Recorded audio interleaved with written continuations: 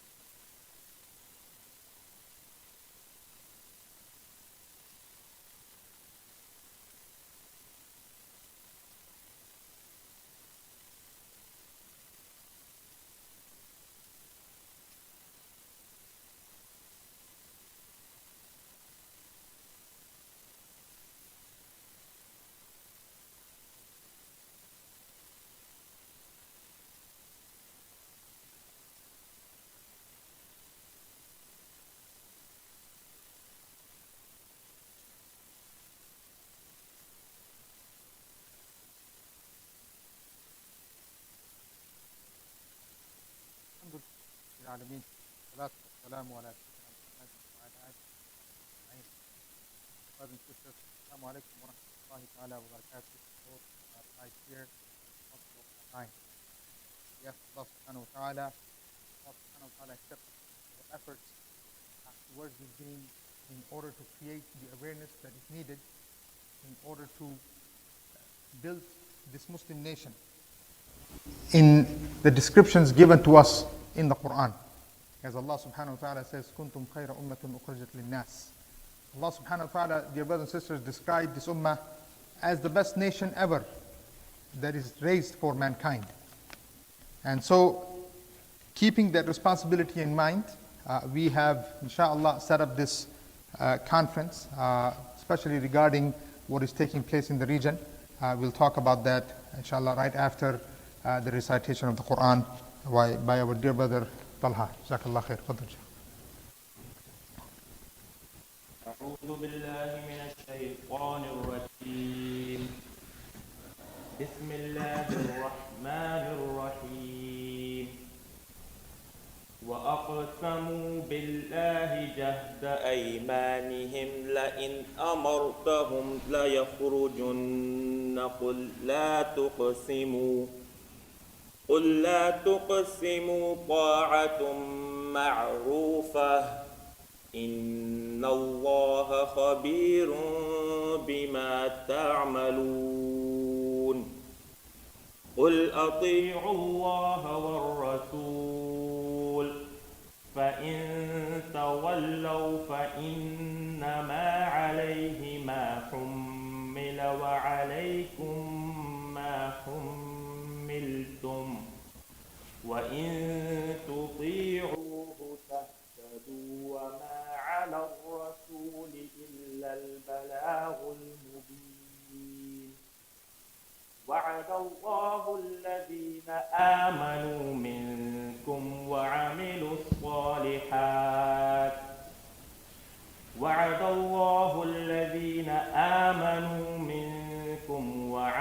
الصالحات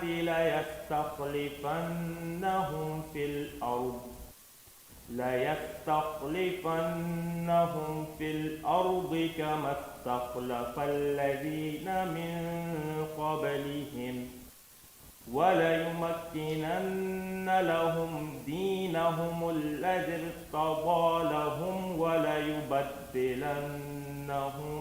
من بعد خوفهم أمنا يعبدونني لا يشركون بي شيئا ومن كفر بعد ذلك فأولئك هم الفاسقون.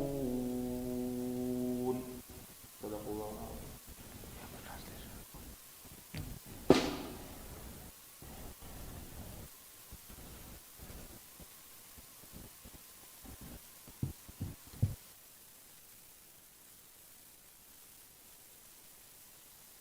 Especially I will focus on the last ayah. It is from Surah An-Nur, and it is known as one of the ayahs of istikhlaf, regarding the responsibility that Allah has given to the Muslims to be His representatives and His vicegerents on this earth. So I will just read the translation and inshallah point out a few things. So Allah starts by mentioning His promise. وَعَدَ اللَّهُ الَّذِينَ آمَنُوا مِنْكُمْ وَعَمِلُوا الصَّالِحَاتِ. That Allah has made a promise to you, those who have iman and those who have good deeds. That لَيَسْتَخْلِفَنَّهُمْ فِي الْأَرْضِ كَمَا اسْتَخْلَفَ الَّذِينَ مِنْ قَبْلِهِمْ. That He will give you vicegerency or khilafah in the land like He gave to those previous to you. Now who are these ones that are previous? Of course He's talking about the Khulafa al-Rashidin. But it's important to note that Allah has only specified this promise for those who have iman and those who have good deeds. Those who are putting work into this to help the deen of Allah, like Allah mentions in another place, إِن تَنْصُرُوا اللَّهَ يَنْصُرُكُمْ. If you help Allah, then Allah will help you. So this is not a promise for the people who are not putting in the work, who are being lazy. After that, the second promise of Allah, وَلَيُمَكِّنَنَّ لَهُمْ دِينَهُمُ الَّذِي ارْتَضَىٰ لَهُمْ. That He will make this deen established in the land, your deen. And then after this, وَلَيُبَدِّلَنَّهُمْ مِنْ بَعْدِ خَوْفِهِمْ أَمْنًا. He will change the khawf, the anxieties, into peace. يَعْبُدُونَنِي لَا يُشْرِكُونَ بِي شَيْئًا. Worship me, Allah is saying, and do not associate anybody with me. وَمَنْ كَفَرَ بَعْدَ ذَلِكَ فَأُولَٰئِكَ هُمُ الْفَاسِقُونَ. And whoever so disbelieves or denies this, then he is among the fasiq. And even the Mufassirin have said that this statement at the end of these extremely, these promises that Allah has stressed, that the Mufassirin have said that this warning of those who reject these promises and fall into this, it's regarding these three promises, because Allah has been very clear. He has been very straightforward, and He has stressed these as among the most clear promises to the Muslims in the Quran. And with that, inshallah, I will leave to Sheikh Shirazi. Just sit here. Jazakallah khair, Sheikh. Jazakallah khair. So, inshallah, the next speaker we have, Brother Abdul Muqeet, regarding the discussion on the situation taking place in India. As you know, brothers and sisters, just in the last 3 to 4 weeks, a lot has happened in India. India continues to be known as rape capital of the world. This is, I don't know if the Muslims of India or even or India in general wants to be known with this title. 90% of even victims themselves never come in front. They're never given justice. You're talking about, imagine, I mean, when the doctor that was raped by 10 other doctors at the hospital. And this kind of high profile cases, the only cases actually that come out are these high profile cases.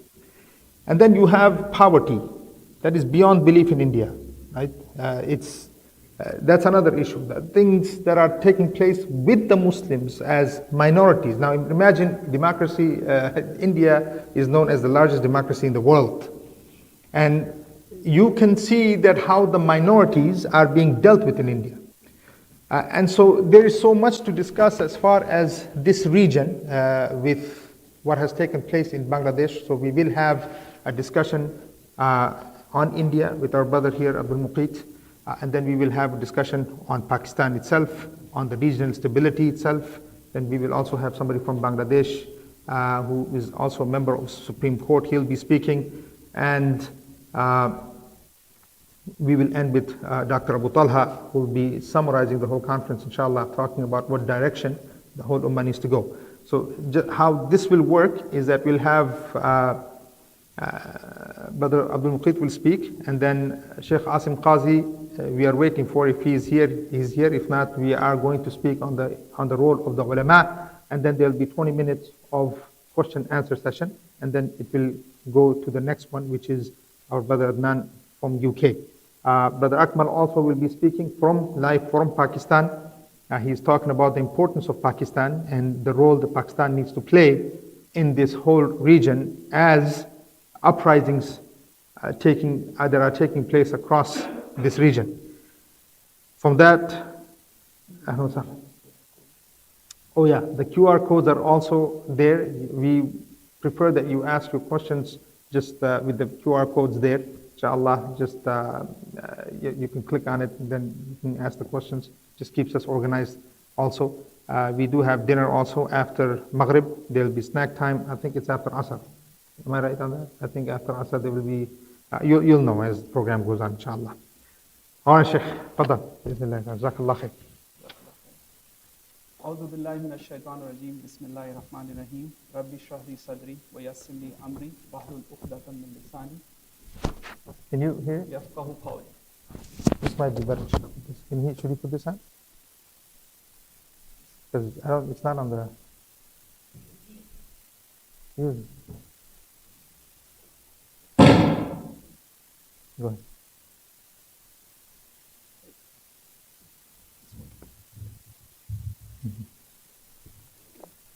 أعوذ بالله من الشيطان الرجيم بسم الله الرحمن الرحيم ربي اشرح لي صدري ويسر لي أمري واحلل عقدة من لساني يفقهوا قولي. Jazakallah khair, brothers, for coming out today to hear this important topic concerning our ummah and our responsibility. So as the brother pointed out today, I will be focusing on the Indian subcontinent in general. Specifically, in specifics, I will try to address India, Pakistan, and Bangladesh. And one thing to realize is I will try to focus first on the current reality, and after that kind of go into more of how do we understand our role today and what's the way forward, which is essentially what the subject of the conference today is. So as most of us or most of you know or should know is that what you see in the Indian subcontinent in the form of the states of India, Pakistan, Bangladesh, they share a common history. The common history is that these lands were once unified under the rule of Islam, and when Islam ruled over for over 800 years. And then it was removed, the Islamic rule was removed through the British colonialism. And once the First World War happened, right before the Second World War, we saw the British go through a process of partition in their colonies, like they did in the other parts of the Muslim lands, where you see the formation of India and the creation of Pakistan, and then a further split that happened in 1971 when you see Bangladesh was created. But a point to understand about all these states is that they were created under the supervision of the British. It's very important to understand, under the supervision of the British. Even though, it's a kind of it is celebrated, the day when these states were formed is celebrated as an Independence Day. But really, it was a day in which the British just handed over control of the system or changed the faces who run the system. But the system continued to remain the system of the British. And this is something that it runs throughout this common theme about what problems and why we see the same problems across India, Pakistan, and Bangladesh. As I go through some of the issues here, and to make my assertion here that the current system has failed the state of India for Muslims and non-Muslims alike. And it has failed in Pakistan and in Bangladesh. And they are mostly the same structural failures that you see across all these three countries, because they share the same DNA, which is the British assigned system of governance. This system continues to remain in place, and obviously this system was not meant to make sure that these countries become actually independent and grow and progress. Rather, this system was meant to keep these colonies under the hegemony of Britain and be a source of resources and markets for Britain. Obviously, this role was inherited because as the leading world power, Britain had this goal in mind. United States comes into the picture later, and it inherits this role from Britain. So having said that, as I mentioned earlier, that this system was given by the British, and so it was not something that came out of the beliefs of the people. And that's why you see that it has been a system that has been manipulated by the world powers throughout the 75 years of its history. In the initial part, they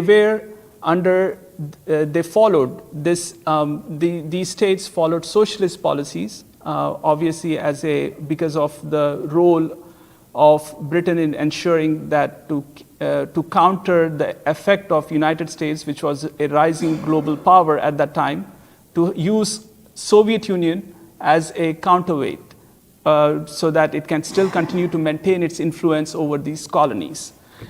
And you see this reflected in the socialist policies that were pursued by the elites in these countries. Another point to be noted are these elites themselves were installed by the British. And their interest and the qualification you needed were that you have to be loyal to the British. And this is what you see reflected in the trajectory that these countries took.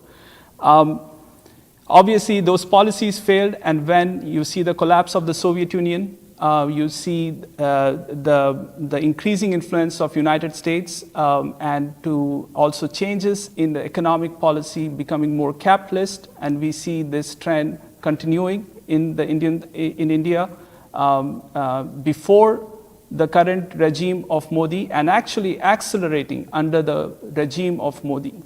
But what has its been impact on the condition of the people in India? India has failed to take out its people from the conditions that it was in prior to independence. Whether you look at corruption, whether you look at the judicial system, whether you look at law and order, some of the examples as a brother before just highlighted, whether it is poverty, all of those issues it has failed on delivering on any of those issues. And in fact, the situation has gotten much worse.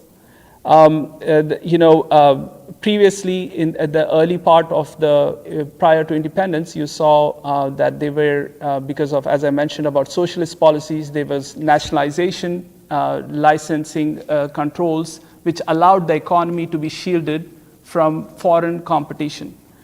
And it allowed basic employment. Obviously, you were not being, you were still in poverty, but you had some kind of employment that was achieved across majority of the population. That has actually gotten worse after going into the capitalist system, where, as we have seen, the role of World Bank, IMF, in order to bring about, using debt in order to bring about structural changes, and as well as entry into World Trade Organizations, which has forced, or I would say led India into privatization of public resource public sector industries, and also deregulation, which has affected and directly impacted the small businesses and farmers, and enabling laws that allow corporations to benefit and profit, and also foreign direct investment, which not just allows domestic elites, but also foreign companies to use your markets and your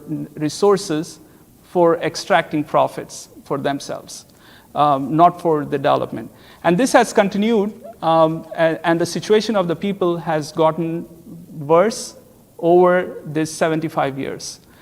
And you can see also in the rise of Modi is a reflection of the failure of the system, where the system no longer even bothers to, it has successfully, with the entrance of Modi and even before, shifted the discussion from actual real issues of governance towards issues of religion, obviously using Muslims as a boogeyman, and you have seen the kind of rhetoric that comes out, and also actual policies and the attacks that have happened against Muslims, but it is also against other minorities, just so that Modi and his government can consolidate the vote bank and be able to continue their rule. While all this time they have been in an alliance with business elites, through which they have basically pawned off the Indian economy to foreign corporations and investment banks. So this is the reality. We can deep dive onto this when we get to that, but I just want to highlight the failure of the political system. You know, it's considered as the largest democracy, but this is its reality, that when it fails to deliver on its promises, it shifts the focus to issues where you don't have to bother about talking about what you really are doing for your people. And this is also one other point before I move on is to underline this is the same problems that you see happening in Bangladesh as well, which as you know we will be discussing later today, but one of the reasons for this revolution was the kind of policies that were pursued by the Sheikh Hasina's regime, but also predates her. It has been the case since the creation of these three states. Also, you have seen the corrupt judicial system. The brother talked about the rape culture. There are a lot of factors that goes into creating conditions in which this kind of culture arises. And there's a lot to unpack, but just to give you a few highlights, there is a judicial system that is so corrupt and so slow moving that they are just 40% of cases take over 5 years in order for it to reach trial. Not a decision, to trial. It takes 5 years for 40% of cases that are filed in the court system to reach even trial, let alone pass a judgment on it. And in fact, they have a lot of legislation when it comes, with regards to rape has not been new. There have been several cases. Obviously, you only hear about them when you see the kind of, the spotlight that's put on it. But they have legislations to the point they have capital punishments that they instated just about 10 years ago in order to prevent such kind of rape, gang rape. However, in the same period, the number of rape cases or instances have actually increased to the point that today in India, there are over 32,000 rape cases recorded every year. And why is that happening? And if you talk about their own policymakers, they would say that it's because the system is not capable of providing justice and be able to convict and punish the perpetrators. So there is no deterrence that the system is providing to prevent these kind of things from happening. And if you talk unanimously, they don't think that this is the last time you will hear about rape over there. But there is also other factors. With the opening of the Western culture, you have seen the rise of objectification of women that we see, and this is also one of the components in this rise of rape and in general sexual violence against women. It just shows the judicial system. By the way, this is if brothers who are from India and Pakistan and Bangladesh, they will say that this is also the reality in Pakistan and Bangladesh with regards to how the judicial system works and the law enforcement works. There's a tiered system of justice where you see, if you have connections, influence, and money, you are able to get away with anything in these countries, which is also the case in this country as well. It's not just unique to that region. These were a few points that I just wanted to highlight, and as I mentioned, these are all things that are not affecting Muslims alone, but non-Muslims as well. When it comes to Muslims, you have seen how in this politics of democracy, they have been stripped of even the constitutional guarantees that they were given. One of them being, protection of their places of worship, protection of their personal law, and also the protection of Waqf land. All of those things have been, kind of stripped away gradually. So this is the trajectory that India is on in the last 75 years. And as you can see that it's not getting any better, it's actually getting even worse. In fact, for the Muslims, it's a lot more worse because of the systemic the system was built to marginalize Muslims. And so you see a deeper impact on the Muslims. I would like to deep dive into a lot of those things that have been talked about because during the question and answer, so please feel free to ask your questions. But I just want to go over what our vision and our goal should be. Oftentimes, Muslims are told to think as if our history starts in 1947 when the state of India was created. This is actually a way to contain and intellectually colonize the Muslims because this is something that is before even being a physical cage, an intellectual, mental cage within which we are not capable of solving our problems. Unfortunately, this narrative is pushed onto the Muslims through secular intellectuals, and I'm sorry to say, but even ulama who push these narratives of constantly participating every 4 or 5 years in elections and just seeking whatever rights within that system, which has never succeeded. And if you think deeply about it, it will never succeed because the system is not capable of giving you rights and responsibilities. So a thing for us Muslims to think and ponder about as we are witnessing a region which is convulsing with crisis. Whether you look at Pakistan, whether you look at India, whether you look at Bangladesh, is what is the way forward? And go beyond just slogans. Everyone of us has heard the slogan, Islam is a way of life. What does that mean? What is the solution of Islam to solve and organize the affairs of the world? Is this something that just happened in the past 100 years that we have been forced to think about this problem? Or has it been this problem since the time of Rasulullah sallallahu alaihi wasallam? How did he sallallahu alaihi wasallam teach us? Because our deen has an explanation for everything and an example in Rasulullah sallallahu alaihi wasallam. So what is this example and what are the legacy of the ummah at large and the ulama to be specific in bringing about and maintaining the sunnah of Rasulullah sallallahu alaihi wasallam and ensuring that Islam is implemented comprehensively and our affairs are organized according to it. Not just the affairs of the Muslims, but also the non-Muslims. And finally, towards that, we have to, a lot of times you see Muslims, Muslim intellectuals, one of the reasons why they look up to solutions from the capitalist viewpoint, even it's very clear right now what's happening in Bangladesh.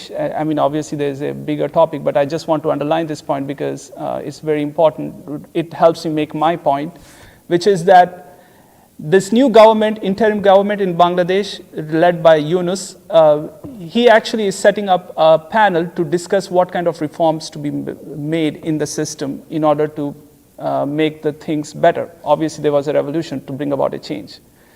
And that tells you is a bankruptcy of discussions about alternatives. And this is something we have to resolve. Anyone who is really thinking about change has to rethink deeply and about what does Islam bring to the table. It's not like we don't have it, we just need to look for it. There are blueprints about how the Khilafah system, which is the system of Islam, solves the problems of society, whether it covers governance, whether it covers economy, whether it covers politics. But it's our job and responsibility to understand those solutions, and it will be it is definitely something that will put us on the path of real change and bring about the real change that will solve not only the problems for Muslims but for humanity at large. Jazakumullah khairan. Jazakallah khair, Inshallah, we will take the questions after the discussion on the ulama. Sheikh Asim Qazi was supposed to be here, so I will have to cover his topic.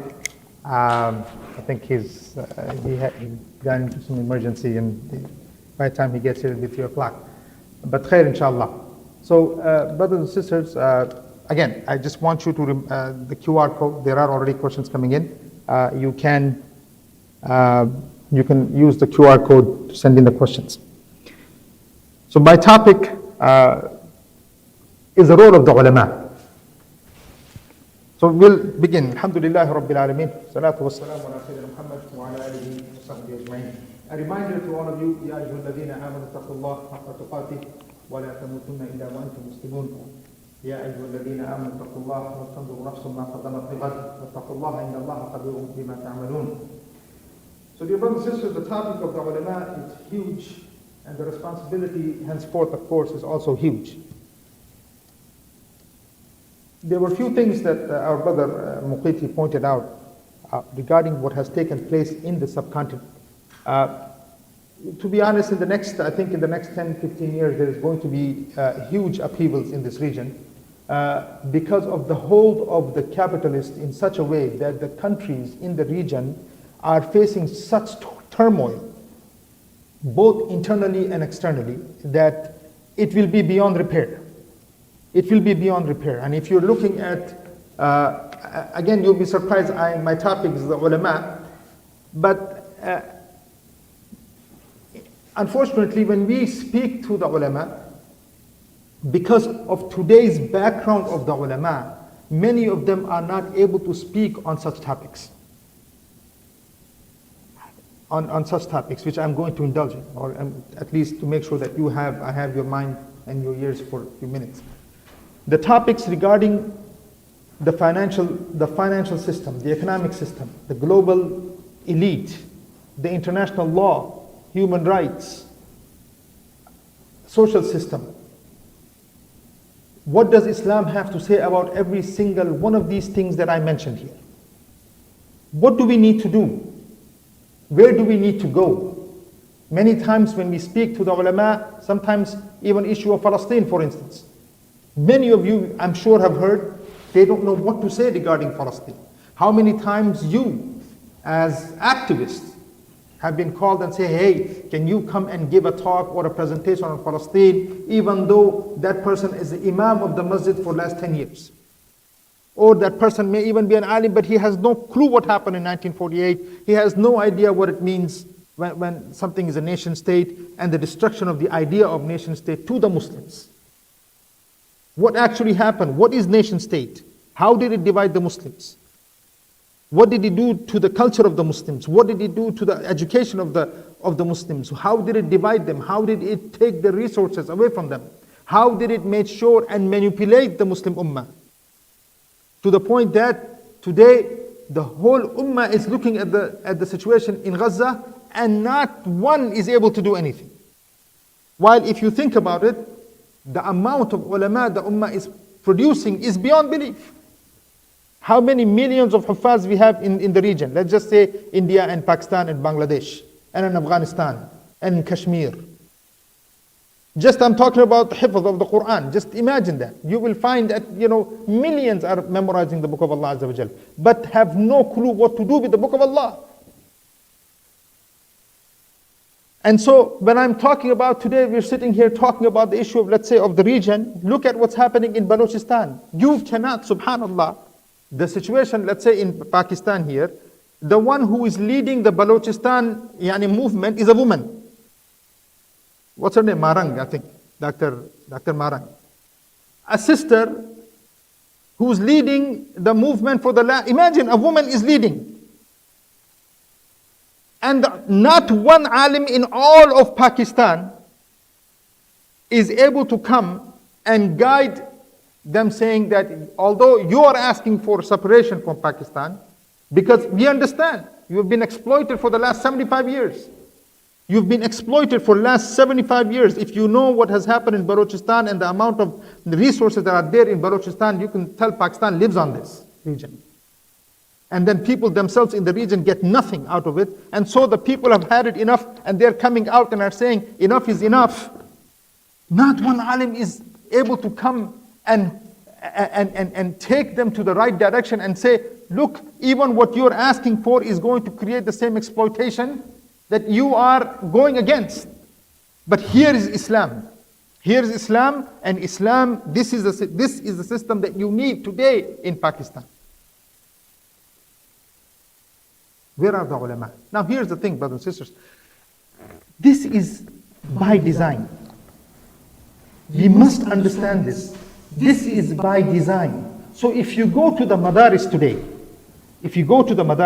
and we have thousands of them. We have a culture of madaris, especially back home when it comes to India, Pakistan, Bangladesh, and Afghanistan, and in Kashmir. Thousands of madaris.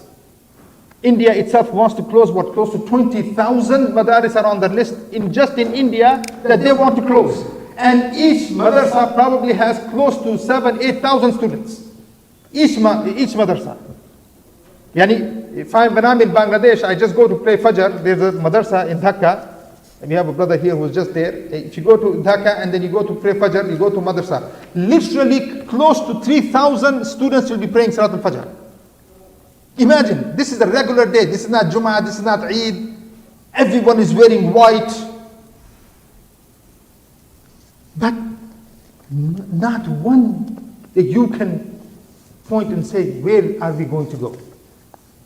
So the schooling, the system itself they have made it a point that we are not going to teach the ruling system in Islam. Look, brothers and sisters, I can teach if I want to. Sure, we can emphasize, put together a school that will emphasize on teaching of hadith. Let's say, ulum al-hadith, jarh wa ta'dil, istilahat, or mustalah al-hadith. And we can do that all our lives. You memorize Bukhari, you will memorize Muslim, you will memorize Tirmidhi, you will memorize, Misbah al-Masabih, all of this. You will memorize Abu Dawood, MashaAllah, Tabarakallah, 6 books, Siyasita as we call it back home. You will memorize all 6 books of hadith. You have the Quran memorized, and then you're given a certificate in your hand. You're now a mufti after 6 years. What did you do? MashaAllah, I can memorize. Imagine, there was a talk at one time that the people used to think when in Spain, when the Christians were coming, Ferdinand and others, I think that when they were coming in, people were thinking that they're going to give nice poetry in Arabic language against an army that's coming in. Imagine an army is coming in to take Spain, and the ulama were sitting talking about the beauty of Arabic language, and they will mesmerize the population with their nice poetries. This is what they thought is needed. Oh, then people will come and take their PhDs in Arabic language, in poetry. While you had the teaching of the Prophet ﷺ, was telling my family this morning, when the Prophet ﷺ passed away, Aisha radiallahu anha, she says that the house of the Prophet ﷺ did not have enough to eat. The day he passed away, there was some za'atar, some oil, some za'atar that to eat. But the Prophet ﷺ had 9 swords hanging. 9 swords were hanging in the house of the Prophet ﷺ, but even though there is no food to eat. You can tell, you can imagine how the Prophet ﷺ made sure that fine, you may not have something to eat, but I left you with what will protect you. A mindset, a mentality, a personality, ideas that will protect. He knew what to emphasize on. Thirdly, and the reason I mention this is because, brothers and sisters, the emphasis in the madaris has been protect the ulum, as they say, especially after 1857, after the supposedly what's known as mutiny. There was rebellion across the whole Muslim land, across the whole India there was rebellion. And this was done, actually that one was run by the ulama. This is the formation, let's say, of Deoband. All of this is happening. The ulama are the ones who are taking lead. 10,000 ulama were hanged at that time, if not more. Some say 100,000. Numbers are beyond belief. How many ulama were hanged on the trees of India, Pakistan, Kashmir, all of these areas. Why? To crush a rebellion. But it was the ulama that were leading. But once we lost those ulama, and the so-called nation-state setup was structured in our minds, the Muslim lands are divided, then the ulama, the type of ulama the nation-state is producing, it's producing an alim who will only protect his nation-state. So now think about this for a moment. And so many of them were so easily fooled. Why were they fooled? They had no idea what a nation-state means. They didn't understand the realities. They couldn't even pinpoint what was happening. They couldn't even understand the game, to have a vision, to have a strategy against the game. A whole land that once was ruled for over 700-800 years by the Muslims. Imagine 700-800 years we ruled this region, and all of a sudden we have no idea what are we going to do? India is formed, Pakistan is formed 1948, Bangladesh, something is connected with India, 72, something else happens. But before all of that, the ulama were thinking, okay, we are going to protect Islam. How are we going to protect Islam? We are going to protect the sciences. So they actually went to the new secular, democratic, capitalist government. They have no idea how to deal with it. So they go and you make agreements with them saying that, look, as long as you allow us to teach hadith and Quran, we are good. We are not going to come close to the hukum. They didn't understand, and to the point when you talk to the ulama of the time, when you talk to those who were writing the book, they said this was not something that was supposed to be forever. We were thinking this would be a strategy. And what was the strategy? Okay, somehow compromise. We're not going to talk about hukum. We're not going to talk about what we ruled for so many 600 years. We're just going to talk about, allow us to just read Quran and teach Quran and make sure that people memorize the Quran and teach hadith. Fine, as long as you allow us. They said no problem. To the point they set up what's known as Muslim personal law. They even gave it to us. They said, no problem. Here, go build your masajid. Go build and madaris. Do this. Subhanallah. Even they did this at that time. Today we are now, even that itself became a deception. We're trying to even protect our masajid and our madaris. Why? Because when you think about this, brothers and sisters, maybe less than 5-10% of Islam, maybe less than that, 2-3% is about salah, about zakah, about qiyam, about siyam, about hajj. The whole 80, 90, 95% of Islam, the ruling that actually matters, where the ulama were actually, you were relevant. Why were you relevant? Because no matter what happened, people came to the ulama with their questions.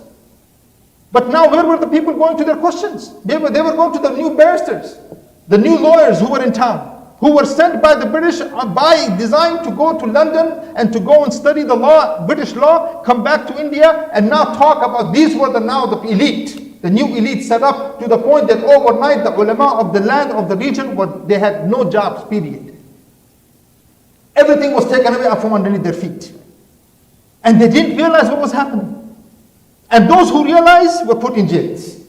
Malta is very known for this. The Asar, what was the other one? The famous Kalapani, for instance, famous prisons. Those ulama who were still talking were put in these prisons forever to rot in there. And those who were willing to compromise, which were many, they took up this task thinking, okay, this is a strategic thing right now. Let's do it this way. But to finalize what I'm going to say, brothers and sisters, is that, look, very strategically, the ruling system as a whole was removed from the madaris, right? So you are not even producing people who even understand or even think that way. Who were thinking that way? The political scientists in the secular universities.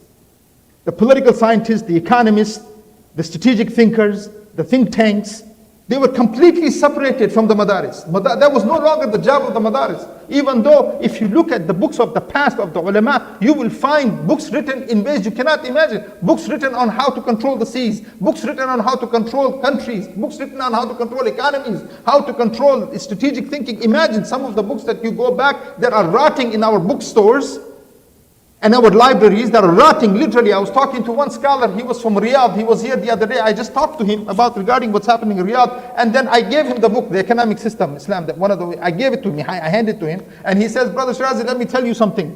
These books we are not allowed to teach in Saudi. We have them in our books in Medina University. You cannot imagine the amount and the types of books that we have, but they are locked up literally with spider webs on them. We are not allowed to touch them, we are not allowed to teach them. This is so why. So why are we talking about the ulama? We are reminding them that you need to go back and bring those back and make those books alive if you are serious about making the Quran and Sunnah alive.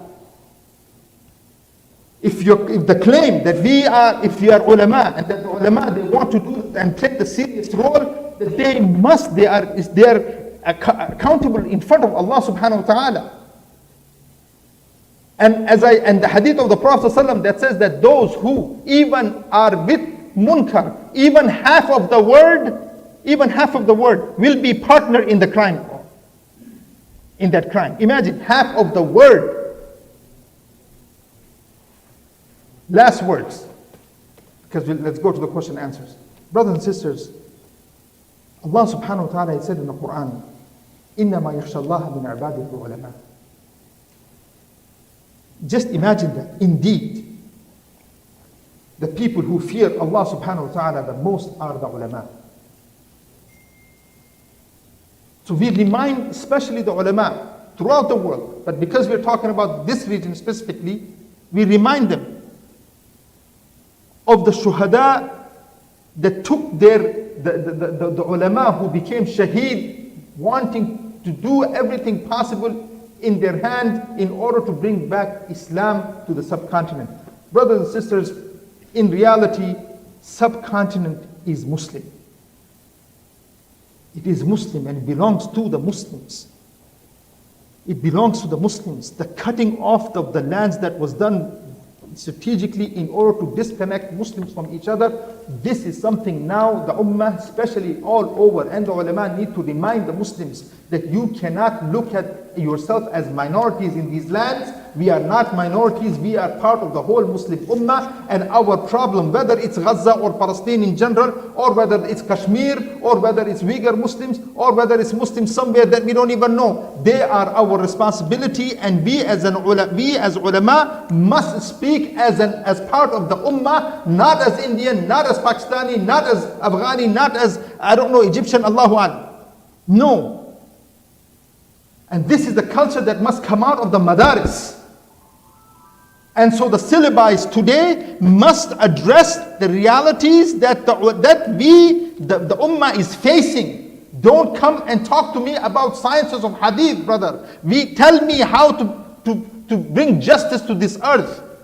Our sisters are being raped. What is the solution to that? When somebody comes to and go to the ulama, man, some of us, subhanallah, you go and you ask the situation, what is happening in Gaza? Some of the ulama have the audacity to say, Akhi, read Surah Al-Yasin 1,000 times. Did you not hear this? You hear that. Read Surah Al-Yasin 1,000 times, inshallah, inshallah, Allah will take it. Or we have this thing where we say, let's read Bukhari. Imagine, there are ulama who will say, let's read Bukhari from one to the first hadith to the last, and we will all sit down, all of the ulama will do dawrah, as they call it, to finish Bukhari, and supposedly this will take care of the problem of Gaza. And I'm reminding, especially again to the Muslim and the ulama of that region, that is this the way you remove the British from this land? Is this the way Shah Waliullah Dehlevi, is this what he did? Or Nanotvi, or Madani? Is this what the ulama of the past that wrote all of this Hujjatul Balagha, all of these books that were written in order to raise the morale of the ulama? And is this why they declared Darul Harb? Until that British is removed from this land, and so that it can come back to Muslim lands? Is this the way? So what I'm saying is that those same ulama who claim to study Deoband or study the syllabi or the studies, the usul of Deoband, I'm reminding them that is this the way Deoband removed or fought the British? And is this the way are we going to? Why is it that we are hiding that knowledge? Where are those books with those fatawa? Where are those books with those fatwa? Why are we not reading those books? Why have we put them in some bookstore or some library somewhere rotting? Why are we not being taught those books? It's our right, it's our responsibility. We want to learn the deen. And so take the responsibility. And if not, remember that we are going to stand in front of Allah Azza wa Jalla. And that day, if that happens, it's too late. Jazakumullahu khair. So, the question answer session, inshallah. Wow. Okay. There's a lot of questions. I have to ask the questions. So let's start with the first question to you, Brother Abdul Muqeet here. Salam Sheikh. My question is, how did the British brainwash the Muslims so deeply regarding the borders and nation states, which are not even 100 years old? Okay. Is this, yeah. I think I got the... Oh, you didn't have No, I can read that. Oh, yeah, go. No, it's fine. I think I got the point, inshallah. So the question is, how did the British were successful in brainwashing the Muslims into believing in these borders and nation states? Just to keep the answer brief, but I need to go a little bit into history. Look, the nation-state model was a model that came out of the European experience. And it actually came out because Europe, which was divided amongst each other, understood that in order to counter the Uthmani Khilafah, which was expanding at that time, that they need to first solve their problems. And for that, they had to make sure that the sovereignty of the nation, of the borders between themselves are sacred or are not the cause of conflict amongst them.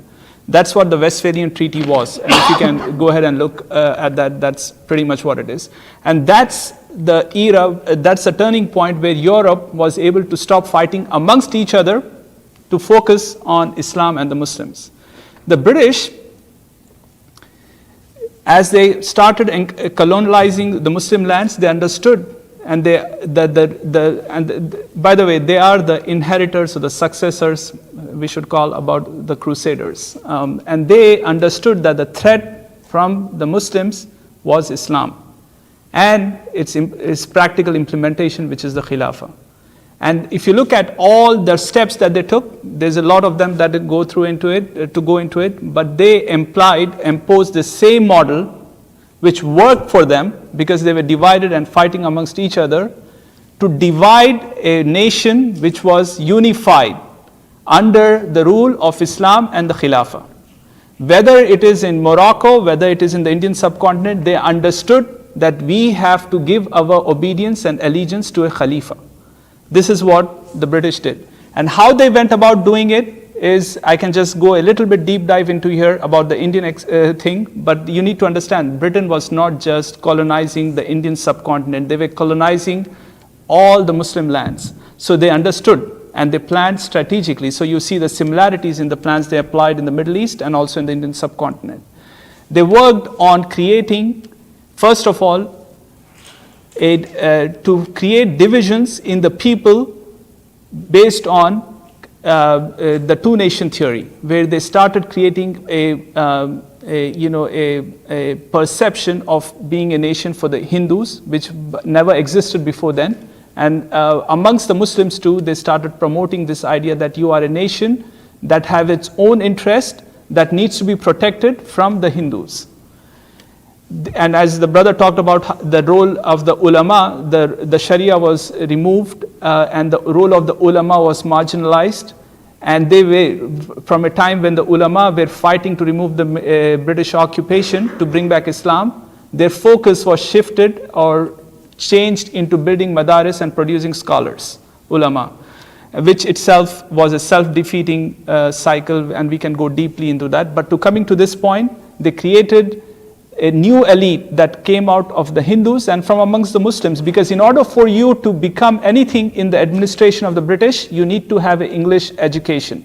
You could not go to a madrasa, understand the Islamic sciences and be able to come and function in the British administration. You had to go through English British schools in order to have a job and work for the British administration. And you see a lot of things done in order to, and certain individuals were promoted, like Sayyid Ahmad Khan is one of them, I'm bringing an example, who established a university. But the general theme was that we need to be loyal to the British and gain our interest from the British. This was the direction that they took the Muslims into. And you see the rise of political parties like Muslim League and then the Indian National Congress, and how they, at this time, the ulama were not part of it because they still understood that our goal, our project is to bring back the Sharia. But after the destruction of the Khilafah, you see a new trend or new thought process emerge amongst the ulama. Again, this has to do because of the intellectual decline that they already had gone into, where they started thinking about Islam as being a deen about having personal laws just related to our salah, fasting, zakah, and nikah, janaza, and pretty much that's what it is, right? And so this is where the intellectual decline amongst the ulama happened, where the political parties, obviously with an English outlook, a British educated elite amongst the Muslim, which had a British outlook, understanding of the British system, as the brother just pointed out, than about Islam. And this is what actually allowed them to, they used conveniently the ulama to take them, the desires of the Muslims of the Indian subcontinent, which was to get a state so that they can protect and live by their deen. This was a desire of the Muslims. Ulama were utilized. They did not have a clear plan at that point, and I can go into details about that, about personalities, but they did not have a clear plan of what an Islamic state would look like. So it allowed them to be manipulated easily, and we see the reality today where India, Pakistan, Bangladesh, they had a secular English elite running the show, ulama playing a very marginal role, and they're having no clue about what Islam means. And that's why we see those nation states that we see today. So this is very important to understand. Let me just, but let's go to there's a lot of questions here. Okay, this is from one of the sisters. Why do you think rape culture is so violent in India? It is worse than this, than say murder, or are all egregious illegal acts a problem because the judicial system isn't able to really handle these issues? You want to answer this? Yeah, as I said, you are talking about a nation which is not ideological, first of all, and it has been subjected to, from the top elites to everything, the media and all, blind imitation of the Western culture. And you see a influx, as I said, with the opening, liberalization, globalization, an influx of Western ideas and thoughts, which is, and also affecting the culture through movies and all, that has created this environment where men and women interact in ways which were not the case when Islam was being implemented. And so this has contributed to these instances for how this kind of situations arises. But in general, there has been and as I said, the judicial system plays a significant role, is because there is no recourse. There are so many cases that actually, I was reading a study, only 1% or less than 1% of the actual rape cases get reported. I'm not even talking about if police complaint is filed, 1%. And that number comes up to 32,000 a year. So that tells you a lot about the judicial system. And they have laws where they can punish with death. And as I said, 10 years ago, they put it in place, that law. However, the cases of rape have actually increased after that. So that tells you what, that there is, the judicial system is something that no one has confidence in, and it is cannot serve as a deterrent, and it has resulted in this kind of situations happening. And if you talk to anyone in who knows about what's going on, whether lawyers, whether activists and all, they will tell you that this is not the last time you will hear about the rapes that have become so commonplace in India. And it's also part of the political elite. Yeah, I mean, it is. just look at almost any institution in India. Let's look at Bollywood. Yeah. A person, the whole thing is a mess, but even you find even actors saying that if you want to get a role in any movies, you have to literally visit the house of the director. Yes. It's a common thing. It's so common. Imagine, it's known. It's a known fact. And so you can imagine these actors who are working in these movies, who these people really are. Prostitution is not only, you have neighborhoods, red light districts, where prostitution, it's like you're talking about a city where you go and this is set up like this. I mean, it's very well known. On the top of that, so many of the elite, because of the money that they have, no one, even this case that became so big, this case, the issue of the doctor being raped by 10 other doctors, the only reason it became big was because, they themselves were from a certain class. That's the only reason it was reported and it was put out this way. If not, it would have been just, put on as another case in a file that might open up and people die in maybe 50, 100 years. You're looking at some numbers that are saying 90,000 cases. I still need to be looked at. So you can imagine what's happening in the country. If I have time, I can do one. There is another, the question came, we are speaking about scholars, but can't we also say that some scholars are doing work, but it's the government that has been locked up. Look, brothers and sisters, when we are talking, we have to be very specific about this issue, right? And what is the issue? The thing is that when we are talking about ulama doing the work that they need to do, it's not that we're asking ulama to just speak against the injustice that is being spoken. That's one thing. We are also asking the ulama to give direction and produce the things that are needed so that people can have confidence in Islam. So it's not that you don't have, one thing is that you may have brave ulama who are speaking and they're put in jail. Then when he's out of jail, he comes back and he says, when you ask him what is the solution, what do we need to do with Egypt, what do we need to do with India, what do we need to do with Pakistan, he says democracy. Or he will give you a nice, good capitalist answer on how the economy should be run. This is a fact. And so the problem what's happening is we have a twofold problem. One, some ulama don't speak at all. And those who do speak, let's say they're tired of seeing the oppression, the solutions are coming from the same books that has brought the population to that mess anyway.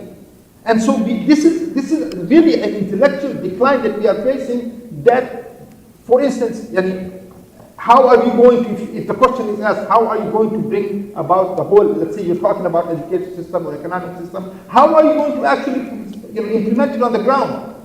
Let me see something. How are you going to do it? No idea.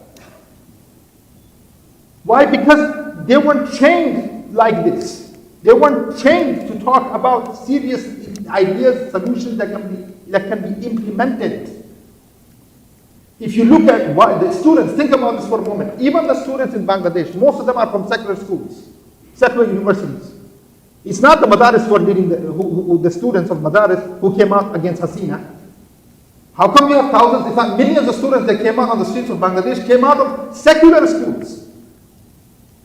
They came out on the street saying this is unfair, this is wrong. But then, what else do you expect? Okay, what should be the solution? What should we do now? Oh, let's bring Muhammad Yunus, who's another guy who knows how to implement, a capitalist riba system. But it's not like an alim stood up right in front of thousands, millions and saying, here's what we need to do now. We are working on it. There are those. But this is, unfortunately, is not something that we see in the majority of the ulama. So two things. One, we need to make sure our ulama to look at realities the way they are so that they can actually give us serious solutions that match the realities on the ground today. Give me the solutions of today. Talk to me about when I come to you and talk to you about economics. Talk to me about what to do today. Talk to you about the military. How should the military be organized? How is it, if I ask, imagine this question, if I ask Ali this question, how come for the last 100 years our militaries either have been under the American hand or the British hand for the last 100 years? Most of the generals in the armies have been either one party or the other. So what does Islam say about to make sure that the militaries or the commanders or the militaries in general are not under one of these, what do we do? Imagine, what answer will you get? Even though ulama of the past will give you that answer. So this is what we're talking about. Not just generalities, not just being able to speak, but give us serious solutions. Jazakallah khair. Next question here to you, any speaker, just you can answer. Assalamu alaikum, I appreciate your point about ulama not being trained to respond to political challenges, but doesn't this criticism of scholars erode people's trust in the ulama? This is exactly what liberals and secularists want, including the colonizers of the past. Let me answer that, but for you. Was that for... Do you want no, go ahead. Okay. You know, that's a wrong way to look at the issue. I think what we are talking about here is the role that each one of us has to play. This is not just for the ulama, this is all of us Muslims. You know, if we are, and mashallah, we are educated, we go to school, we understand, it is a responsibility upon us to understand the deen of Allah subhanahu wa ta'ala. The role of the ulama is even higher. It's better for them to be reminded today than being asked and accounted for it on the day of judgment. They cannot be the people who are telling us to go and just focus on yourself and fix your mistakes, and when it comes to the real issues, you just make dua about it. This is not the sunnah of Rasulullah sallallahu alaihi wasallam. This is not what Allah subhanahu wa ta'ala has promised victory on, as the brother recited at the beginning of the ayah of the Quran. So this is not about giving a victory for the rebels or the seculars. It is to each one of us, ulama and those who are not ulama. We have to step up and we have to make this general awareness in the ummah about the correct solutions that will take us out of this mess we are. We cannot continue this mess of going in circles where we are not able to solve our problems. And this is what the real role of the ulama is under the khilafah. The best minds went to madrasa because they were required to be the ones who are building the public opinion, leading the ummah, and also filling the positions of the qadis so the sharia of Allah could be implemented, and to account the rulers. Is that the role that we see the ulama fulfilling today? I'm not generalizing here, but this is the role that the ulama have to step up to. And this is not at all, the question should not be that we are trying to erode the trust of the ulama. It is about reminding each one of us, first beginning with ourselves, each one, that what is the role that we have to step up to. And the question is another. When you talk about the liberals and the secularists, let me ask this question here.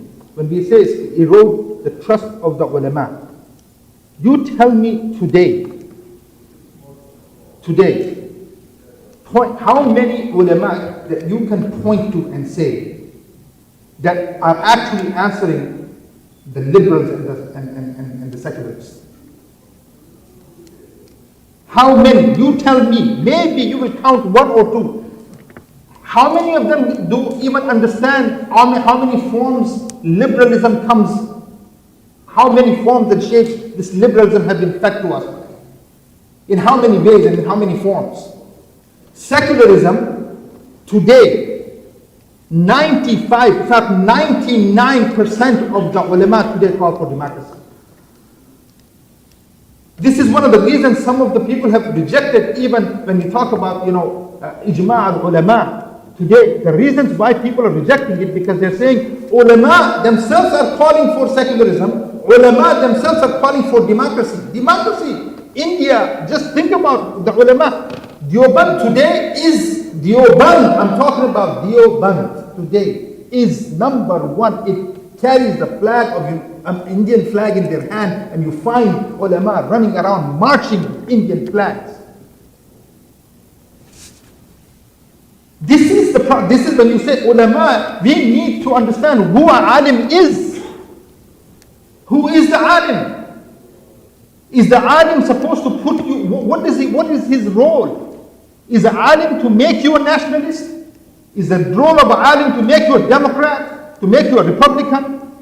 In this country that we live in, point me how many ulama that you can point to and say, are saying, how is it that we are all standing or saying that we must either vote for Trump or for Kamala? How many? To the point you have ulama coming out and saying it's fard. You have masajid run by ulama, have voting booths in their masajid.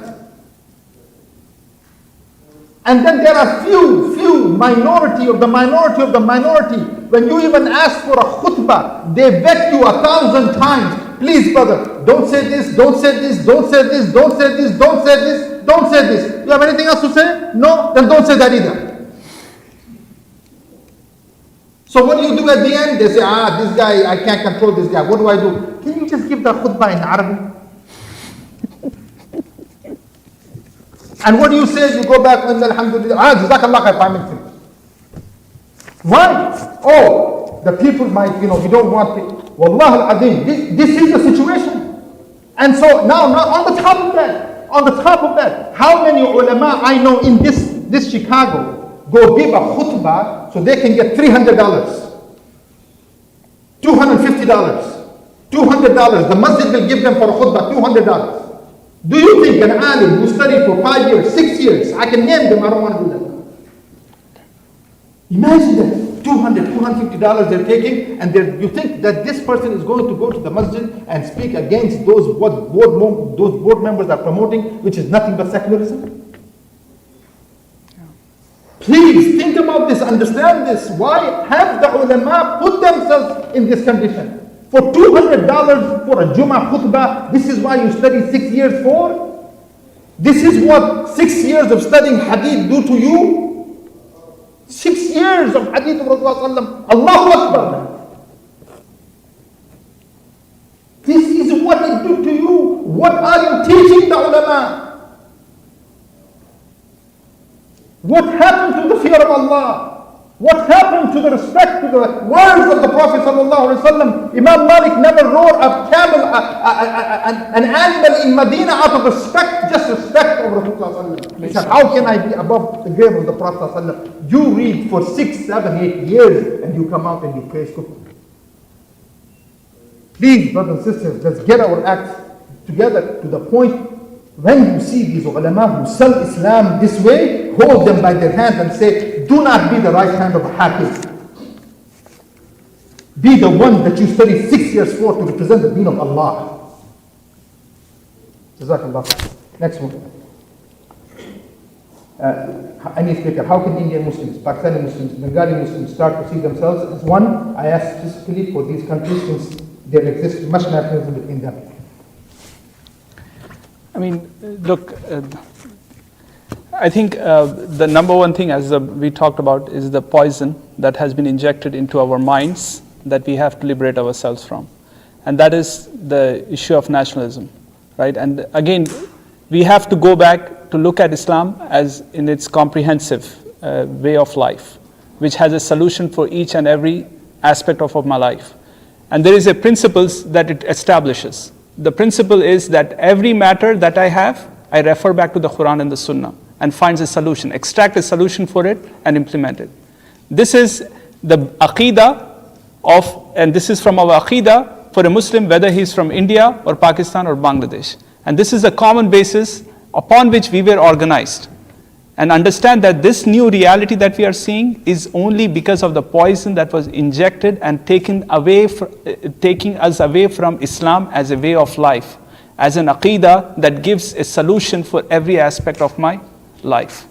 So we have to, and this is where I think the unity is that when we have a sincere leadership, obviously the first thing is the vision. The vision is to bring back Islam into authority.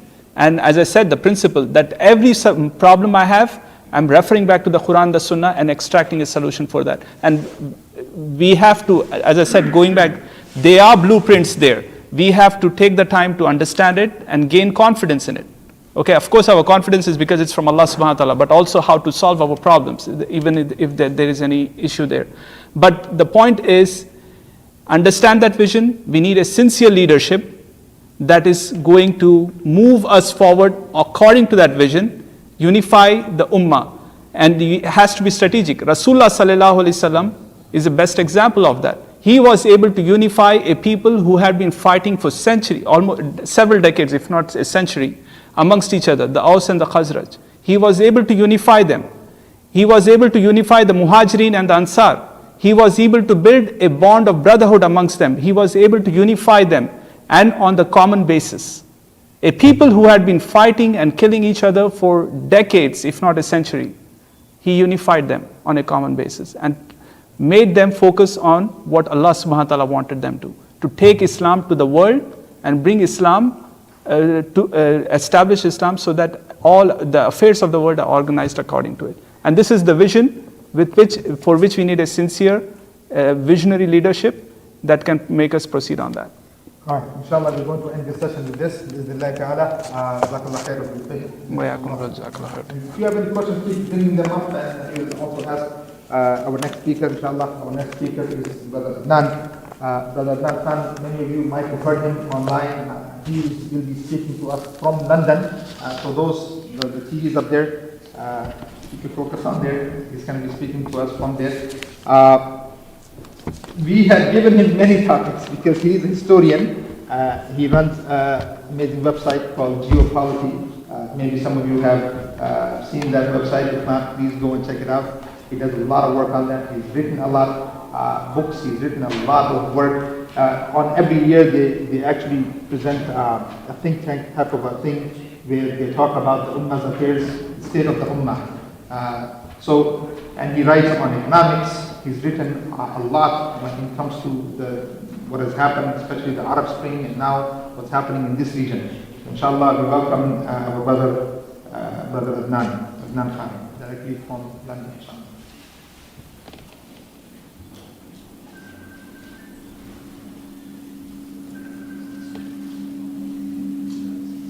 Assalamu alaikum. Can you hear me?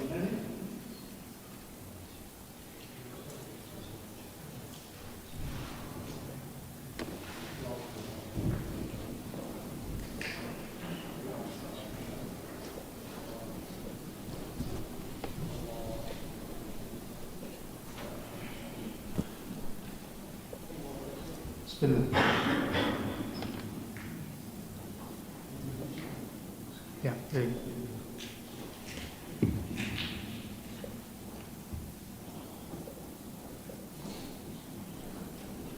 Okay, alhamdulillah, alhamdulillahi rabbil alameen, wa salatu wa salamu ala Sayyidina Muhammad wa ala alihi wa sahbihi ajmain. Assalamu to you all.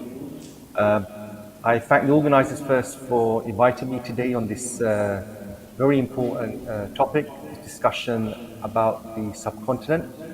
And what I really want to talk about today is why this region has always attracted the attention of other powers, why this region still attracts the attention of global powers today, and why going forward in the future it will always attract the attention of global powers.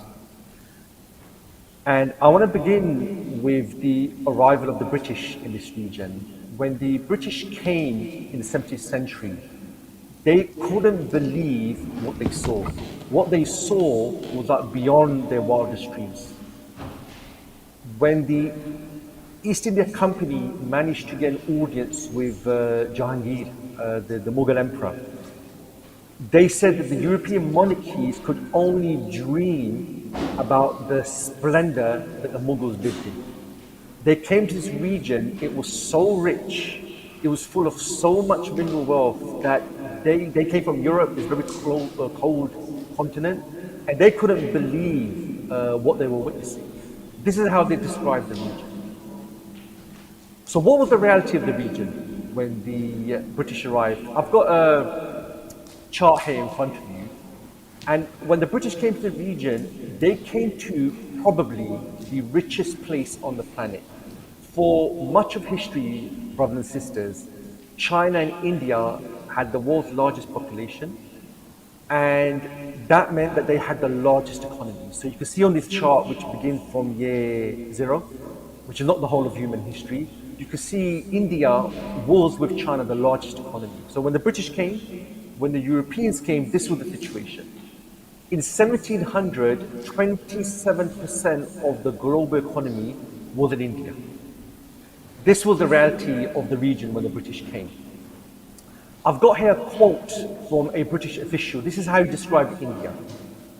He said, nearly every kind of manufacture or product known to the civilized world, nearly every kind of creation of man's brain and hand existing anywhere and prized for its utility or beauty had long been produced in India. India was a far greater industrial and manufacturing nation than any other in Europe or in Asia. Her textile industries, the fine products of her looms in cotton, wool, linen, and silk were famous over the civilized world. And he went on and he talked about the architecture, and in this quote he talks about their shipbuilding as well. This is how India, the subcontinent region, was described by the British at the time, and there's lots of literature out there that actually describes how the region was. Bengal, brothers and sisters, was the textile capital of the world. For centuries, the handloom weavers of Bengal had produced some of the world's most desirable fabrics that the monarchs in Europe actually wanted. There's actually a quote I found where Roman manufacturers were complaining to their leaders that the cloth from Bengal is so excellent, it's such good quality, they can't compete with it. This was the region the British came to in 1600. It was the richest place in the world at the time. Now, 1600, brothers and sisters, was when the European colonialism started. The Europeans were actually very used to very easy military victories over other people in the world. But what the British realized very quickly when they came to India is that no one could do this to the great Mughals. Not least because the Mughals kept a staggering 4 million men under arms. They had an army of 4 million men. No one in the world could actually compete with that at the time. So this was the region in 1600, and this is why, historically, brothers and sisters, the subcontinent has always attracted the attention of global powers.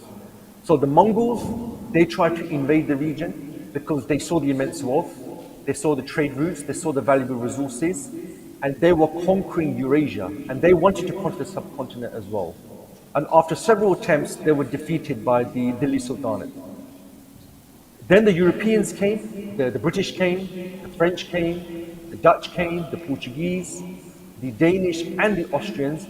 They all came, they all set up operations, and then eventually they began ruling over territory. Then obviously, as we know, and I think the previous speaker mentioned, the British obviously conquered, well, nearly all of it. They got the most out of India. Then after World War II, the Cold War began, and you found the Soviet Union had its eyes on the subcontinent, and America and the West, the capitalist world, they had their eyes on the subcontinent. So historically, you will see, brothers and sisters, this region has always attracted the attention of global powers due to its immense wealth, its resources, and where it is in the world.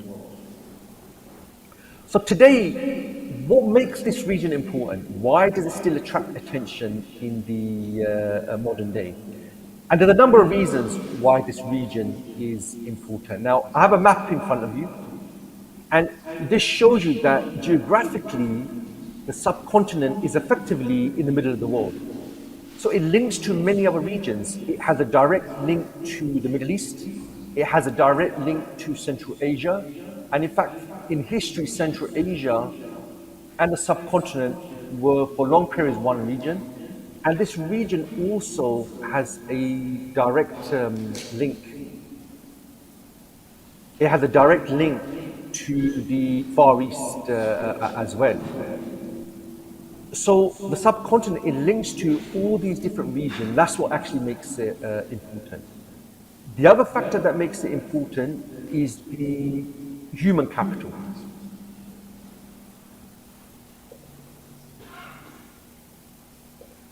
And here's in front of you, I've got a chart in front of you which shows you the population of the world. And as you can see, 25% of the world's population nearly is in the subcontinent. That's 2 billion people. That is one of the largest regions in the world after the Asia Pacific. And then this chart shows you that the largest population of Muslims is also in South Asia as well. So although Islam was born in the Middle East, what you find today is that most Muslims actually live outside the Middle East. So 36% of the world's Muslims live in this particular region. And that's why it was natural that when partition happened, as far as Muslims were concerned, there were nations created in the name of Islam. So, today there's 200 million Muslims in India.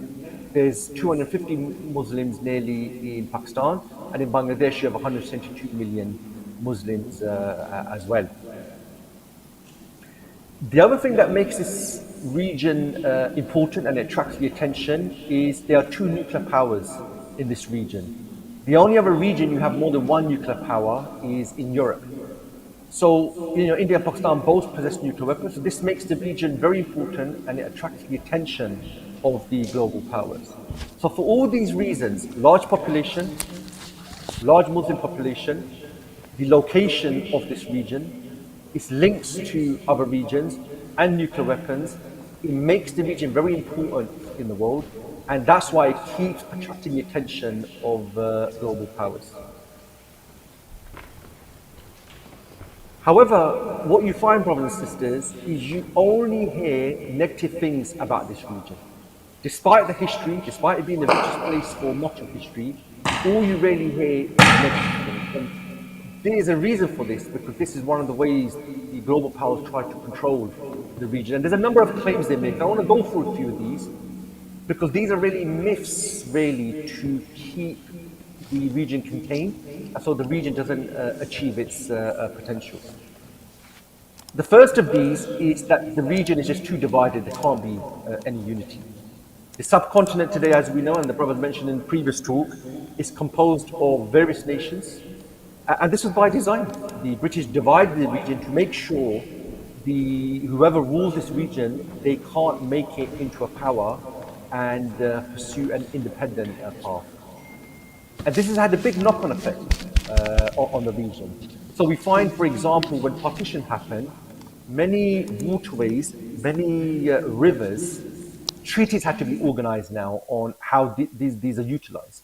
So some of the waterways, they begin in one country and they end in another country completely.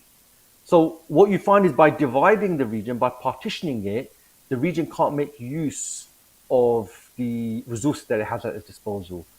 In Pakistan, you have Punjab, which is the agricultural breadbasket, but then you have a Punjab in India. These two regions were completely split apart. So the agricultural resources of this region, it can't be utilized for the benefit of the people, or it can't be brought together. Hello?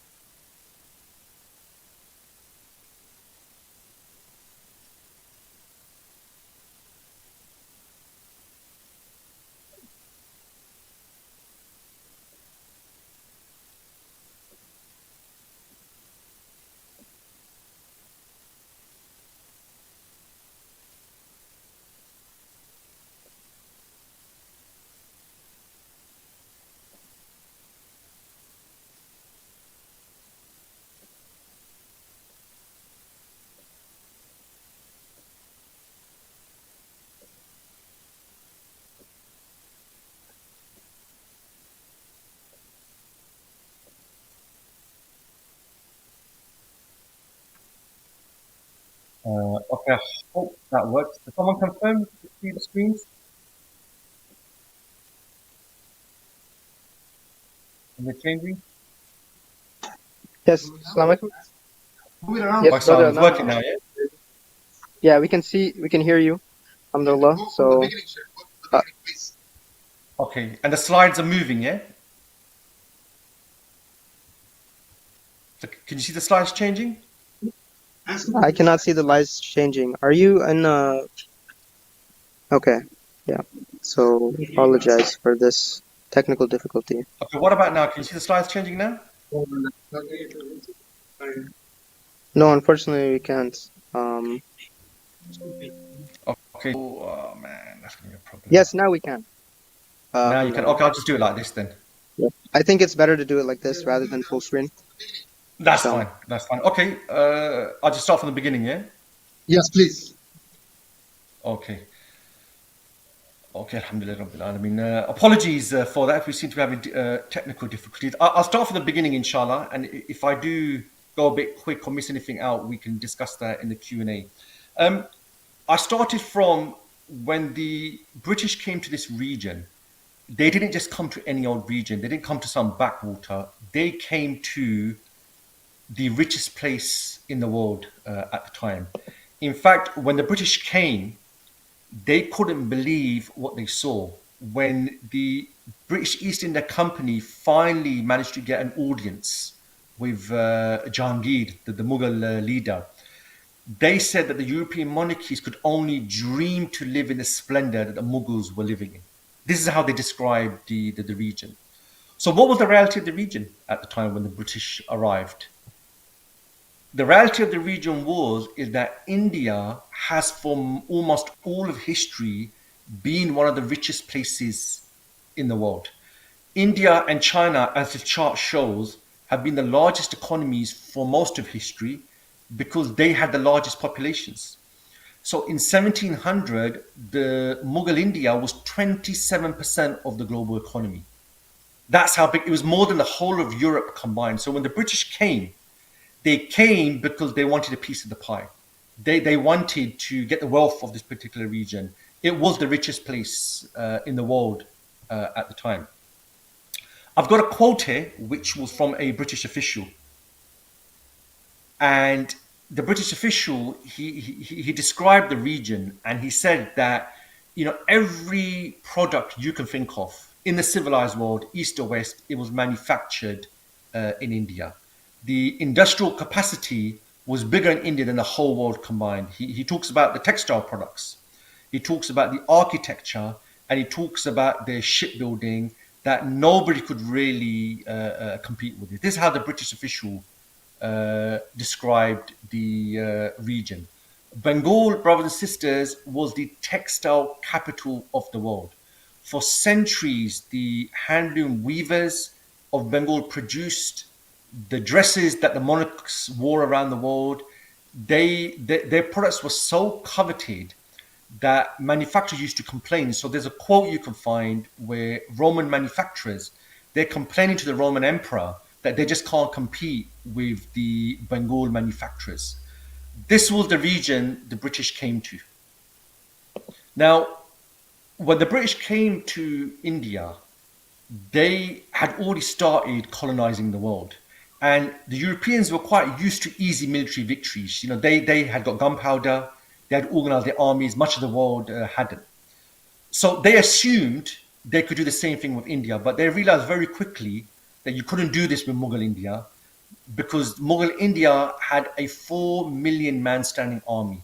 That was more than probably the whole of Europe combined. This was the reality of the region that they came to. So this is why, brothers and sisters, the Indian subcontinent has always attracted the attention of global powers. So the Mongols, they originally came, they wanted to conquer the region, and despite several attempts, they were defeated by the Delhi Sultanate. Then we know the Europeans came, and it wasn't just the British. The French came, the Dutch came, the Portuguese came. They all set up factories, and then eventually they started taking over the territories as well.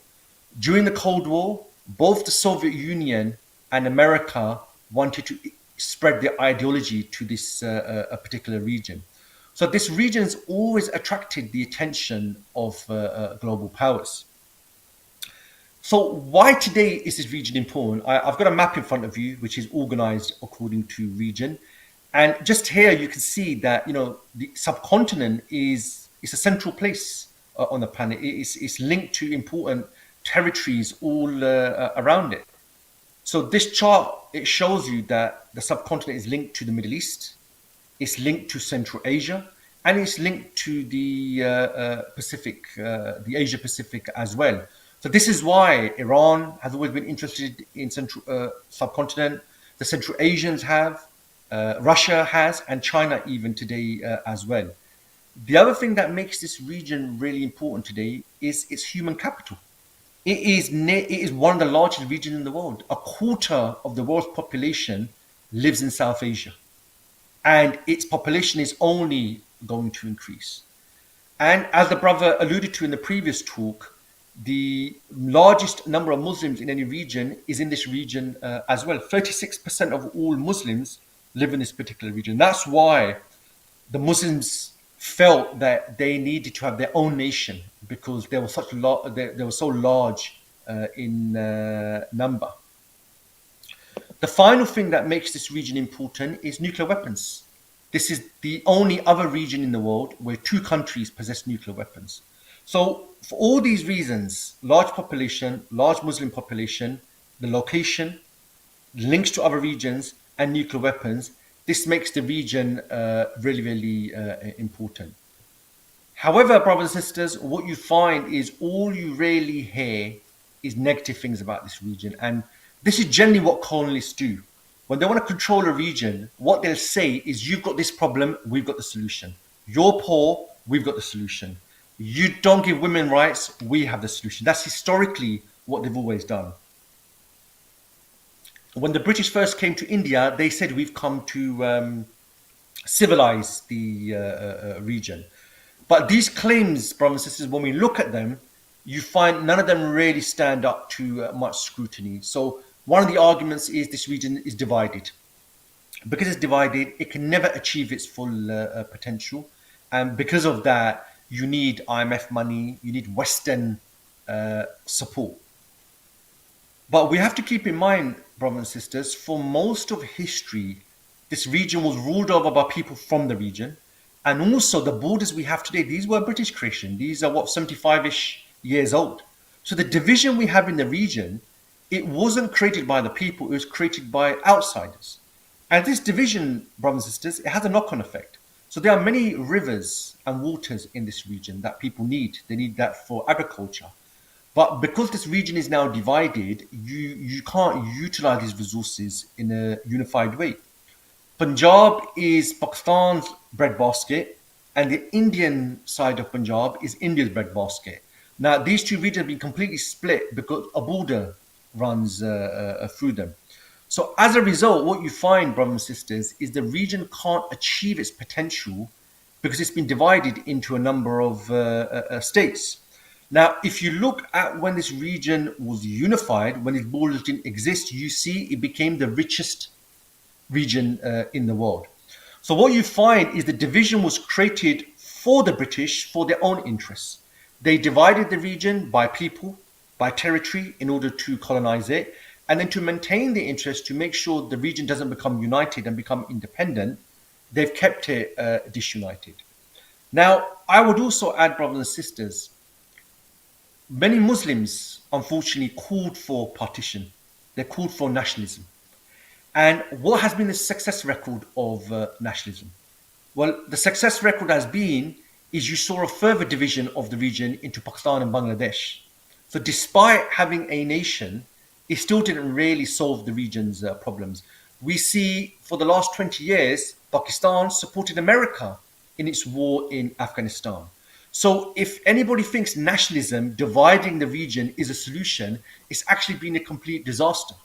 So the region being divided is by design. It's not by accident. This was a design of foreign colonialists in order that they could maintain their grip on the region. The second argument you get is this country is poor, so it needs Western support. So there is some truth to this in terms of poverty, not in terms of Western support. India, for example, brothers and sisters, has 81% of its population live in poverty. Pakistan has 84% of its population living in poverty. Bangladesh has 74% of its population living in poverty. But if we look at this poverty, brothers and sisters, it is all man-made. It is not because there's no resource in this region. It's not because this region lacks workers. It's because the resources aren't utilized for the benefit of the people. In fact, if we look, brothers and sisters, this region is full of mineral wealth, but wealth distribution has been a complete failure because we have corrupt leaders. So just to give you some examples, Pakistan is considered to have the largest untapped coal reserves in the world. Untapped coal reserves in the world. So this country that suffers from electrical blackouts, it suffers from load shedding, has the largest untapped coal reserves in the world. India, despite its poverty, after China, is the world's largest agricultural producer. So despite all that production, its people still live in mass poverty. Bangladesh is the world's largest textile producer after China.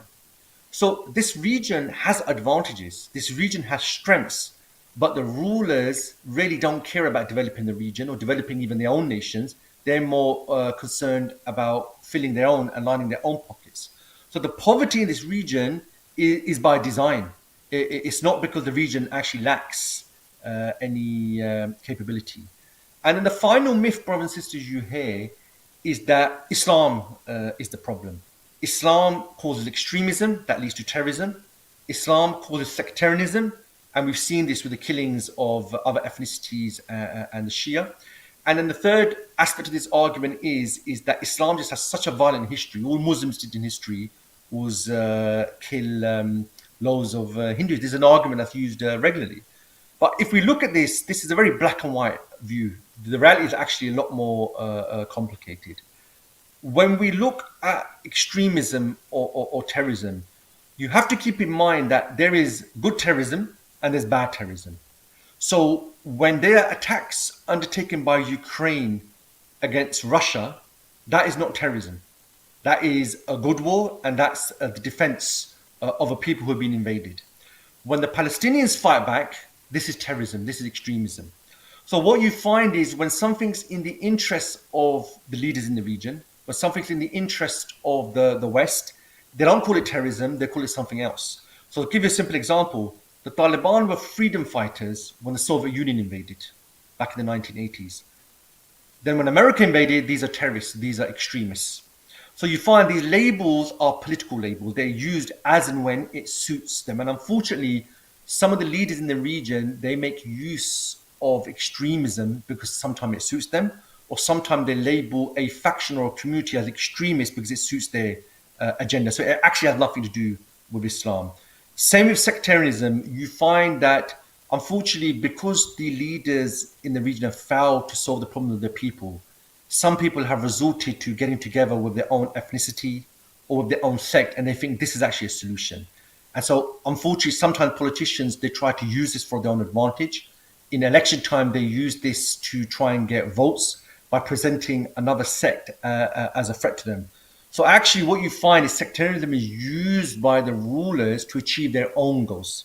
It's not something that is indigenous. And you see, for example, in Afghanistan, different ethnicities are constantly at war with each other. But their ethnic differences have nothing to do with Islam. Their ethnic differences is their own differences that they actually have. And then finally, there's this claim made that Islam has this very, very violent history, which I find very interesting because when partition happened in 1947, 80% of combined India was Hindu and only 20% was Muslim. So if Muslims were killing loads of Hindus, why on earth are the Hindus in the majority and the Muslims in the minority? Where people have been killing someone, they would be in a minority. And I think we have to keep in mind, Hindus were fighting each other before Islam came. Hindus were fighting each other when Islam was there, and Hindus still fight each other today. And the reason why is because Hindus can't agree on their God, they can't agree on their language, they can't agree on how they worship. In fact, when Islam came, Islam ruled over the Hindus and actually gave rights to discriminated Hindus. So Islam actually has a great history in this region. It was a unifier, and it turned the region into a global power. It enriched the actual region. So rather than Islam having a checkered and negative history in this region, in fact, before the British came, before partition, this was the region the whole world wanted to come to. They wanted to trade with them, and they wanted to make use of their resources. So these are really all myths, really, to continue the subjugation of this particular region. So if this is how strong the region can be, what does that mean if we look forward? Looking forward, brothers and sisters, this region will remain important. It always has, always will, and it will continue going forward. So currently, we have both America and China who have their eyes on this particular region. So America wants to use this region against China. It wants this region to be a bulwark against China. And China wants to defend itself against India because China and India have had a bit of a checkered past. But also, China looks at this region of 2 billion plus people as an economic opportunity. So China wants to trade with the region as well. So China wants to use this region for economic reasons as well. Now, because this region is in the middle of so many other regions, it will always remain important. Now, you have to keep in mind, brothers and sisters, that one of the reasons America invaded Afghanistan, and this is probably a separate talk altogether, America's invasion of Afghanistan was actually determined in the 1990s. And the reason why is because when the Soviet Union collapsed in 1991, America wanted to make sure that all the energy in Central Asia, it didn't go to Russia. And because Asia is landlocked, the only way to get Central Asian energy to the world was through the subcontinent, through Afghanistan, through Pakistan, these areas. And because the Taliban didn't play ball, America had decided in the late 1990s, we need regime change in Afghanistan. They just didn't realize that this invasion was going to take 20 years. So Central Asia and subcontinent have always been linked. In fact, the Mughals originally were from Central Asia.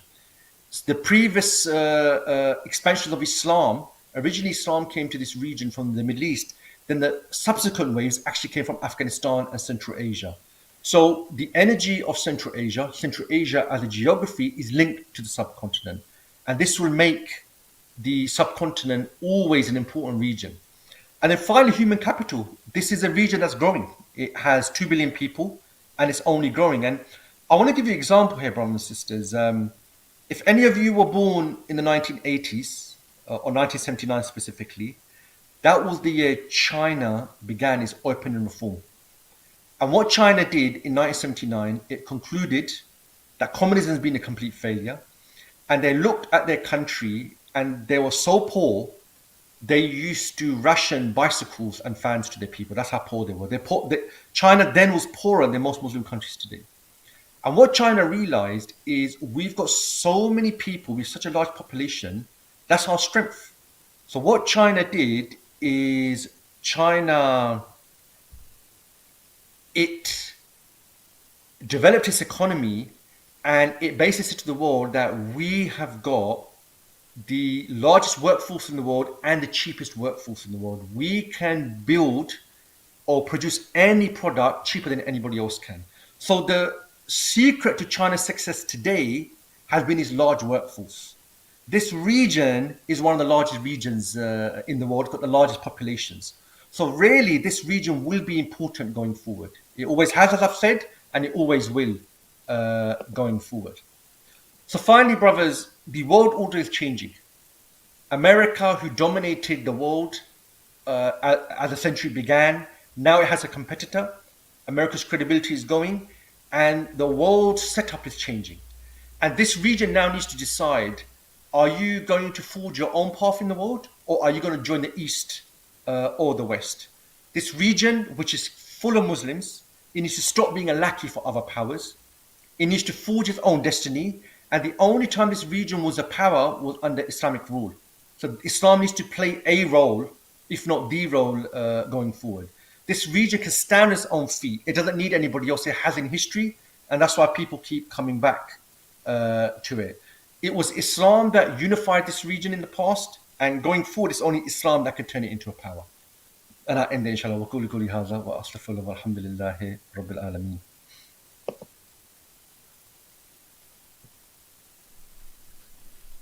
Take questions? Inshallah.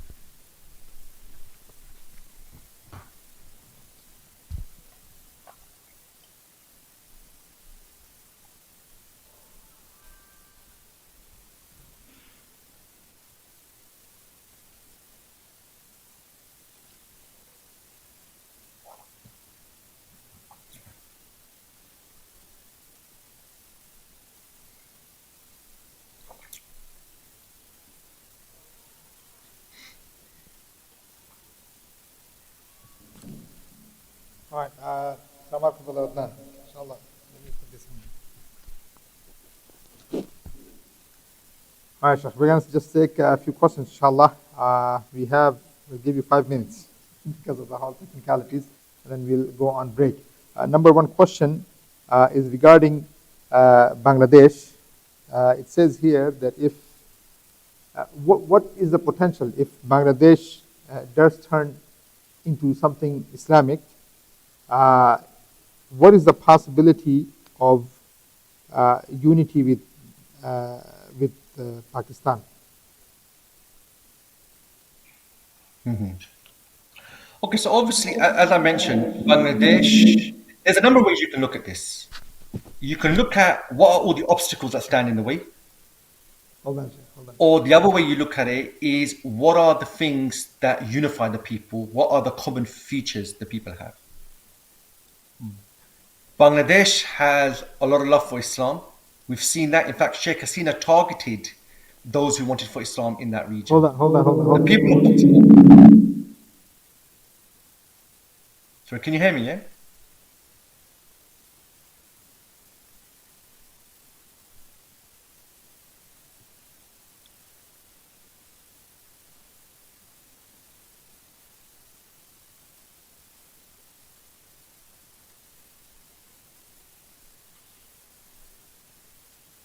I don't think you can hear me.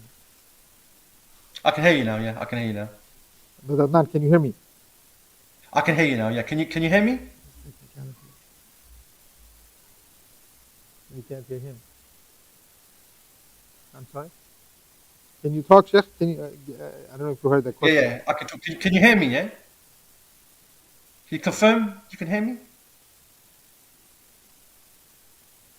Or someone confirm?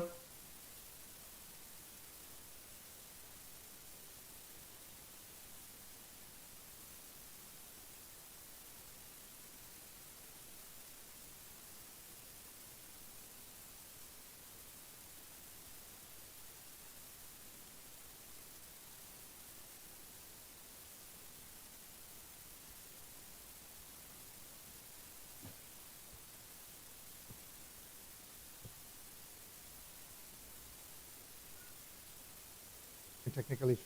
All right, we're gonna have to end this session here, brothers and sisters. We'll take a few minutes break. What is it, 5 minutes? Is it? The next session is for 10 minutes break, inshallah. Before the next session, inshallah, Rabbul Alameen. Jazakumullah khair. Let's take a 10 minutes, inshallah. We have samosas in the back and also tea. Grab some tea and grab some samosas, and then let's get back in 10 minutes. That's a good question. No. I can answer that, but I wanted him to answer, but I guess there's too many technical issues going on.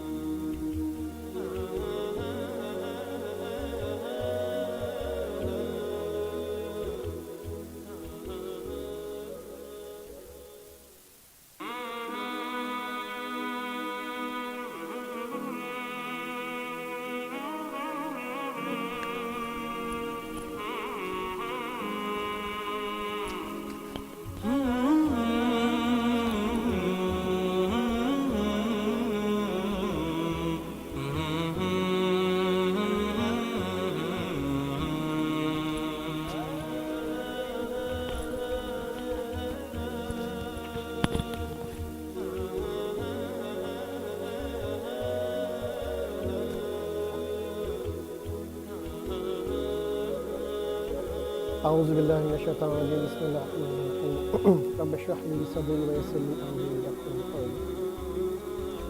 Well, today, inshallah, we're going to talk about the debt trap that the international organizations such as IMF, World Bank, and the likes are actually have set up for different countries. And we're going to go into actually how this is nothing but another way of colonization and the continuation of the colonization that's been going on for centuries. Allah subhanahu wa ta'ala says in Surah Taha that whosoever turns away from my reminder, man a'rada an zikri fa inna lahu ma'ishatun danka. Turning away from a reminder does not just mean that I'm not just reciting the ayah or just believing it. Turning away is also that I'm not actually acting on its orders. So Allah subhanahu wa ta'ala is saying whoever actually turns away from it, verily for him is a life of hardship, and we shall raise him up blind on the day of resurrection. That's a very powerful reminder for all of us that Allah subhanahu wa ta'ala has revealed His message for this to be implemented, not just to be left as a theory in the books. With that, let's get into the topic about Pakistan and the IMF debt trap that Pakistan finds itself in. Actually, this is supposed to get built up. Can I do this? Are you able to see this? I need the build up. If you can. All right. Sorry, brothers. I'm supposed to do a build up, but I'm not able to do that. So Pakistan is a country, when you look at the key stats here, it's a country of 241 million people. And in terms of the nominal GDP, we have about $338 billion in GDP. If you look at the per capita income, about $1,400. But when you look at the other key stats, for example, the interest rate that's is prevailing in the country is about almost 20%. When you look at the inflation rate in Pakistan, it's about 25% of the inflation rate. So in 4 years, basically the prices double if you continue with this. And about 10% unemployed youth is there. When you look at the brain drain that's happening in Pakistan on an yearly basis, last year alone, almost 860,000 people left the country. When you look at the external debt, it's about $130 billion of external debt. And on top of that, the GDP shrunk 4% because of the energy shortages. And we're going to get into a little bit of the energy and how Pakistan is getting starved out of the energies and the misguided energy policies. When you look at the country's overall GDP share, the agriculture constitutes about 23% of the GDP, but almost half of the population of Pakistan actually is involved with agriculture. So that's kind of when you see that, that's actually a really big issue. When you look at the services sector, it's almost like a 60%, but almost like a 30% of the population is associated with the services. And industry is actually the smallest of everything here, and which is a declining share because of the misguided policies that Pakistan is pursuing.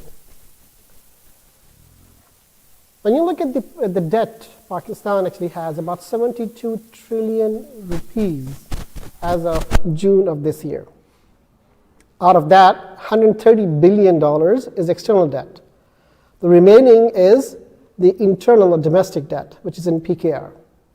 When you look at on the right side, this chart actually goes from 2015 and onwards. It's showing the ballooning debt. And every year, it's almost consistently going up. And there is no relief in sight for more than a decade. When we look at the exports of the country, the balance of trade situation for Pakistan, you see that the orange line is the imports, and the blue line is the exports. And the gray line is the trade deficit. You could see that from year 2000 and onwards, because I just want to actually have like a manageable time period for us to look at it. So almost like for 24 years, the trade deficit has been going up and up. And right now the situation is that Pakistan has about $27 billion worth of trade deficit as of last year, which accounts for almost 40%, that the 40% of the imports that Pakistan is doing is not covered by the export is doing.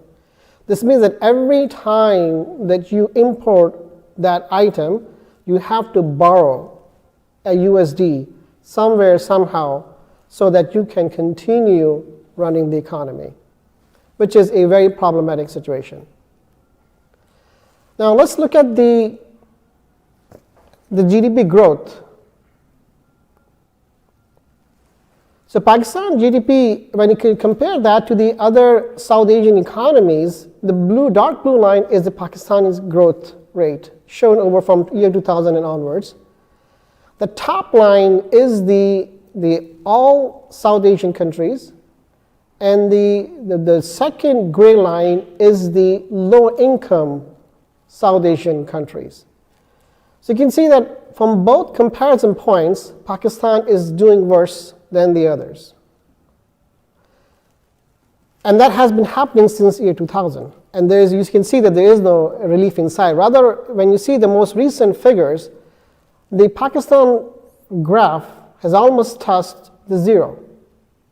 So which is a very, very grave concern for anybody who lives in Pakistan who has actually any concern for the welfare of the Pakistan. When you look at the most recent budget, which is the 24 to 25 financial year that were passed recently, when you look at the key outlays, basically where the money is coming in from and where this money is going, the two things actually jumps at us right away. One is on the left side, when you look at the expenditure, more than half of it, meaning 52% of the expenditure is on the interest payments alone. This is not paying the principal amount that Pakistan owes. It's only making the interest payment. And when you look at the resources, the income portion of it, the 45% of the revenue is either borrowed or a privatization pursuit. This means it's not a sustainable situation for Pakistan. So both of these things actually shows that the Pakistani economy is very much constrained under the weight of the debt servicing it has to do right now. And because of that, you would find the spending on the social development, whether it's education, whether it's healthcare, any of these other aspects of building a better society, a more sustainable society that is progressing, actually getting better, is almost zero. When you see these graphs from 2021 and onwards, is zero. Zero is showing in the graph, but it's a very small amount. It's negligible that it doesn't even show up in this chart. That's a per capita spend on the healthcare. And also when you look at the percentage of GDP, it's very, very negligible. So this means that there is no end in sight. There is no light at the end of the tunnel for the poor people in Pakistan. They are really desperate. They've been left to fend for themselves. When you look at the Pakistan rupees to US dollars exchange rates, it has dropped 5.3 times since the year 2000. When you look at this chart, this ballooning, the free fall of the exchange rate actually has contributed significantly towards the inflation because a lot of things are imported. And because of that, imported items actually are used for the export industries. They actually have made them uncompetitive. So the manufacturing sector is getting harmed from several angles. One is the exchange rate, which I'm showing you right here. The other one is the energy sector. The energy prices actually have been ballooning leaps and bounds. I'm going to actually talk more about that. The other thing is that the tax rate has been very, very unsustainable. That's been levied on the manufacturing sector. So the manufacturing sector in Pakistan has been in the recession. Not only recession, rather being deindustrialized. So you will find factories are closing down, people sometimes even closing down factories and selling the equipment as scrap because they cannot sustain that. When you look at the consumer price index, this is actually showing only 5 years here for a small comparison so we can see it. It is ballooning and at a very high clip for the past 5 years. So the inflation is rampant in Pakistan. So the question comes in, what is the key issue within Pakistan? And it's supposed to actually give you build up, but I'm not allowed to do that. So some of the people actually like the issues or the reasons they actually talk about why Pakistan economy is bad, they call about corruption, nepotism, incompetence, political instability. Does anybody remember Donald Liu, who that was? No? He's known as the regime change specialist of the US. He was actually in Bangladesh as well recently, before Bangladesh regime was changed. So this has been caused by some of the foreign interventions, the point that is there. Brain drain is one of the causes being talked about, ballooning energy cost, mushrooming tax rates, free fall of Pakistan PKR against USDs, and high inflation. You'll see all of these things. At the same time, you see one thing in the room, and nobody's talking about it. What is that elephant in the room? That elephant in the room is basically the capitalist ideology and is the new colonization method that is at work, that is behind the scene. And we're going to talk about that. That is a major contributing issues and factor for the mess that we see. When we see that the capitalism, when it came into the world scene, it came as the colonization. It was the go-to method to actually implement and actually propagate their ideology. So that actually capitalism has actually evolved. And some of these cynics actually say that. And these cynics are not just the detractors, but also the ardent supporters of the capitalism. They said adopting the capitalist system as a whole, meaning with all the trappings, with everything in the purest form, is impossible. Why? Because of the economic and social dangers it embraces. When you look at the historical context, from the 19th century and 20th century, you see that the capitalism was actually being competed against with the socialism and communism. At that point, they tried to adapt their approach and actually adopted basically the Marxist socialism. The capitalists introduced the concept of state socialism and social justice. These are the concepts introduced to kind of preserve the capitalism. And a new strategy was applied in the former European colonies to maintain the system dominance. So this has been evolution that has been going on. They actually did that first in Europe, and then they did in the European colonies. Just going back a little bit in the history, 1914, at the dawn of this First World War, when it started happening, when you see that the European empires colonized more than 80% of the world's landmass between 1492 to 1914. So they actually had a good thing going because they were using these countries for the resource grab. And using the resource and the blatant looting they were doing, they were able to actually have a better quality of life and a standard, and they were actually getting rich because of that. When they saw that, the USSR came to the world scene in 1917.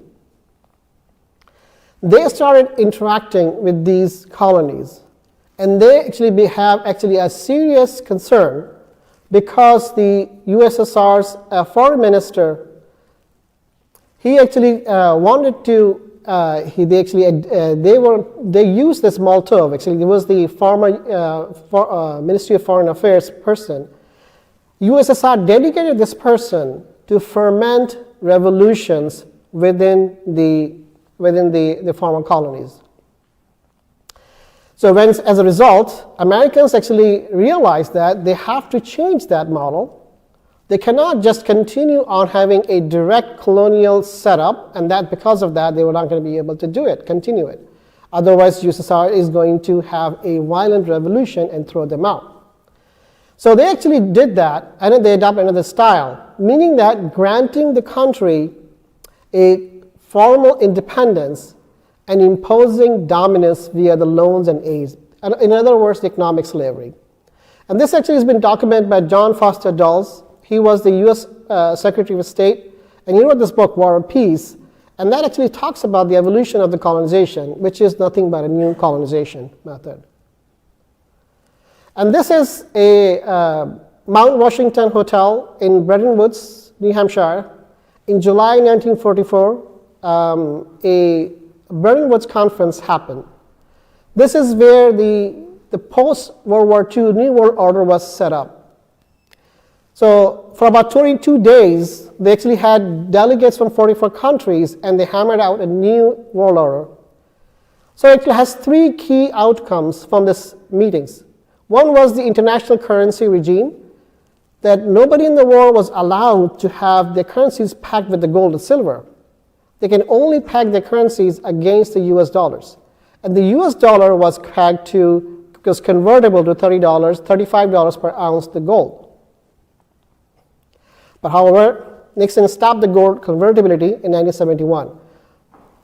The second thing that happened was the International Monetary Fund. So this actually was supposed to help people with the balance of payment and the currency conversion and those kind of issues that actually would be happening. The third institution that came out of the Bretton Woods system was the World Bank. They're supposed to provide the financial assistance for the big projects in the developing countries and provide technical assistance and policy advice. When we double click on the World Bank, traditionally the president of the World Bank is an American person. Actually, he's appointed by the American. And both the World Bank and IMF, they are based out of Washington, D.C., and they work very closely together with each other. And the World Bank group has actually those 5 sister organizations that are listed on this one. And they're very important, basically, because when you see that, they don't work alone. They work in conjunction with each other to actually implement the new colonization method. This actually brings us to another key part of the new colonization tools, which is the capitalist Magna Carta. This was actually being proposed by Hermann Ebbs. He's a German banker, and he actually presented this Magna Carta in San Francisco in 1957. They came up with this international state dispute settlement process. The issue was basically the foreign companies, they were profiting under the colonial regimes, and they actually had a free hand to do whatever they want in those countries. Now with those independence, pseudo-independence given to those countries, they saw that they do not have the same level of control. So what to do about that? So Herman proposed a shadowy and supranational legal system where multinational corporations can sue states for enacting policy they don't like. And this actually one of the sister organizations is the International Center for Settlement of Investment Dispute. This is part of the World Bank. So this kangaroo court, when you look at it, when you look at the details of it, it has 3 arbiters, one chosen by the company, one chosen by the government, and one mutually chosen. And guess what? Who are these arbiters? They come from the US administration. And these proceedings are highly classified and inaccessible for anybody outside of that group. There's another work that's been done last year, the silent coup. It's been done by Claire Provost and Matt Kennard, How Corporations Overthrew the Democracy. It's a very good book. He goes into the details about this ISDS, we just talked about it. He gives the background of Guatemala with the United Fruit Company in 1952, the dispute they had with the Guatemala and the US company, United Fruit Company. Because they, I'm not going to go into detail because the time constraint, but if in Q&A we can actually go into that. The same way with Iran, Anglo-Iranian Oil Company issue in 1953. The The Egypt, the Suez Canal takeover, 1956. So that's why they actually created these institutions, like the Herman Abs was talking about it. When you look at this institution, they actually have seen or heard more than 1,000 cases, and almost 300 is still pending. And out of these settlements, they actually have huge amounts of outlandish settlements. They actually literally pulling a gun on the head of the government. In the past and olden days, before Bretton Woods, there used to be gunboat diplomacy. All those colonial forces, they would actually park a gunboat next to the harbor and say, well, you do this, otherwise I'm going to start blazing the guns. Similarly, they actually use these institutions to control the different countries now. The people from Pakistan, they probably know the Rico Dick case, that actually they went to the same institution. Even though the value of the contract was not that much, but they were penalized for almost like $6 billion worth of damages because of this. When you see that, this is really the shadowy system. It does not represent people, and it really comes from this transnational corporate elite. And one of the interesting examples in this book is talking about the French water company sued the Egyptian government for raising the minimum wage, say that you cannot do that. And there's another interesting material. It's basically the Confessions of the Economic Hitman, John Perkins. It's a seminal book. He actually wrote this book after the invasion of Iraq. He talks about it. So he was the person who was doing these things that we just talked about. They would go to the countries, ask them to take out big loans. And when they are not able to convince them to take out these loans, they actually use a lot of methods. Whether they actually talk about the corruption, so they will just say, well, you can have some benefit from this money as well, or they can actually intimidate them. They actually stage some coups. They also actually, as a last resort, do the military takeover to achieve the goals. What we saw in Iraq is the same extension of that. The idea basically is that they are able to give them enough loans to the countries so the countries are not able to pay it back. Once they cannot pay it back, then they became an economic slave to the interest of the West.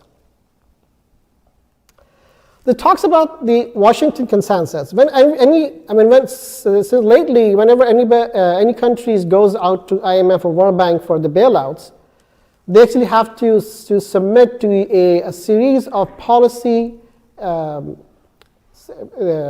prescriptions coming from the IMF World Bank called Washington Consensus. There are actually a series of things, actually like the withdrawal of subsidies. For example, in the poor countries where the people are actually dependent on actually subsidized bread and actually food items, they said that you have to withdraw the subsidies. They increased the tax burden, was it a direct tax or indirect tax? They float the currency exchanges to drive the devaluation. We just talked about the case of Pakistan, how it actually is hurting people and the economies. Market-driven interest rates, it's very high interest rates. Free trade policy, this means that the country becomes like the open playground for the Western countries to actually come and actually sell their products. And the privatization of the state enterprises. So again, they reduce the capacity and capability of these countries to be able to repay their loans. So privatize the state enterprises. Encourage the foreign FDI by relaxing the conditions of investment. And also have favorable rules for the private ownership rights. So when you see that these programs have damaged the economies of developing countries, there are so many examples, like Pakistan we're going to talk about, we're just talking about it, Argentina, Chile, Ukraine, Egypt, and many others. And all these organizations, they work together to implement this. When you look at Pakistan, and you look at from how that has been being dealt with as a new colonization, the next year, Pakistan became a country in 1947. The very next year, in 1948, Pakistan started receiving the US aid. It has its ebbs and flows, but in total, when you look, there was a study done in 2011 that the Pakistan received from 1951 to 2011 almost $67 billion in the 2011 dollars. Pakistan, because of that, they were obliged by the Western countries, especially the US, to join the security organization like SEATO against China, CENTO against USSR. And at that time, the Dwight Eisenhower, the US president, he turned Pakistan as America's most allied ally in Asia. So at that time, they were actually wooing Pakistan because they needed these participation in these security arrangements. There was also bilateral defense cooperation was signed in 1959, but when the Pakistan wars happened in 65 and 71, Pakistan was left to fend for themselves. Now, when you look at the impact of IMF programs, Pakistan has done already 22 programs. Pakistan's incidence on the tax salaried class has 3 times higher than the India's. So that's actually it's showing you they're stifling the economy. They're actually ballooning the indirect tax in addition to the direct tax. The inflation is bad. The poverty is very, very deep, is deep rooting. It's getting even worse. Energy prices are skyrocketing. There's a deindustrialization that's happening, and increasing unemployment and underemployment. Both of these are actually happening in Pakistan. Now, we just talked about actually Pakistan has been through 22 IMF programs. The question is, why don't we learn from those mistakes? That why it's not helping the Pakistan, why it is doing it. That's where we remind us to the hadith of Rasulullah sallallahu alaihi wasallam. He said the believer is not stung twice out of the same hole. But Pakistan has been stung for 22 times, and it's getting ready for another 23rd times to get stung by the same hole. This is actually a graph of the ebbs and flows we talked about from 1951 to 2011 of the different types of the aid flows. Actually, the peak whenever it is in the interest of the U.S. to engage Pakistan, whenever the interest of U.S. actually withdraws or ebbs out, you see that the dollars also drop out from there. So let's talk about a basket case of a study here. It's called the Independent Power Producers, IPP. This actually has a huge issue and concern in Pakistani economy. When you look at the contracts that have been set up, there are about 100 IPPs in Pakistan. And the contracts that they have set up are unprecedented, investor-friendly contracts.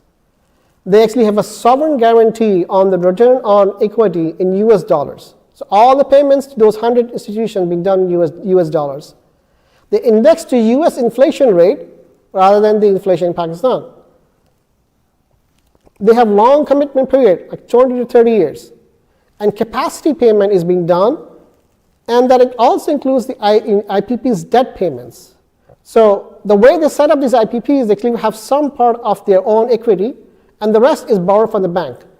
Now just look at it. So they actually guaranteed 17 to 12% of the return on equity, plus all the debt payment that they actually have to do to the bank, they're guaranteed by the Pakistani government. When you look at the power generation capacity, now this is actually interesting. We have 42 megawatts of power generation capacity, but the power distribution is only 22,000, like almost like a half. So you have production capacity, but you don't have the capacity to deliver that to the consumers. And the peak demand that happens in the summer months is 31,000 megawatts. So none of this actually makes sense, right? When you look at the capacity payment we just talked about, it's a 2.8 trillion Pakistan rupees, and the circular debt because of this is 2.2 and 2.5 trillion rupees. When the people are paying the electric bills, 70% of that bill is going towards the capacity payment. And the IPPs, they have resulted in one of the most expensive electric power charges in the world. That's in Pakistan, which is the developing nation. Now, the question comes then, who would, in the right mind, would write these contracts? So these are some of the institutional actors. The World Bank, the IFC, which is a part of World Bank, and MIGA, also is another World Bank organization that actually is doing this. And in addition to that, there are some consulting companies doing this. So since IPP has been a great success, so they want to privatize the distribution in Pakistan. the power distribution. So they actually have agreed with the IMF that is going to engage in a transaction advisory for a long-term concession by the end of April. And World Bank has offered a technical assistance and risk guarantee instruments, and IFC, the same institutions that actually help write the IPP agreements, they're going to write the power distribution agreements. This brings to mind what Abraham Maslow said once: if all you have is a hammer, you treat everything as a nail, right? Because the only thing that they know is privatization. And that's the only way they actually are going to solve this issue. With that, actually, this was actually the setup, and since I'm running out of time, actually been shown that I actually don't have much time. So I'm not going to go into the much details, but the Islam actually has a solution to the economic woes. And since I don't have time, I'm going to stop here. Okay, inshallah.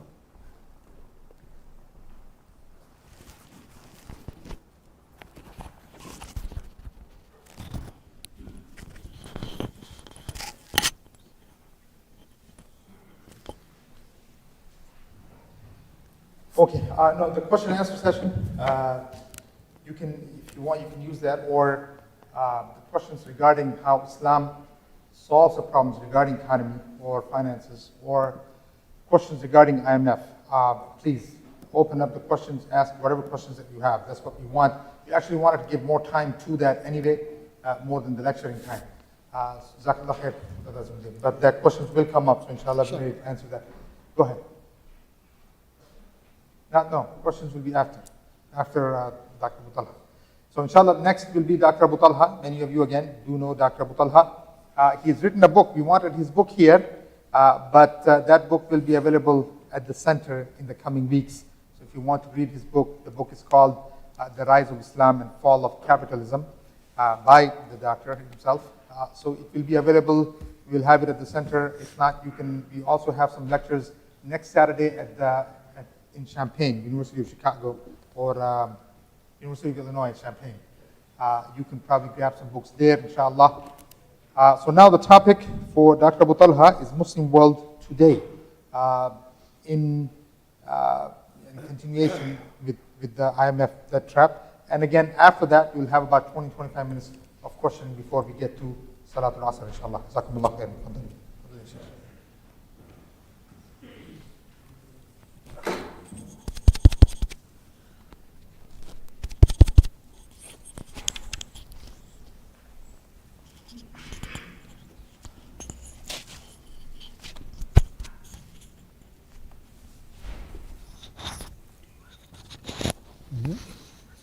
Presentation, just a few minutes, yeah, keep it.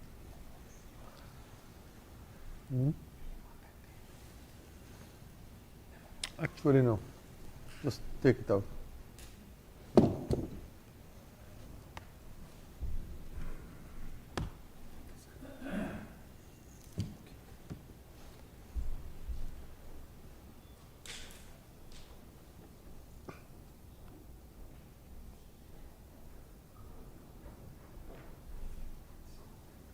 Just no need.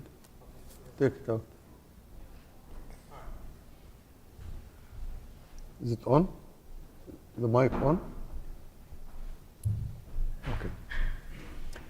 بسم الله الرحمن الرحيم والصلاة والسلام على رسوله الكريم والحمد لله رب العالمين حمد الشاكرين.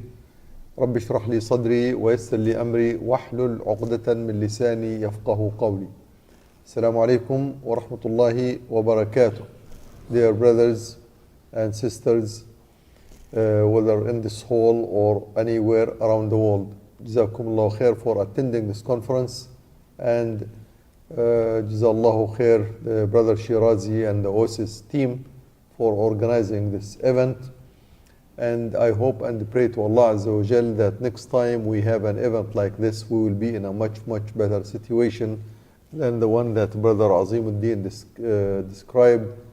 And before him, Brother Muqit and the others, they described a very dark situation.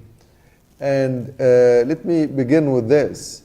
If I will pretend for a second, as I am dressed, many people say, what is going on why Abu Talha is dressing in tie and this dress, and there is a reason for that. From this perspective, if I was coming from the perspective of American, I would say, wow, good job. Thank you, Azimuddin. You really made my life. As American, you made my life. We are making it. We have subjugated one of the largest Muslim countries, made it so poor and very much dependent on us, and they continue to pay us interest. Each and every rupee a Pakistani makes, there is more than 50% of that goes, I think it's about 60% of that goes to the American banks, World Bank, IMF, the Federal Reserve, in terms of interest. And the mind production, doctors, engineers, the brother before him, he showed that 800, or I think it's here, 860,000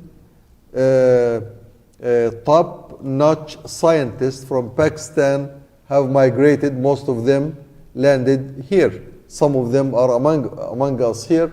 Some of them we see them in universities all over. We are not talking about students. We are talking doctors, engineers, lawyers, accountants, all types of professionals.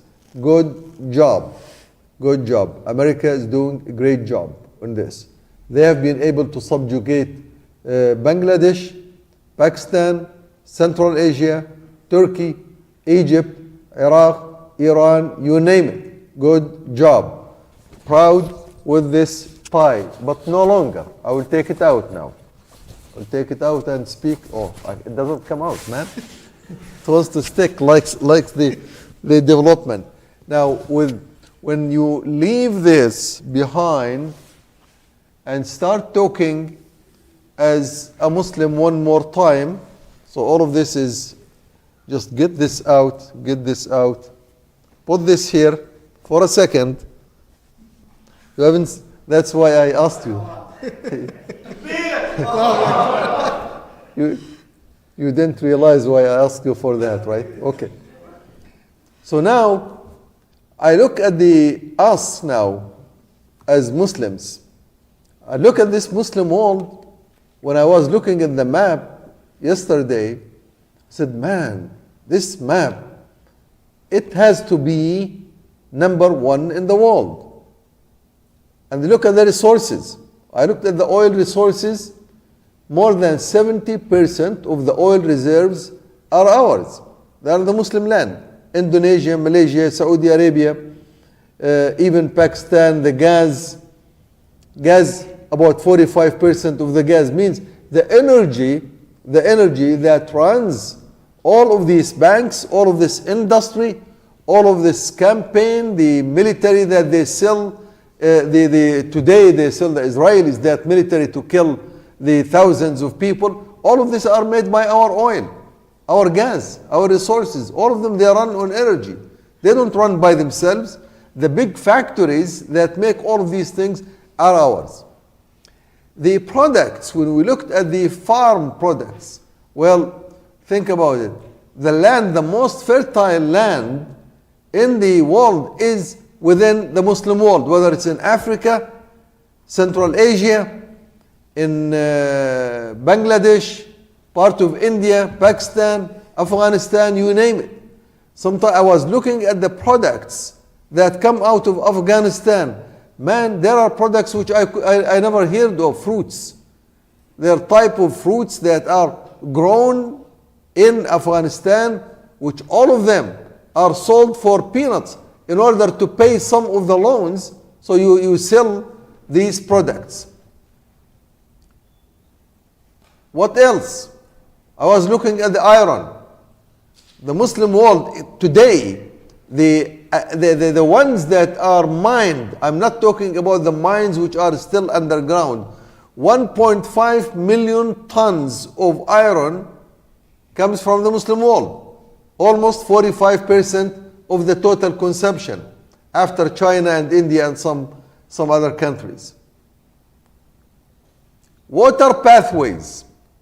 Today when you look at in the war that's happening in Gaza, and you see the Houthis in Yemen, the only thing they are controlling is a small pathway, water pathway, which is called Madiq Bab al-Mandib, Bab al-Mandib strait, that where the ships have to go through.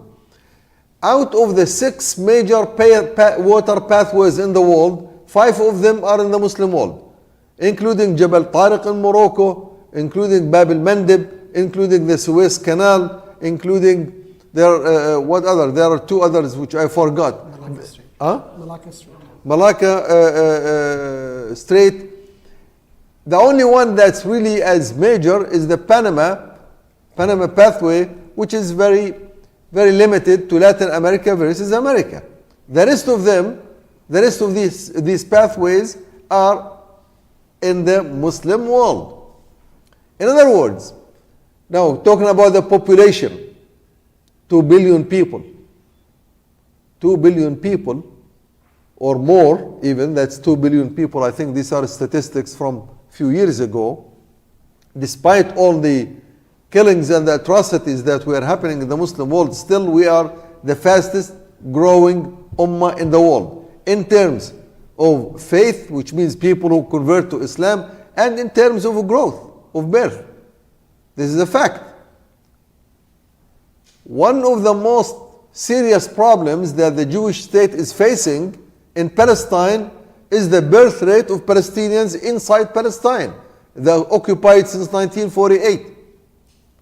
Even under occupation, with all of this type of so-called civilizations or coming into the new era of life, having fewer children, still the birth rate among the Muslims is the highest in the world.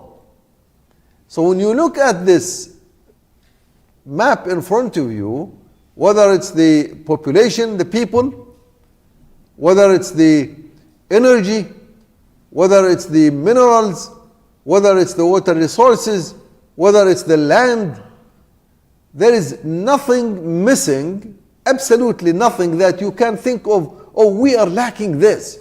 I wish we had that, then we could have done it. We haven't. Look, sometimes you say you need to do something, you will be wondering, only if I had a few more dollars, I could do it. We have more. Only if I have 1 extra acre. We have thousands more. Only if we had a few more population. We have. What is missing in this scope of what is called the Muslim world? For the last 100 years, we have missing one and only one thing. Because of what we have missed, and I will talk about what is it that we are missing, we have lost since 1945 until today, after the end of the Second World War. I'm not counting those big wars. Muslim world lost more than 25 million lives, death, killing, not in real battlefronts, but in something like in Gaza, something like in Bangladesh. They call it civil war. It was not a civil war. It was a war imposed by Britain upon Pakistan and Bangladesh that consumed more than 3 million people. And the war in Iraq that consumed more than 500,000 people. And the civil war in Syria, where the people, they were uprising for their own self-rule. They just want to breathe. Then the United States pushed on them Russia, and they tried to push China, and then the United States itself came with its power and supported that criminal Bashar al-Assad, killed more than 1 million persons, evicted more than 13 million persons from their homelands. Since the last 100 years, we have had every single resource you can think of. Every single element of power you think it can help you, you have it. You have the energy, you have the people, you have the mind, you have the mentalities, you have the scientists who are fueling the entire West. I remember when I was working at Motorola, some brothers here, they were with us. On Jum'ah, when we go to pray Jum'ah, we rent a hall. It's a small campus. We have more than 100 persons. What these 100 people were doing among this big composition of a big corporate? They were the engineers, the mind behind all the technology that you see. NASA today If you go and look, just check LinkedIn NASA. On LinkedIn, just check. You will find tens or hundreds of names that look like your name. Ibrahim, Abdullah, Muhammad, Uthman, Abdul Sami, Abdul Aziz, and so on. You will find them there in NASA, fueling that power that controls the world. You have all what it takes. And trust me, I remember there was one occasion, let me take some time to talk about some specific cases. I was visiting the University of the Georgia Tech University in Atlanta, and then I was visiting a professor in the nuclear engineering department, and there was a reason, because they needed help back in Jordan to build a department or a program, so they were looking for someone to help. So I took it on my case. I found someone. I introduced myself, and he says, "What brings you to my department here to visit me?" I said, "Well, there is someone in the world, in that part of the Arab world, they need help." He started crying. He said, "Look, I have been here almost 25 years. Every year I was hoping someone from that part of the world would approach me and say, 'We need your help for your expertise.'" Which means we have what it takes, materially speaking, in order to make it. Why is it that we are not able to use our resources? Why is it that these resources are being not only abused, but are used against you? The same resources are used against us. Aren't the war machine today in the state of Israel is supported and maintained by oil and gas that comes from Saudi Arabia and the Arab world? Isn't that true? It is true. Isn't that money that fuels all of these wars come from the Federal Reserve Bank that prints the dollars because of the petrodollar? You have seen that. You have seen the word petrodollar has been on the news media for the last few months. Since 1974, United States dumped the gold.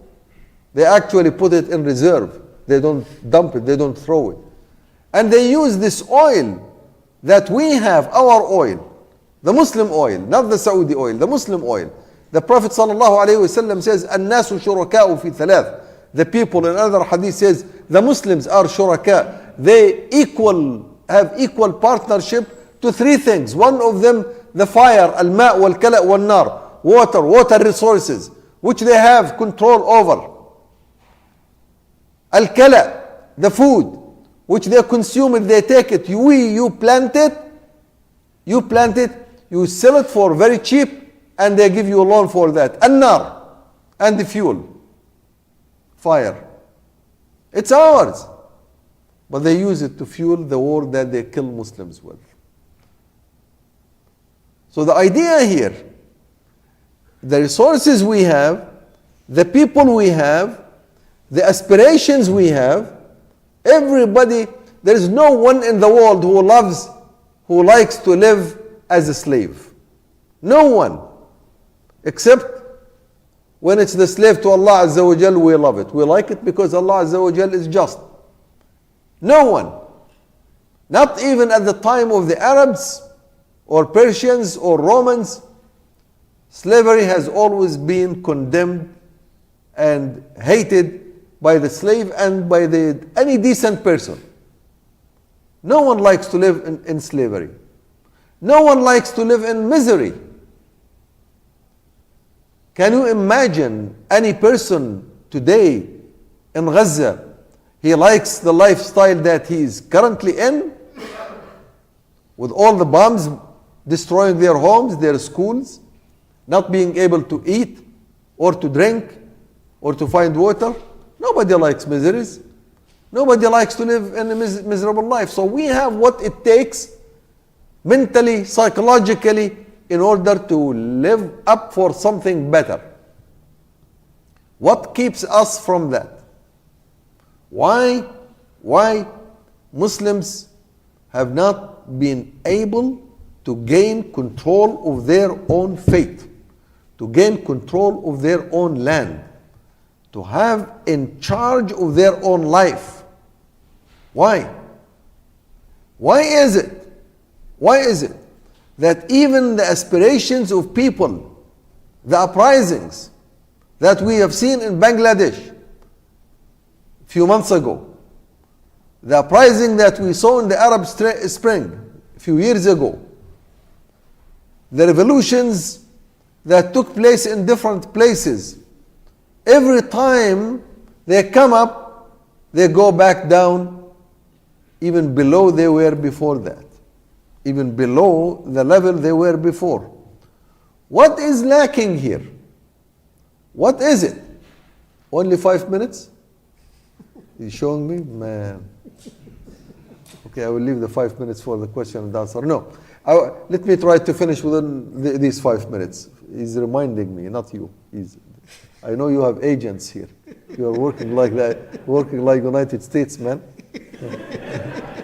He has agents in the ground. Shirazi. Well, what we are lacking here, as the Prophet ﷺ said in one hadith, ألا إن في الجسد لمضغة إن في الجسد لمضغة إذا صلحت صلح الجسد كله. In the body there is a piece. He called it مضغة. مضغة is something that you can chew. مضغ, which is flesh. If it's good, then the whole body functions good. If it goes bad, then the whole body becomes chaotic and chaos. ألا إن في الجسد لمضغة إذا صلحت صلح الجسد كله وإذا فسدت فسد الجسد كله. There is, and that example he gives it because he wants to show to the ummah. In the ummah there have to be some central piece that's responsible for the whole body, their central piece. This body cannot function on its own, whether you call it the heart, this flesh, or the brain. There is a debate between scholars. Is it the heart that takes control or the brain? But it's one of them. And the hadith talks about it, gives it the name of the heart, al-qalb. The qalb, which is the qalb, the heart of the thing, the central function, the central function. Now, if the body dysfunctions, today, when the body dysfunctions, they start looking at your heart, is it working fine? Your brain, is it working fine?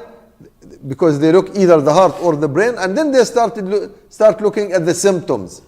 Your hand is not moving. Well, some function right here is not functioning. Or inside the heart, it's not functioning. You have to look at that. And I'm pretty sure those who know medicine here, and they are doctors, they know better than me how it works. But there is a central instrument in the body. And another hadith, the Prophet ﷺ, he talks about the ummah. مثل المسلمين في تودهم وتراحمهم. The Muslims, the way they support one another, they come to the aid of one another, just like the body. Just like the body. كمثل الجسد إذا اشتكى منه عضو تداعى له سائر الجسد بالسهر والحمى. Like a whole body. If one part of it aches, the entire body does not sleep. Sometimes you have a toothache. Oh, toothache, why don't you come to sleep? Just cover it and go on to bed, sleep. You can't do that. You have something bothers you in a finger. The whole body aches, your temperature rises. Why my temperature rises for a wound on my finger? What's going on? Well, this is how Allah Azza wa Jal created the body, and the Prophet sallallahu alaihi wasallam said, you as an ummah, you should act like that. It doesn't mean that you do.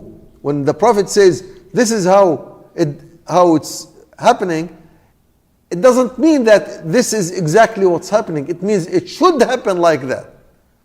For the body, the entire body, to ache for Gaza or Bangladesh, you need an instrument to make this whole body heat up and come to the aid. تداعى له سائر. تداعى له, it means all the body comes to aid it Otherwise, it will be chopped off. That means for the last 100 years, look, the instrument that is supposed to provide this ummah of its unity, of its ability to come to the aid of one another, this instrument to be able to bring the power of the ummah, to be unified, one solid power for the sake of the ummah, not for the sake of the disease, or the imperialism, or the colonialism, or the occupation, or the foreigner who is going to abuse you. All of this, one thing is missing. We are not missing the resources. We are not missing the body. Our body is very strong. We have muscles. We have our legs. We have our hands. We have all the organs. We have the oil. We have the gas. We have the iron. We have the uranium. We have the copper. We have the nickel. We have the zinc. We have all types of materials that you can think of which are good for technology. We have the brains. We have the universities. We have the science. We have the history. We have the culture. We have the laws. The laws that govern all of that in the Quran and the Sunnah of the Prophet ﷺ, the most sophisticated laws that were ever built in the history of mankind were produced right after the arrival of Islam. During the first 700 years, first 700 years of Islam produced the amount of laws and regulations that no one ever could think of. Many schools of fiqh, Shafi'i, Abu Hanifa, Malik, Al-Awza'i, Ibn Hanbal, and you name it, and there are hundreds and thousands of them, produced whatever you need in terms of laws. So we have the laws, we have the regulations, we have the iman that drives people for life as much as it drives them for the life after, which is very powerful. But then the head that combines all of that is missing. Brothers, sometimes you say, oh, you are, brother, being too political. Yes, I am political because Islam is political. Because the Prophet ﷺ says, look, you need the head to drive this body. Without this head, you cannot drive this body. This head was chopped off. Britain chopped it off in 1924 at the hand of Mustafa Kemal. Chopped that head off. It was weak, but it was there. The head was there. There was a person called Khalifa Imam of Muslims. Yes, some sheep, somewhere they ran away, but they can always be brought back. But today you don't have the shepherd to bring the sheep back. The Prophet ﷺ said, look, and excuse me or even the understanding of the hadith. He says, Al-Imam Ra'i, the Imam, the Khalifa who was chopped off from the Muslim world almost 100 years ago, he was chopped off, he called him a Ra'i. A Ra'i is a shepherd. What's a shepherd? A shepherd, he takes the sheep and the goats every day in the morning to the mountains, go and eat, and he takes them to the water springs, drink, and then he gets a couple of dogs to guard them against the wolves, and in the evening they bring them back with full of milk, and the people milk those goats and cows and sheep, make the yogurts, make the cheese, and eat from them. Isn't this what happens? What if the shepherd is not there? What if these sheep are on the mountains and the shepherd gets killed, or he sleeps, or gets drunk, like our shepherds today? They are there, but they are drunk. They are full of opium. They are slaves themselves, they are not shepherds. Then the dogs would leave. They can't even function without the shepherd because he has to feed them in order to guard the sheep. And the sheep will never come back. This is a hadith of the Prophet ﷺ. I'm interpreting that hadith for our situation, but that's what it says. Al-Imam Ra'in wa huwa mas'ul an ra'iyati. In other place, he says, Al-Imam Junnah. Junnah means a shield. Look, what is the shield today for the people in Gaza? Who's their shield? Who's their shield from those 1-ton bombs? Whose shield? Yes, there are fighters in the tunnels who cannot even come out, fighting with their own blood and their flesh. They need a big shield. Yuttaqa bihi. You fight from his behind. You protect yourself, you protect your ummah, you protect your children, you protect your wealth. The Muslim Ummah has been without the shepherd for more than 100 years, brothers. And this Ummah, there is nowhere in the world, these resources of Pakistan that the brothers talked about, and he showed, and I have all of these resources. I dig them deep. Amazing. We will never be able to utilize them. We will never be able to reduce the inflation in Pakistan or Bangladesh or Egypt or Turkey. Those industrial nations. We will never be able to protect the next generation or the next part of the Muslim world, which will be attacked one more time. Today it's Gaza, tomorrow it's the West Bank, and then it's Lebanon, and. You see that we will not be able to protect them. Get the shield back. Get the Imam back. Get the Khalifa back. It's my call upon this Ummah, upon the ulama, upon the scholars. And one of the brother here was reminding me at the time of Sayyid Qutb and Maududi. He was saying, we are being defeated by our own scholars who teach the people only how to make wudu and to make the tahara. But they don't teach the people how to have the tahara and the purity of their corrupt leaders. We need all of us, not only me, not only small groups, Hizb al-Tahrir, this Hizb, this, that. This is a work of the Ummah. Yes, you need the leadership of some thinkers who can think, but those thinkers have to lead us as an entire Ummah in order to get back our brain, our mudghah, our qalb, the instrument that controls all of this body. And then after that, today some people, they say, oh brother, you cannot fight or challenge all of these atrocities around the world. They have big arms, they have NASAs, they have satellites, they have central agencies, they have intelligence, they have spies all over the world. Look, all of these were made by people. All of these instruments were made by people with your resources. If you get your resources with your own hand, with a man who fears Allah Azza wa Jal, with a man who rules you with the rules of Allah Azza wa Jal, with a man who brings us back from the masjid to the technological parks, from the masjid to the schools, from the masjid to universities. He graduates us from masjid not to be scholars, in order to make the people passive. He builds scholars in order to make us active, proactive, people who can produce, people who can lead, people who can challenge, people who can stand up to this tyranny of the world. Today, it's not only us, brothers. I will leave this. I know the brother has been telling me I am out of time. But the last thing, look, today, our message is not for you here, it's not for me. It's for the entire world, for the entire humanity. We people, we Muslims, because we believe in the hereafter, sometimes I face my death and my atrocities, looking up to Allah Azza wa Jal. It doesn't matter. For us as people, as individuals, we can face it. But there are the rest of the people in the world, many, they cannot, they don't have that. But they still need the justice. They need to live in justice. That Allah Azza wa Jal in the Quran says this, and I will leave us with this ayah. He says, وَلَقَدْ أَرْسَلْنَا رُسُولَنَا بِالْبَيِّنَاتِ. We have sent a train of messengers. We gave them bayinat, something to clarify everything. Bayina means to make things, everything clear. وَأَنزَلْنَا مَعَهُمُ الْكِتَابِ. We gave them the book so that they can read and apply. وَأَنزَلْنَا مَعَهُمُ الْمِيزَانِ. We gave them a scale so that they can weigh things, right or wrong, good or bad, so that people know what's going on. So we have provided these three things.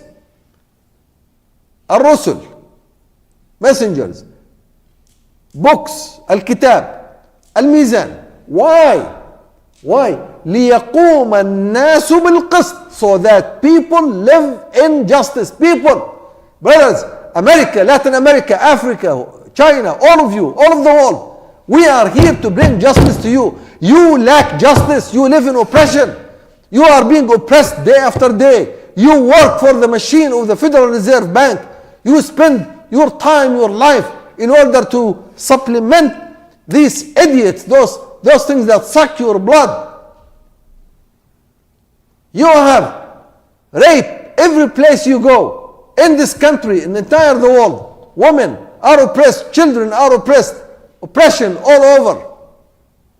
In the field, when a company says we are not making enough profit, not enough money, enough profit for our stakeholders, fire these people. I remember when there was a time when they had this layoff in America back in 2000, 2001, 2002. Most of the companies, they laid off thousands and thousands and thousands of people for what? Because the stakeholders think we are not getting enough profit. Not because we are losing money. But instead of paying $2.5 billion salaries, oh, just pay $1 billion and save $1.5 billion for us. The world needs us. The world needs the justice. And the justice, Allah says, it is well defined in whatever He revealed. But whatever He revealed needs someone to implement it, needs a system to implement it, needs a man who is called an imam who will be given a bay'ah, allegiance by all Muslims, scholars, non-scholars, men, women, young people. Give a bay'ah, find an imam, remove all the obstacles, remove the regimes that make that impossible. Don't fight for nothing. Don't waste your life just for solving one simple problem. Yes, spend your life, spend your money, spend your blood, spend your power, your energy in order to remove the obstacles. And these obstacles, these are agents of America and Britain and France, all of them without exception. The entire Muslim world is governed by these agents, people who support and suppress the enemy and suppress you and me. Muslim Ummah should stand up and get up once and for all. Enough oppression for us and for the world. Enough oppression. Enough sleeping. Enough shedding tears and being not able to do that. Enough looking at the Al Jazeera TV, watching our men and women dying, being killed day after day, and say we can do nothing. Yes, we can. Brothers, sisters, we can. Entire Muslim of the world, we can.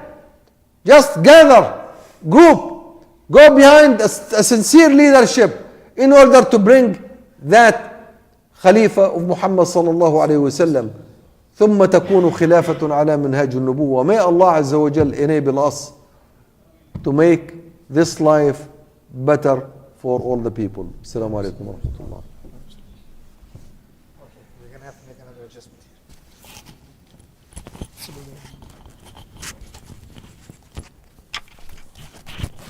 Jazakallah khair, both Dr. Talha. You the guy who was doing me the 5 minutes. Get me some water for your time. Jazakallah khairan. Okay, here's what we're going to have to do though for a few minutes. You're going to have to push the question and answer till after Maghrib. No, we're going to have to do it after Maghrib. Why? We have Brother Raza who's going to be speaking regarding Bangladesh. So we are already running, good 25 minutes late. And then we have, right after that, Dr. Akman who's in Pakistan. So we are also working on timings, both international and UK time and Chicago time. So inshallah we'll go directly now to Brother Raza in UK. He will be talking about Bangladesh. What is next for Bangladesh? Of course, he's been practicing law in Bangladesh for over 10 years. He is also a member of Supreme Court in Bangladesh. Before Hasina, and I think he still is, someone who's seen this regime very closely, inshallah. So we have him on. One of the things we want to give him time also because I'm sure a lot of questions regarding Bangladesh have come up. But all of the panels, everyone that spoke here will be on the panel, including Sheikh Hassan because he has to make up for not being here. Inshallah. Jazakallah.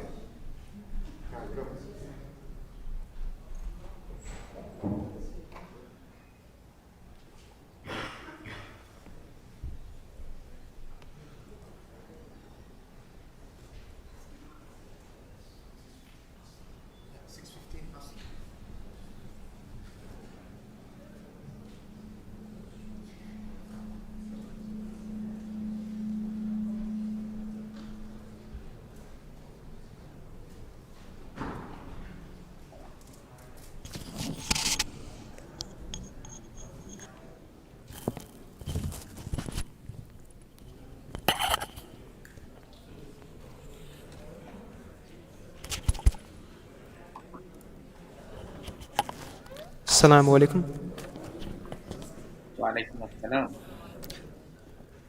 Assalamu alaikum, Dr. Rizal Karim. Yes, Rezaul Karim. Welcome back, inshallah. We'll hand it off to Dr. Rizal Karim, who is the member of the Bangladesh Supreme Court Bar. Inshallah, he'll be discussing a little bit about the new developments in Bangladesh. Of course, there was the protests, and now the interim government is there. So, inshallah, we'll hand it off to you, Doctor.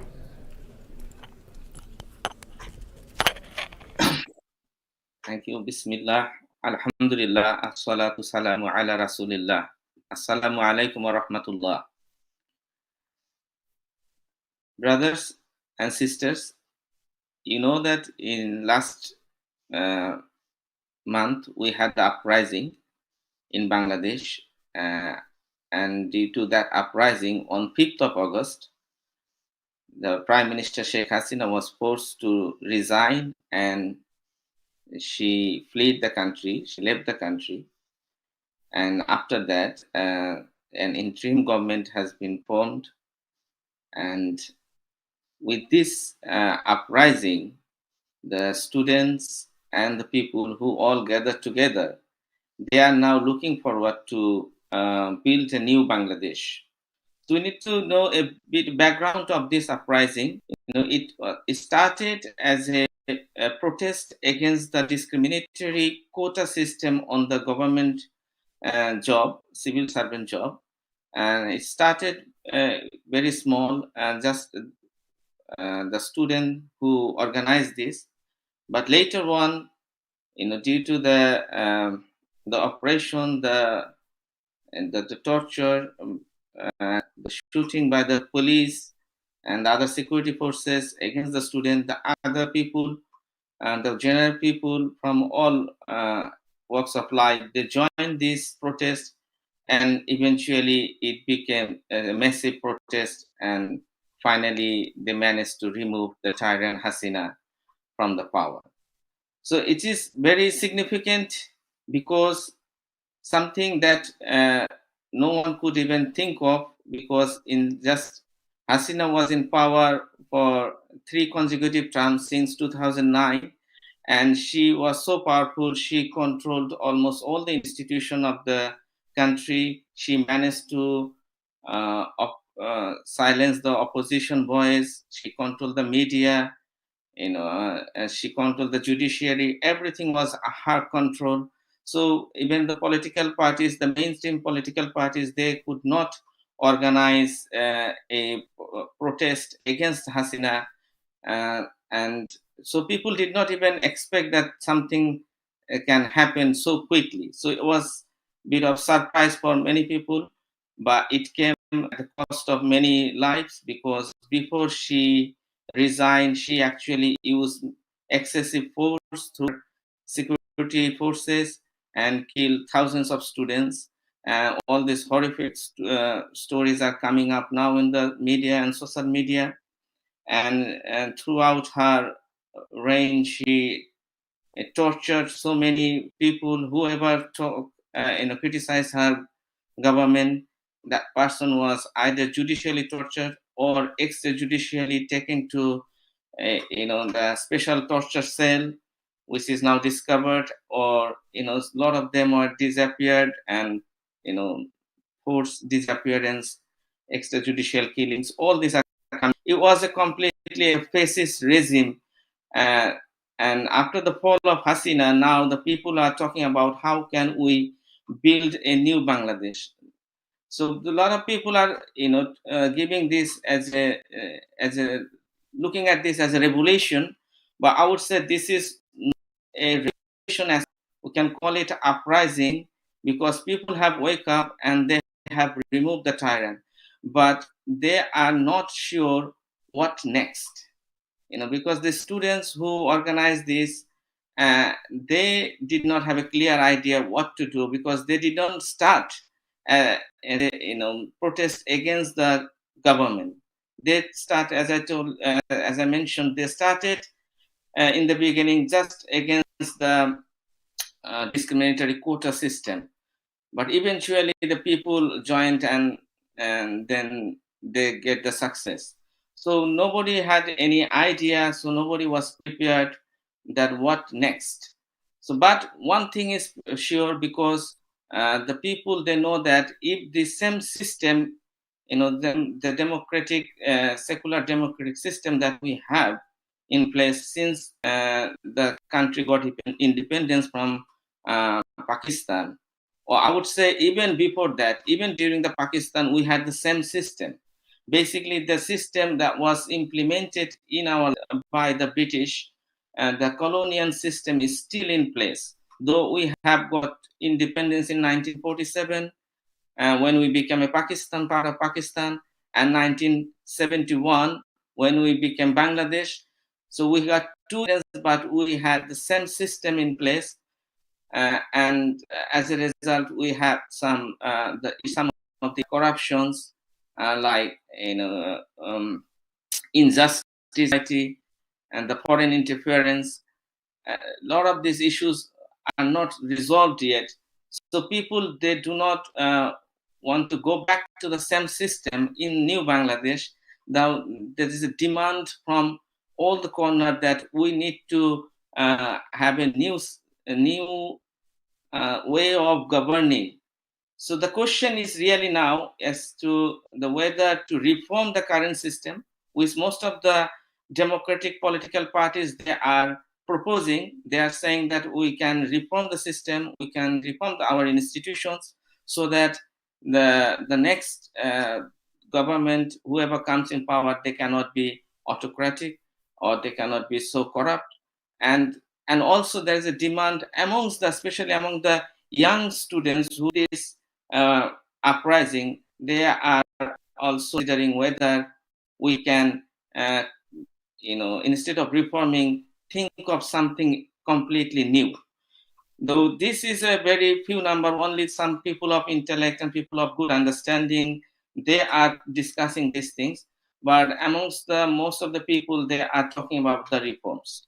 So this is the time now where we can actually give our proposals, or present the Islamic system, and that because whatever we need, for example, the unity, and that can only be achieved through the Islamic system. So if we just look at some of these issues that we have in our hands, and we analyze those issues, then we can come to the conclusion that only Islam can resolve this. Let me just talk about issues. For example, unity. The secular democratic system, that it has actually failed us. It did not united us, and we are divided in so many camps in Bangladesh. For example, we are still debating whether Bengali or Bangladeshi. When we say Bengali, it's to the the Bengali nations, and some of this, the Bengal was divided between India and Pakistan. So West Bengal in India, the people are also Bengali. So if we say Bengali, we connect to them, but we live in two different countries.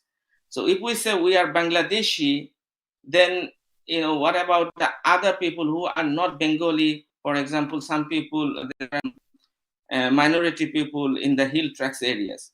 So it's actually causing more division than actually uniting us. And also within our society, there are other division. For example, our education system is designed in such a way that you have a class of people who study in English medium, and they learn the Western stories, Western things, and we have the general education, and we have the religious madrasa education. So these people who are growing up in these three different segments, they are growing up with the three different mentalities. So we do not have the unifying, the mentalities and that's causing a serious problem within the country. And also we have also in the political arena, we have the camps that people call the pro-Indian or pro-Pakistanis, or nowadays is they are divided into pro-Americans or pro-Chinas. So there are so many division, but the secularism could not actually bind us in a single band, and we could not be unified. So this is something that Islam can easily deal with, because we know that Rasul sallallahu alaihi wasallam, when he formed the first Islamic state, the Medinan society was also divided in many sects and many religious sects, but they were all united under Islam. So this is something we need to think of, because whenever the West, they promote their secular idea, they as if it is a neutral platform. All the religious people can come together. But what we need to understand, that the secularism, meaning the separating the religion from the affair of the state, it actually goes against our belief. It's not only for Muslim, it's also for other religious minorities, people that live in Bangladesh, for example, the Hindus, the minority Buddhists and Christians, because it's not going with our culture, with our way of life. So secular has us to unite us. So it is the main call now. Everybody, after the fall of Hasbudi, is talking about how we can unite. This is where I will say that everybody needs to come back to Islam, because the Islam can bind us together and give us the strong bonding. Second thing is that the problem we have, for example, corruptions. The country is with the corruptions, the widespread corruptions everywhere in all the institutions, because most of the institutions are politicized. Whether it's the civil servant, the customs, every sector actually. So the main reason behind these corruptions is not having a independent judiciary. People get away with the corruptions, and that is why it is spreading all over the country. So if we want to deal with these corruptions, we need the independent judiciary that can work without the influence of the government or without the influence of the political parties. We have another issues like political violence, and we can, in this area, we can also think about the Islamic politics, because in Islam the politics is considered as its noble duty, is an ibadah. That the main goal of this politics in Islam is to look after the affairs of the people. When the democratic political system, what we see that a very unhealthy, a filthy competition among the political parties, and these political parties, they are resorting to the violence, the legal or illegal means to get into the power. Whoever is in the power, they do not want to give up the power, and they become the tyrant. And even in order to get to the power, they seek the help from the foreign powers, and this is how our country is interfered with by the foreign powers. This is another problem.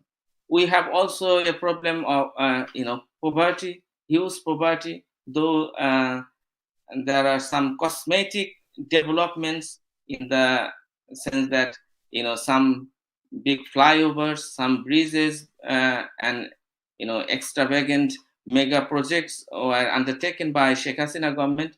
But the real picture on the ground is that the people are suffering, and they are unable to meet their basic needs. The pricing of the basic essentials is so high due to the inflations that people is struggling on the ground. So and the supply of the pure water and the food price, all these are issues that we need to be addressed. The capitalism has actually failed in all this aspect. Whereas if we think about an Islamic economic system, in that system we know that the Khalifa will look after and will be responsible for fulfilling basic needs for every citizen, not as a whole, like that, and that the per capita income or gross domestic production is increased, because it doesn't give the right indication whether the country is actually progressing or not.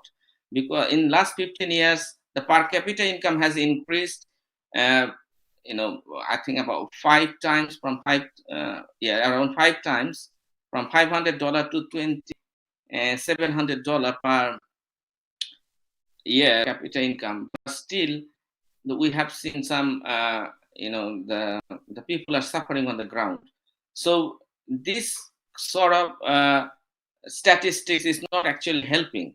It's because some people, only a handful people has become so rich, so became multi-billionaire in last few years, but the situation of the people is not changed. Rather, it has gone even worse. So we need to have a economic system that can do justice to the people and give the people's economic rights. So if we consider all these aspects, I'm not going to go with all the issues in details, but if we consider the main issues that we have in our hand, and if we want to deal with this, we need to go back to the Islamic system, because the current democratic system, no matter how much reform we make, it's not going to solve the issue, because even in the West, who are the leader of this secular democratic system, in their society we see that they are having the same issues. So we don't want to follow that and end up in the same mess. Also, we have some our difference. Our way of life is different, our culture is different, and our belief, our iman, and that it's not consisting with that secular democratic system. So from that perspective now, the discussion in the society that whether we need the reforms or we need a completely new system. I would say the new system and the Islamic system, for which the people have the love for Islam, people have the believe in Islam, they have the iman and aqidah, they pray, they fast, but unfortunately, because the Islamic political parties, they could not present Islam as a political idea, as a holistic idea, the people on the ground, I would say, still lacking some confidence on Islam. But the good thing is that the new generation, they are now very much interested about Islamic system or the new system, because they have done this uprising, they have removed the Hasina, and now they are in the momentum, so they are open to new ideas now. So this is the high time for us to present Islamic system to these young generations and also the older people. And the way we have to do it is to show the so that they can visualize the benefit of having Islam, because so far the Islam was only confined within the issue of ibadah, how to pray, how to fast, and the Islamic political parties, they did not present Islam in the proper way. They actually presented within the framework of democracy. That is another issue. The people did not get the proper picture. So up to now, before the uprising, the Islamic group, the intellectual Islamic group, they presented some, some argument, against the democratic system, secular system, and the Western system. But now we have to focus more on what Islam can actually offer. The destruction is already done, so we need to now build on.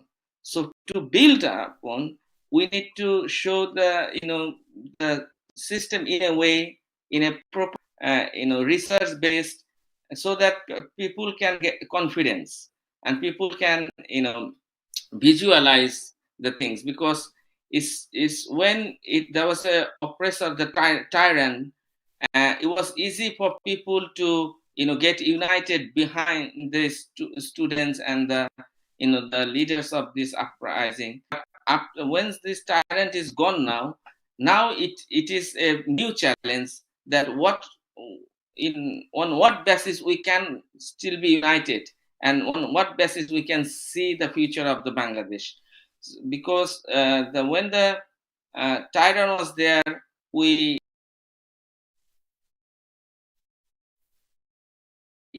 could be about short decisions. Now we need to show and focus more on what we can do to take our nation forward. We need to give the cons to the people, because we have a huge manpower. We have a huge resource. Allah Subhanahu wa Taala has blessed us with natural resources. The fertile land, uh, everything we have. We should be a leading prosperous nation of the world, and we can also show the way for the other nations, other part of the world, that how a country can transform from a corruption driven country to a prosperous nation through Islam. So this confidence and this political aspiration needs to be injected, needs to be presented in the society, and inshallah the opportunity has been created in Bangladesh for dawah. The barrier, the had, alhamdulillah, is removed now for the time being, and the interim government is not causing any trouble to any groups. They are busy with their day-to-day task, and they are also taking proposals from different political parties how to reforms. But in this, the Islamic people need to come together and present a holistic, a comprehensive Islam as an alternative, and and they must show the people that this can actually take the country forward. I pray to Allah Subhanahu wa Taala that Allah make it easy for us, and make us the main player in this, to play a good role in this issue, to re-establish the Islamic Caliphate system in Bangladesh, and take it forward from there to rescue and liberate the rest of the Ummah. I leave it here now. Any question, I will deal in the Q&A session, inshallah. Jazakallah khair for listening.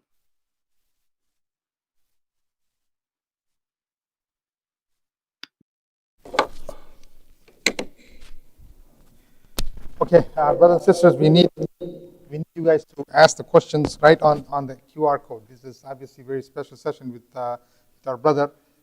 Whatever questions that you have, ask him there. He does have, he has access to the questions that you sent him, right? He has the link, so whatever questions you send him, he will answer. You don't have to read it here.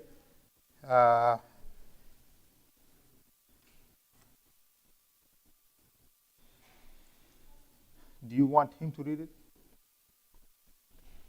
We are reading it. Should I answer the question that I received in?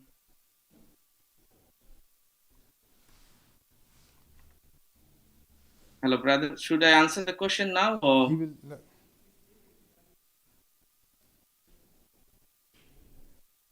Can you read the questions, Brother Rada? Yeah, Oh, here we one go. question from a sister.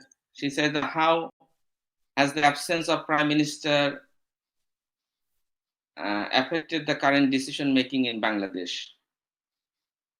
I got a question from a brother. Says, what do you think about Hasina going to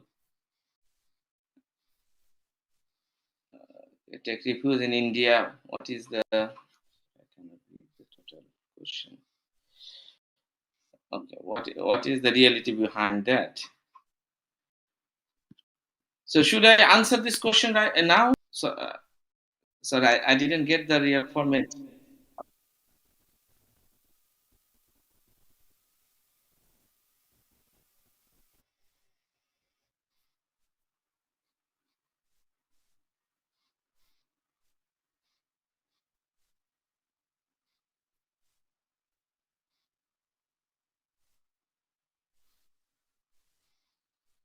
Hello.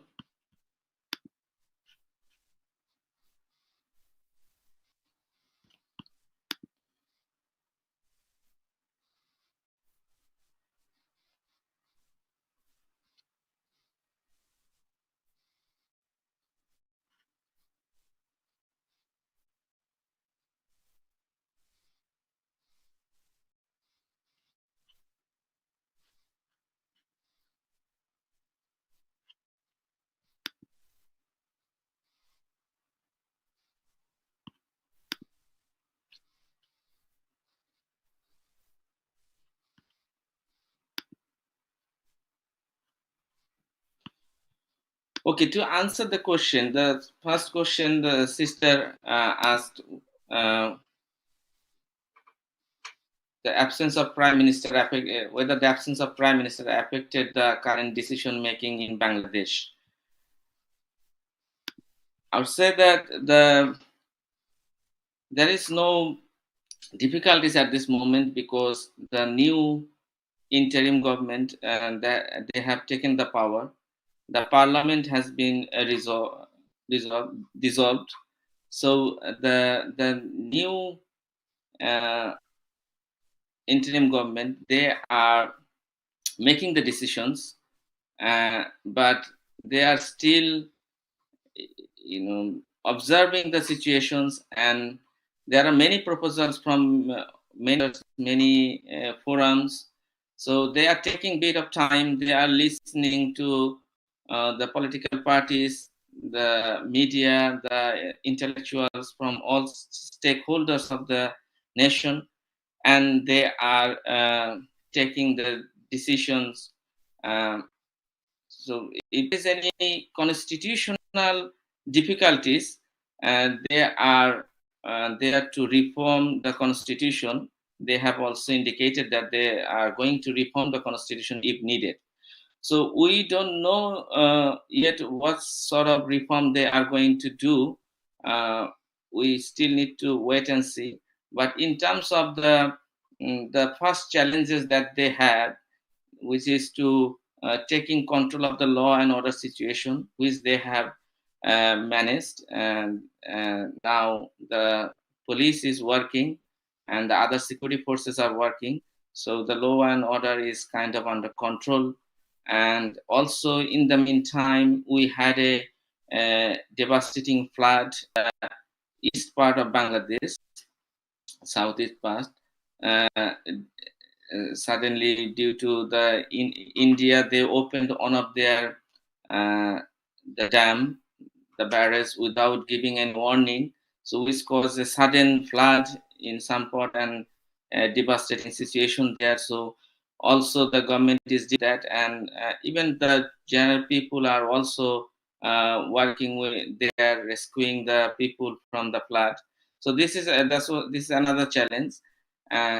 So they are dealing with this. So in terms of decision, there is no issue at the moment because this interim government is by army and they are supported by all political parties except our League, the other political parties is actually cooperating with them, so they can make the decision to run the countries.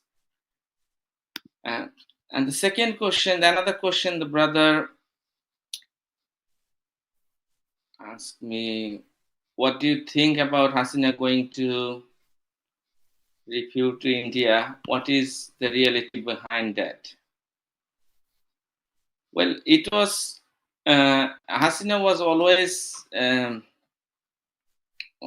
has always been the agent of India. She was supported by the Indian government, the previously Congress, and when the BJP came, the BJP government also extended their support to Hasina, and they had many deals between them. So the Hasina is known for being an agent of India. So she went to India, was expected, and we do not know that whether she is going to stay in India or she is going to take refuge to somewhere else. It actually depends on the situation there, whether the Indian government, they will allow her to stay there. In the meantime, the interim government of Bangladesh actually cancelled her diplomatic passport. So, but they haven't taken any step to, take her back, bring Hasina back to Bangladesh for yet. So we don't know whether the Bangladesh interim government will do that, whether they will wait for the next elected government to take that step. So, and there are other questions that another brother asked, can you shed some light on the demonstration that took place in Bangladesh with the back as a black and white flag? Well, after the fall of Hasina, the political sphere is very open. All the political parties, they are now freely doing their activities. And with the black and white flag, with the Shahada flag, the people and the political party called Hizbut Tahrir, they are now freely doing their activities. They organized the demonstration, which they could not do during last 15 years, or even if they did it, they had to do it very quick because the police couldn't, was always behind them, stop them for doing that. They can freely do it, and they are also doing other activities. There's another question: that do you think the student alone has the capability to infiltrate or educate the armies to establish the Khilafah in Bangladesh, or we need to focus on their professionals' area of expertise as well? This is a very important question. As I mentioned in my presentation, that the student, they did not have that long-term vision or long-term plan when they started the protest. Now, and so they are not prepared. So even for them, the student, they are now learning the Islamic Khilafat system, and those who are working for the Khilafat system, they are working day and night now to educate the student, and also trying to engage the other people, general people from all sectors, all walks of life, because the Khilafah system, in order to establish the Khilafah, we know that we need the Nusra, and we also need the the support from the people. So certainly there is a demand for a change, demand for Islam, I would say, but the framework is still not very clear to many people. So this is why the people who working for the Khilafah, they need to work together and and try to engage the scholars and general people, the professionals, everyone. within Alhamdulillah, within the armies, we have seen during the uprising, the armies has a very soft uh, corner for the people. They took the side of the people, and that is why Hasina had to leave. So the army uh, will not be a problem if the people, continuously demanding for the Islamic system. We can expect that the army will take the side of the people. But we also need to work with the army at the same time. But our work should not be restricted only to the student or only to the army. It should be with all types of people, people from all sector and all areas.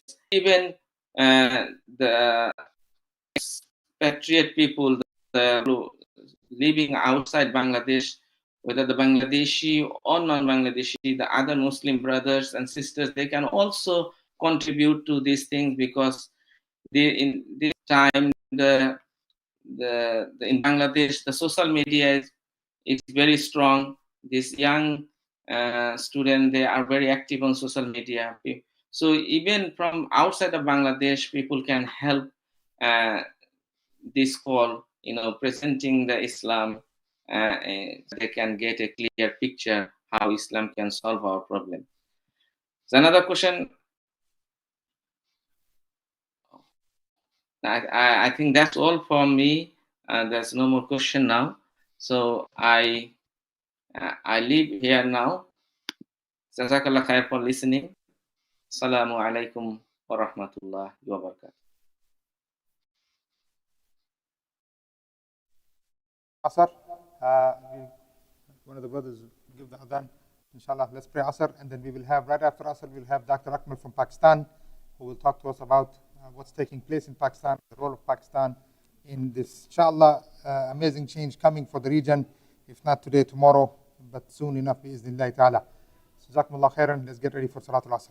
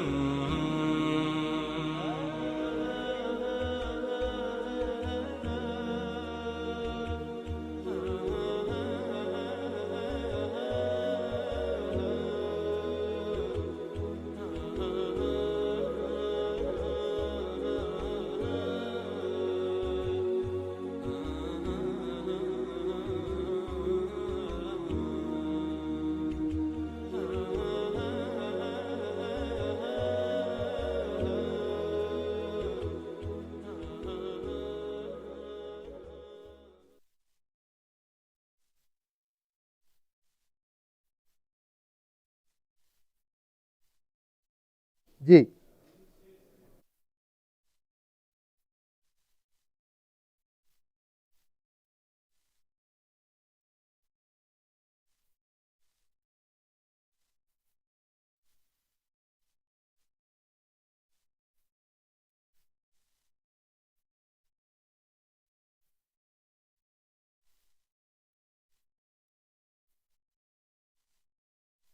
Zen. All right, brothers. Assalamu alaikum wa rahmatullah. All right, let's get back to business here.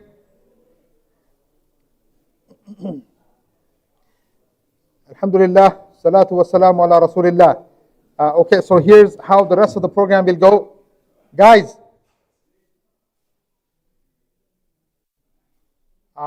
so we'll have Dr. Akmal. Inshallah, he will be speaking on the importance of Pakistan when it comes to this region. Then he will be speaking till 7. He will have about 15 to 20 minutes after his talk, which is about half an hour. We will give him 15-20 minutes question and answer session. Then we'll break for Maghrib. And right after Maghrib, while we are preparing for the food, we will give the panel about maybe after Maghrib about 20 minutes or so to take questions from the floor here, the ones that were here, inshallah. So a little bit about Dr. Akmal himself. Dr. Akmal, he will be speaking directly to us from Pakistan. He was here. He's been here many a times. He's a professor. He's written a lot on the subject that he's talking about. He's very active online, as you can see on Intellectual Islam, which is another podcast which has taken huge leaps and bounds in Pakistan itself. Very active in the dawah scene in Pakistan, especially regarding the kind of discussions that we have here. So, Dr. Akmal, ahlan wa sahlan, welcome to Islamic Oasis. Fadal, Sheikh.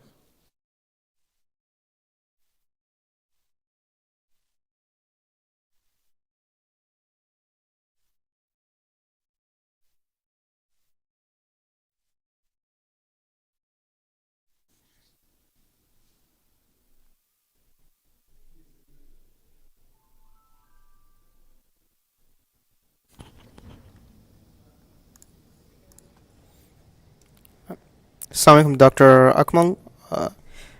Jazakallah khairan for making it out. Inshallah, unfortunately, I don't think we can hear you. We're not getting audio on our end. If you could just take a look at that, and then we'll bring you in.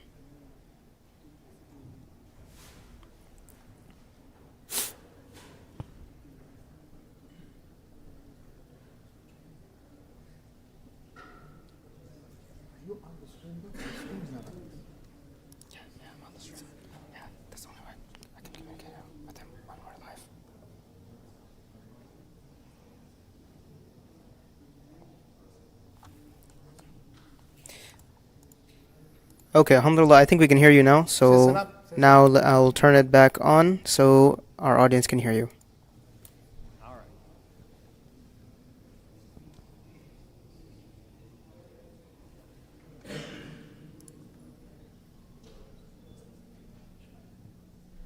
Please let me know when I can start.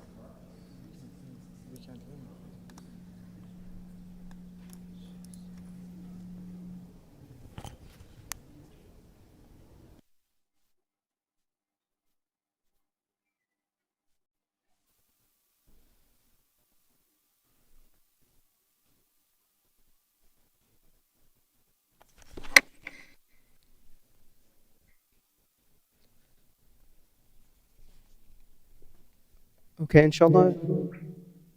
It looks like we can begin, inshallah. All right.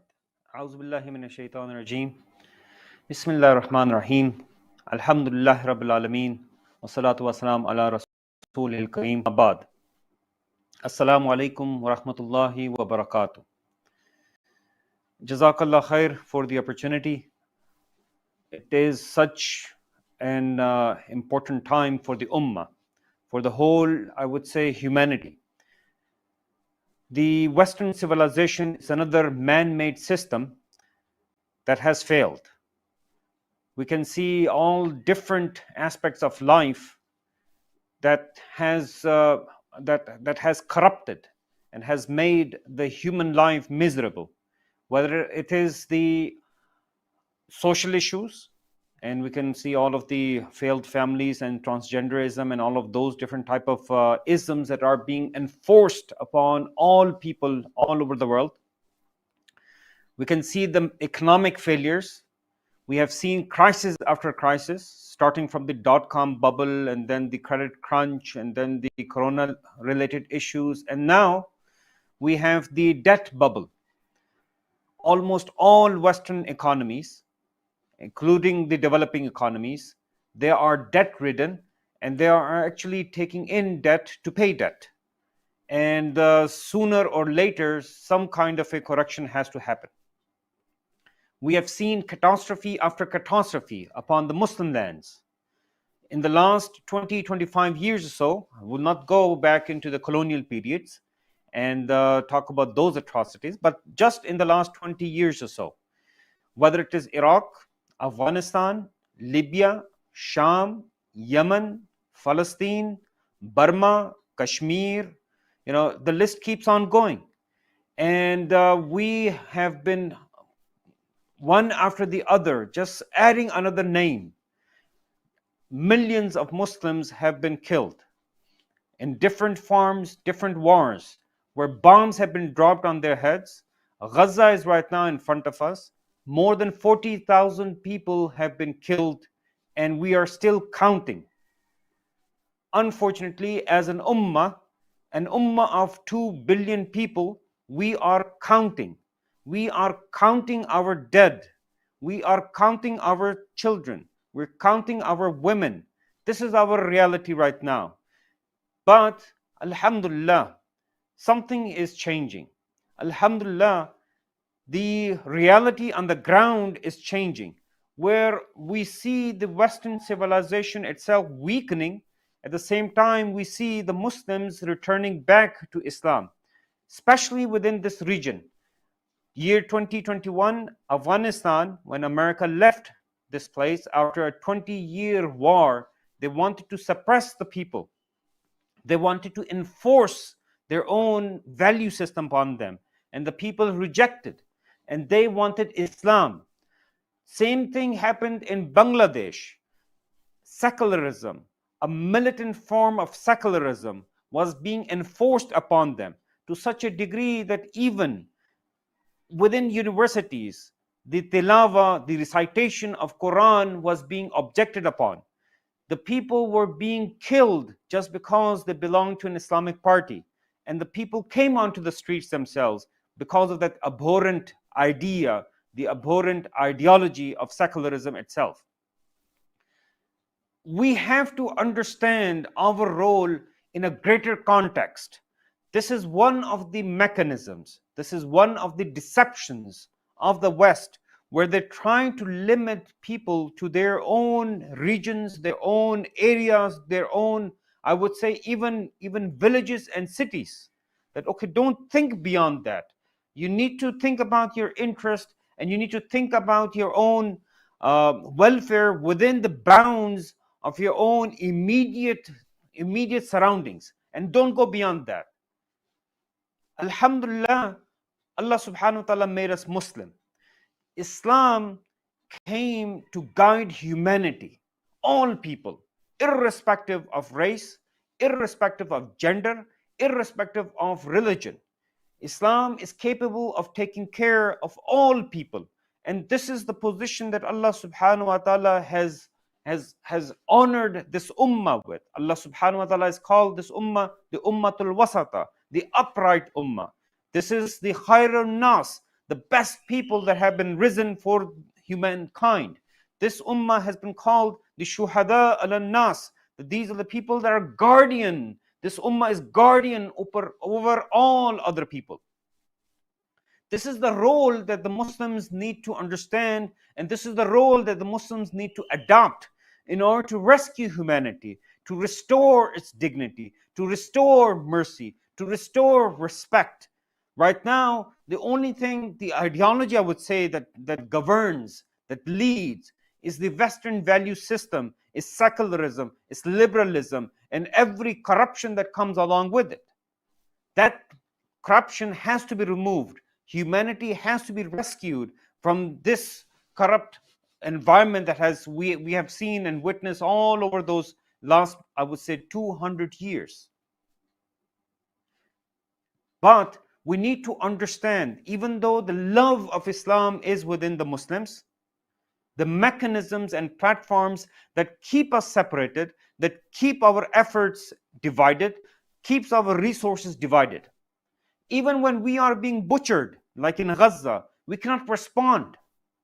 And there, the main mechanism, the main hurdle in front of us are the nation states.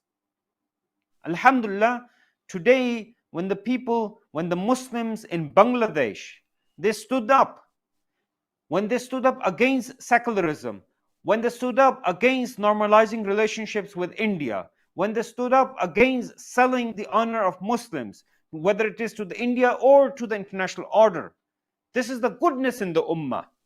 But we have to understand that the resources and the efforts of the Muslims cannot unite under the notions of Western political systems like federalism or confederations or unions. We have to understand, whether it is Afghanistan or Pakistan or Bangladesh, the Muslim resources, the Muslim efforts, the Muslim populations, they cannot unite together under the international order itself, under the framework of the international order, under the instruments of the international order. We have to think beyond these constructs. We have been enchained and enslaved to this international order and made to think for our solutions within given solutions. We have to come out of this box and we have to look at with what Allah subhanahu wa ta'ala has honored us. This is what is going to allow us to transcend these so-called imposed borders, like between the border that exists, Afghanistan and Pakistan, is called the Devon Line. It was established by a British military officer in 1800s, late 1800s. And it is still being imposed. It is still being honored. It is still being considered sacred.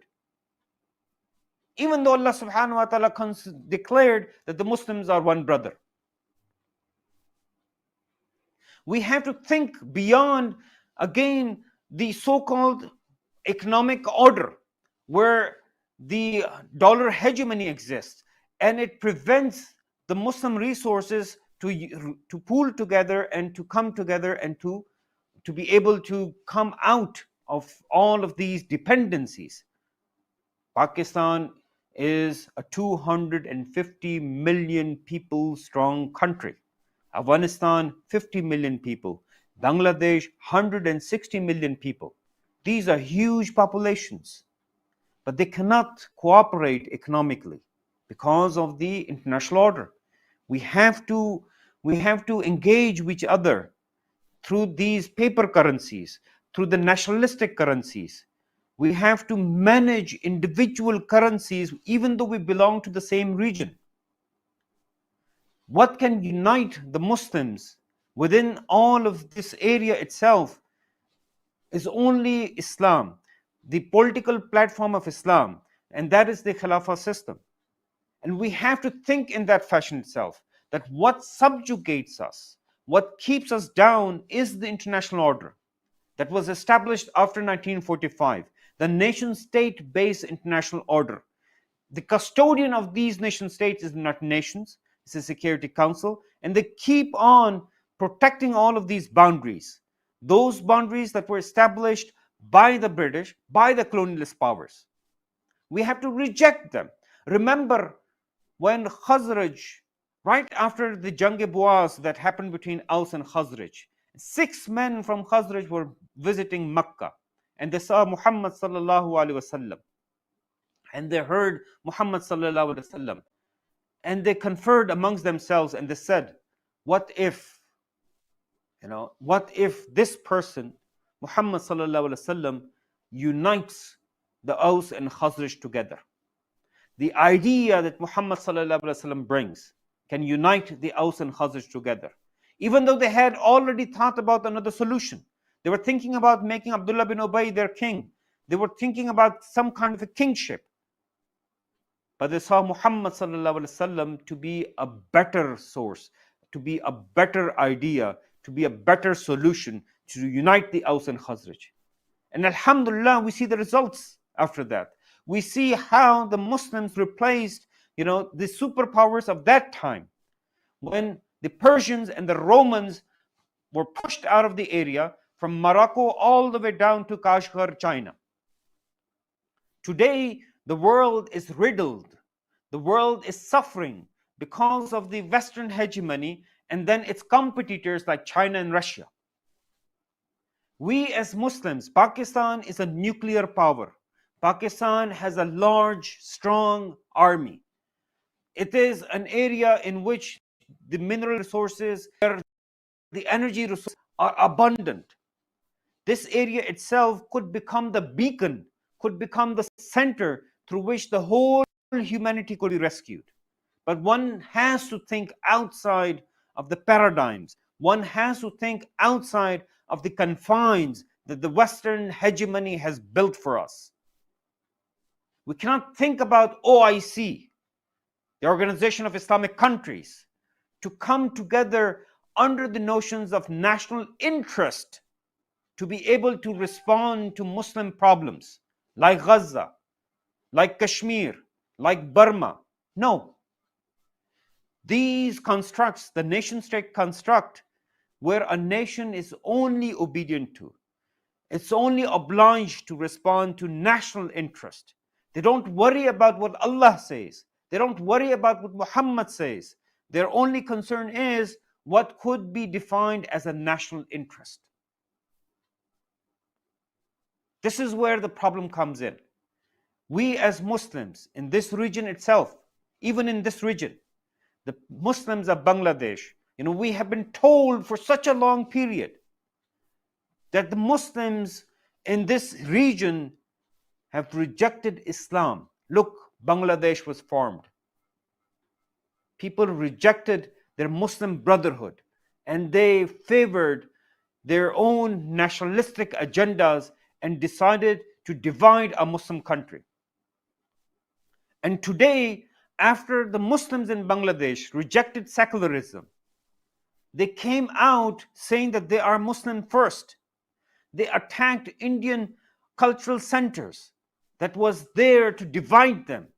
They wanted to be united with the Muslims of this region itself. This was proof that the Muslims are one body. Their pain is one. Their suffering is one. This is where the emotions need to be replaced with rational, with afkar, with solutions that come and emanate from Islam itself. And Islam gives us solutions for our political problems. It gives us a platform that can unite us. Just like Aus and Khazraj, they were two tribes that were in competition with each other. And Islam united them. And once Islam united them, they became the force. They became the carriers of Islam to the whole world itself.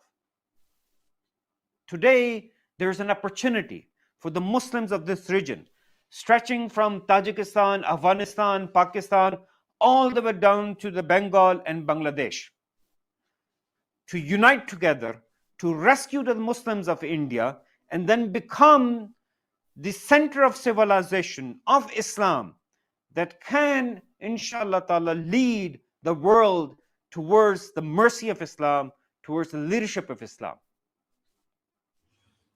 This is something very important for us to understand what keeps us down. We have to understand the international order itself, how America, the leading power or the leader of the Western world itself, has become weakened. It had to abruptly leave Afghanistan. It was more concerned about the rising China. It wanted to focus its attentions upon other regional powers like Russia itself as well. Now, these itself are the opportunities, the opportunities. The Muslims themselves in this region have the opportunity to rise to the occasion where they can serve Islam for the pleasure of Allah subhanahu wa ta'ala, to rescue the humanity from the clutches of secularism, liberalism, and capitalism. But the first thing that has to be done is to reject the instruments of international order, whether it is the nation state and everything that is related with this nation state, the sacredness of the borders, the sacredness of the currencies, whether it is the the so-called issues about national heroes and national narratives and national histories and everything to do with nation state, and it has to be replaced with what Allah subhanahu wa ta'ala has honored us, and that is Islam. We have to understand, when it comes down to the geopolitical position of this region itself, stretching from Bengal all the way up to Afghanistan, if you combine these populations together, these are almost 500 million Muslims. 500 million Muslims. I'm not adding yet the Indian Muslims in there.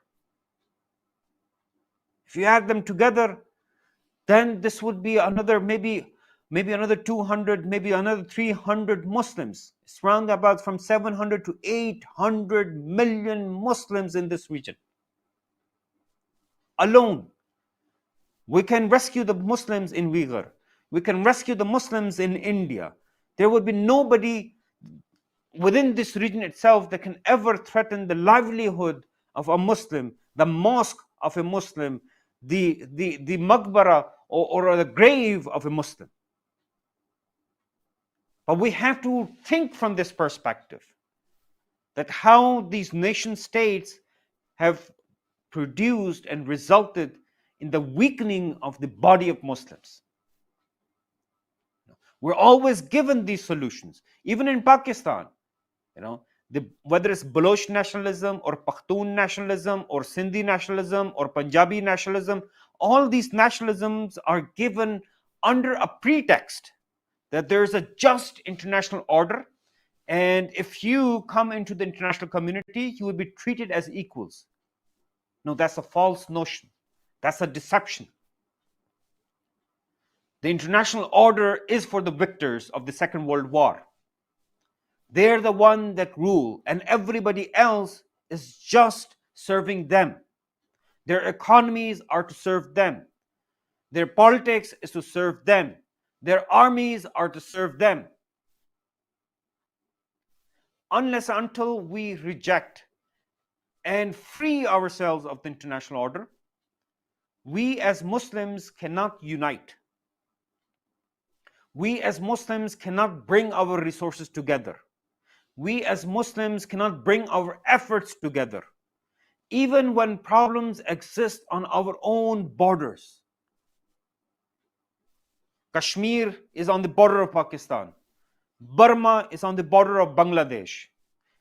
Gaza is on the border of Egypt. But we cannot respond to these catastrophes where hundreds and thousands of Muslims are being affected. Why? Because of the nation-state construct. We have to look at the state construct. We have to look at the nation-state paradigm as a disease that has weakened the body of the ummah. Allah ﷺ said that this ummah is like one body. When a part of it aches, the whole body joins together with fever and pain. We have to look at it from this perspective. The whole ummah, if it's round about 1.5 to 2 billion people, this region alone has round about 700 million Muslims. This could be the new center of civilization for the Muslim ummah. This could be the center of gravity for the Muslim ummah. It's a huge population, whether it's the Bangladesh army, whether it is Pakistan army, or it is the Afghan army. these themselves have been people that have proven their mettle. They have proven their skills. They have proven themselves to be professionals. It is time for them to serve Islam now. It is time for them to seek the pleasure of Allah subhanahu wa ta'ala. It is time for them to seek recognition with Muhammad sallallahu alaihi wasallam. But that would be only when it is in the service of Islam. Even when Muhammad sallallahu alaihi wasallam, his honor is being defiled by the French government as an official act, not a single Muslim nation was able to stand up to it. Not because they did not have the capacity, only because they were not able to define it as a national interest. Because Muhammad sallallahu alaihi wasallam is a messenger of Allah subhanahu wa ta'ala for this whole ummah. So not a single country can take responsibility. It has to be something that could be collective. And if there's no collective will, then where would the action come from? The collective will of Muslim ummah is only through the Khilafah state. This is what Islam teaches us. Because Rasulullah sallallahu alaihi wasallam said, if there is bay'ah for two khulafa, kill the later one. The political will of the Muslim ummah is only practiced, it's only observant, it's only demonstrated to the platform, to the framework of the Khilafah structure. Like Abu Bakr raziyallahu anhu, like Umar raziyallahu anhu, like Usman raziyallahu anhu, like Ali raziyallahu anhu, and all the way down to the Ottoman Khilafah till 1920 when Mustafa Kemal demolished Khilafah. The Muslims were able to respond to their problems because they had the platform of Khilafah. Whether it was the Mongol hordes coming in, or it was the Crusades, it was the Khilafah that was able to unite the Muslim resources. It allowed the Muslims to travel through Muslim lands. It allowed Muslim resources to unite against foreign threats. Today, we have to reject these Western notions, whether it is about nation state or national economies. We need to think on the level what would unite us together. And the only thing that unites us together is the Islamic ideas, the Islamic ideology, the Islamic solutions. Wa akhiru da'wana alhamdulillahi rabbil alameen wa salatu wa salamu ala rasulihil kareem subhanallahi walhamdulillahi wa astaghfiru wa atubu ilaik.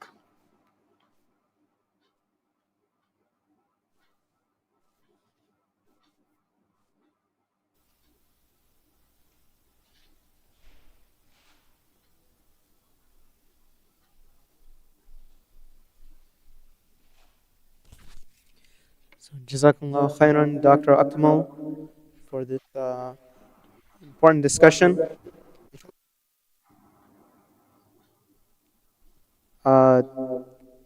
Inshallah, Dr. Akmal, if you want to answer the questions from the submissions form, inshallah, you should be able to do that. Sure. Once I see a question.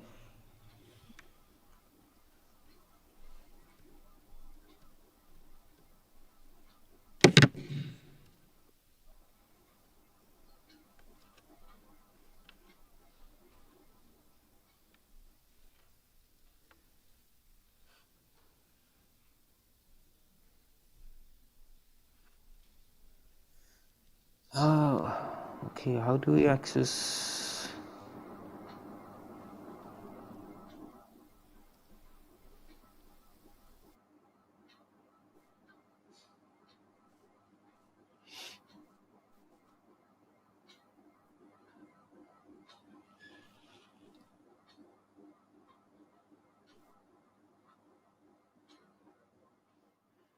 I don't see the chat box here on the streaming platform. If you can WhatsApp me the questions, I can address them there.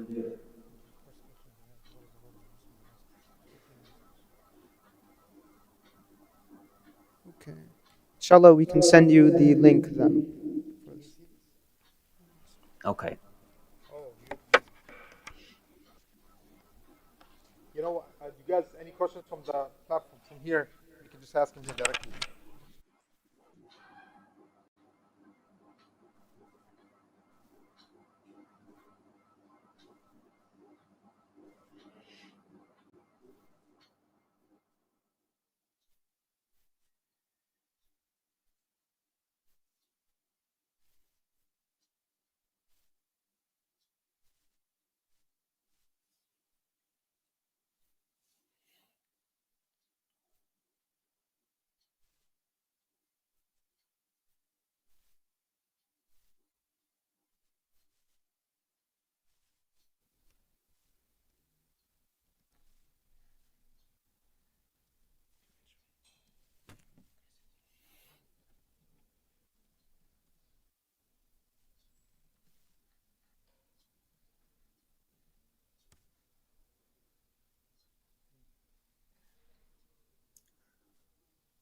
Oh, okay.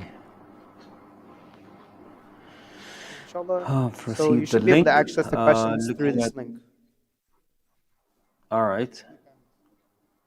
Cool. Ooh.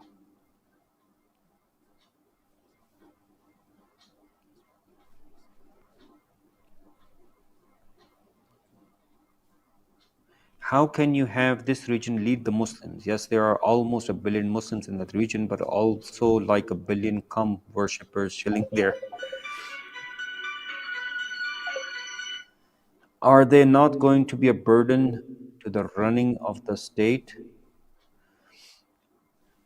Okay. No, alhamdulillah. I mean, see, the first thing is to unite the,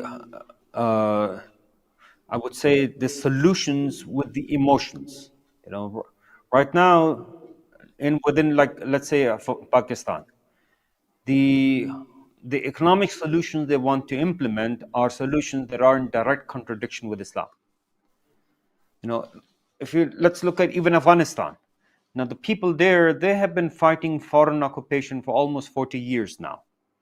And alhamdulillah, they're imbued with, they're full with all of this, I would say, bravery and courage and the will to sacrifice for Islam.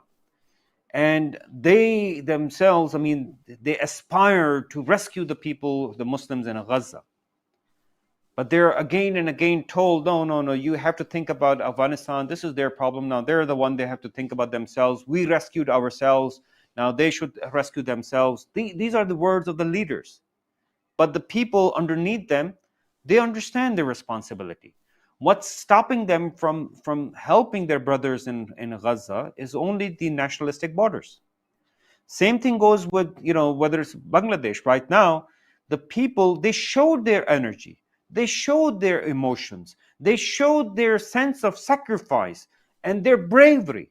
I mean, more than 800 people, they sacrificed their lives.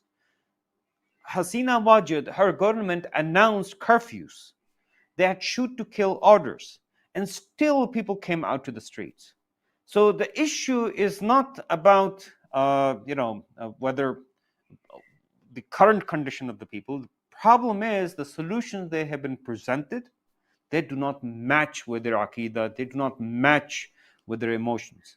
Once you have a solution that would match their aqidah, that would match their emotions, you would see them on fire, inshallah ta'ala. I mean, right now you can complain about them chilling, and that would be rightly so. But inshallah ta'ala, as I said, once the solutions match their aqidah, you would see a completely different ball game.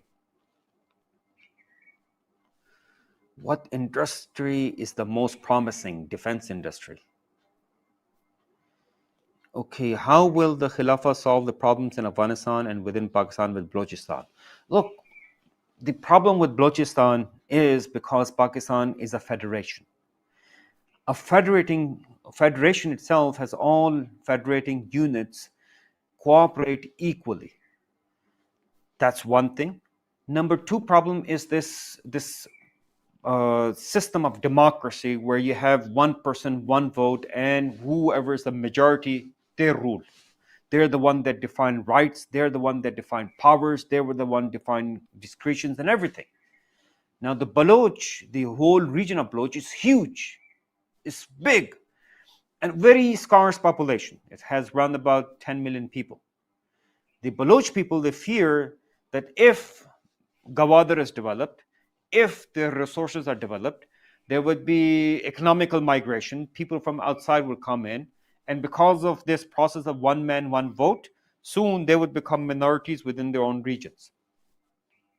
The problem is secular democracy. Problem is this federation or federating unit concept. The problem is, the division of power and devolution of power and all of these corrupt Western ideas. The moment you bring in the dispute resolution mechanism of Islam, Islam does not tell me that if you have a problem, first create a majority. Now, this is what happens in the West, right? You have to lobby, you have to get people behind you, you have to get people on board with you, you need to get senators, you need to get congressmen, you need to get all these different people by lobbying efforts. Once you have a certain noise behind you, then you would be able to rectify your problems. But what does Islam say? You only need Qala Allahi wa Qala Rasul to establish a claim, to establish a right. And once that exists, then the whole might of state is behind you. Nobody can rob you of your right. Nobody can oppress you because the state is with you. That was the first khutbah of Abu Bakr radhiyallahu anhu when he became the Khalifa, and he said, the strong among you is the weak that was deprived of his right, because I would be on his side. So the issue of Balochistan, the issue of uniting the people in these lands is these nation states and is democracy and these federal ideas. Once you reject them and look at how Islam provides a dispute resolution mechanism, what type of political inclusivity Islam provides, you will see all these problems vanish away. Okay, can Pakistan unify with Bangladesh in Bangladesh's chaotic situation?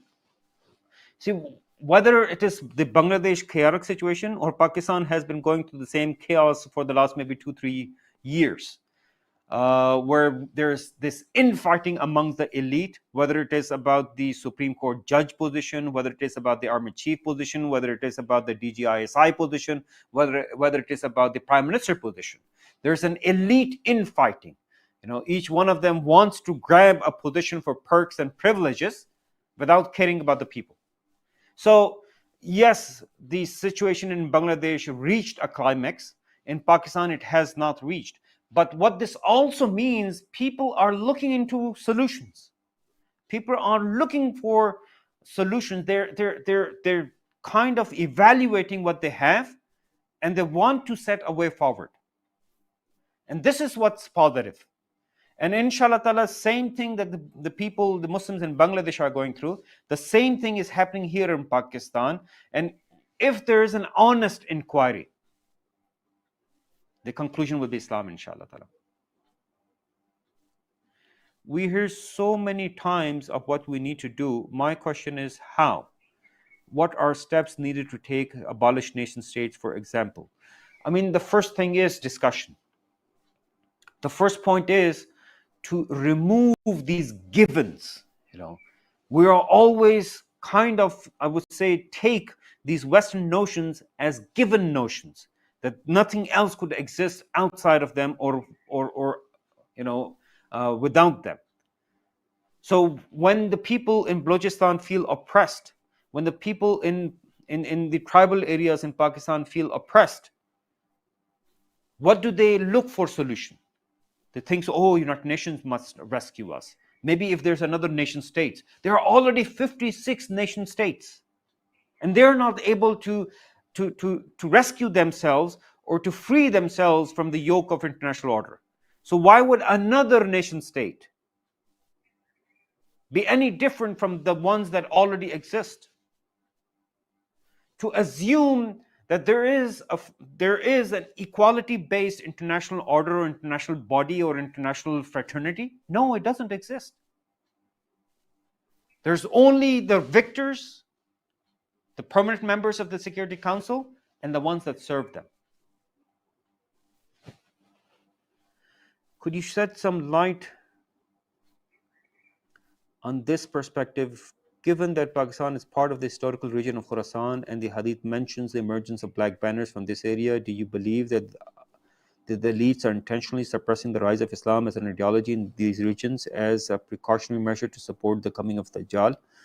The elites themselves, they have given themselves as servitude to the West. So yes, they are suppressing Islam as a service to the West. Whether it is in Turkey, whether it is in Egypt, whether it is in Jordan, whether it is in Saudi Arabia, whether it is in Pakistan, Bangladesh, Indonesia, Malaysia, all these people, they suppress the talk of political Islam as a service to the West themselves. The US and its allies declared war on Islam in 2001. They use a pretext of terrorism. They use a pretext of all of these different type of groups, but the actual target was political Islam. And using this pretext, they were able to, I would say, employ and recruit all of these Muslim elites and governments. There is talk that Taliban may be used by America against China. Is this possible? Again, when it comes down to national states and nationalism and all those type of things, anything's possible. Islam gives us red lines. We cannot change the ahkam of Allah. We cannot change the ayat of Quran. We cannot change the ahadith of Muhammad sallallahu alaihi wasallam. Those are red lines. We cannot change them. But once you define national interest, when you start defining one's own activity zone within the scope of nation states, everything's open.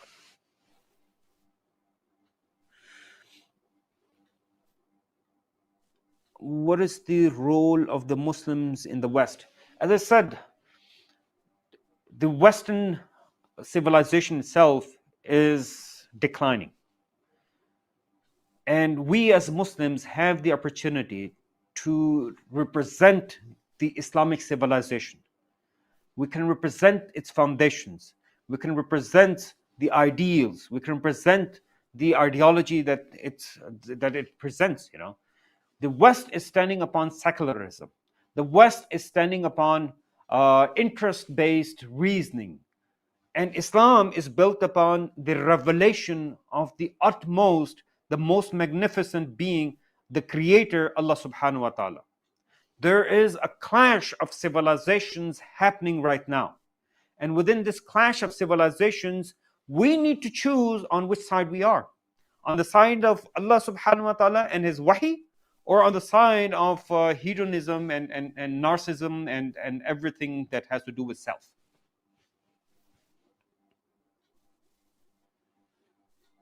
How can Pakistan rescue Gaza? Is it too far? No. I think so. The Pakistani military has been serving United Nations for a very, very long time. Its naval assets have been helping the US guard the Red Sea and the Arabian Sea and these areas. So it's really about the will. It's really about willpower. It's really about taking something as a red line, taking something as something that needs to be, that has to be, that must be done.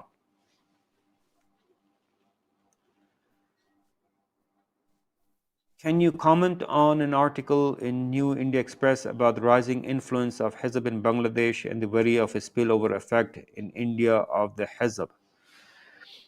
See, it's about Islam as an ideology.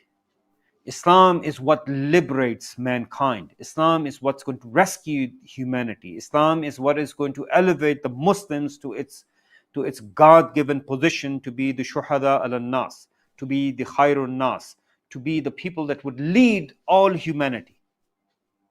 So this is the idea that has governed Muslims for over 1200 years and kept on energizing them, kept on moving them, kept on pushing them to take this message of justice and mercy to all people, all lands, all places.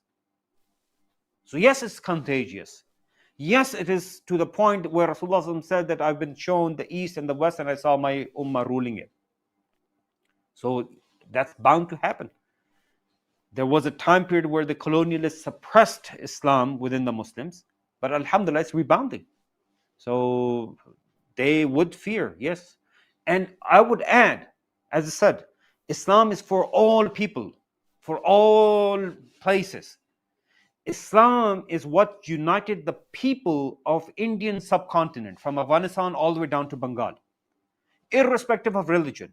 Islam is the one that was able to make this region become the leading economic power of the world. Under Alamgir Aurangzeb, India produced 27% of the world's GDP. Even though Muslims were a minority in this region, only Islam can unite the people, the efforts, the resources of this region, irrespective of what religion they have, whether they're Sikh, whether they're Hindu, Buddhist, Jainist, Christians, Muslims, whatever. One has to look at it from this perspective. Secularism has failed to unite people. Secularism is what caused the first division in 47 and then the second division in 71. And only Islam can unite all of these people together.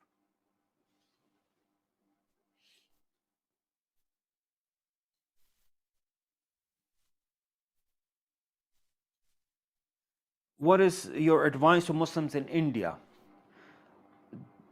Islam is the only way forward. There's no shortcuts.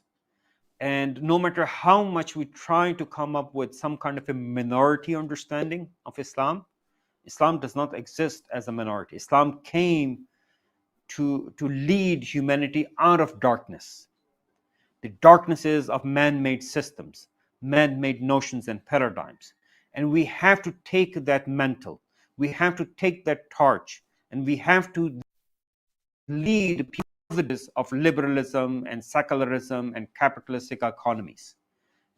We talk about the shining India, but there's such a huge dark underbelly of India, where there's hundreds of millions of people that have been left in poverty itself. Islam solves it. We have to take up Islam as an ideology, as an alternative to secularism and socialism. That's the way forward.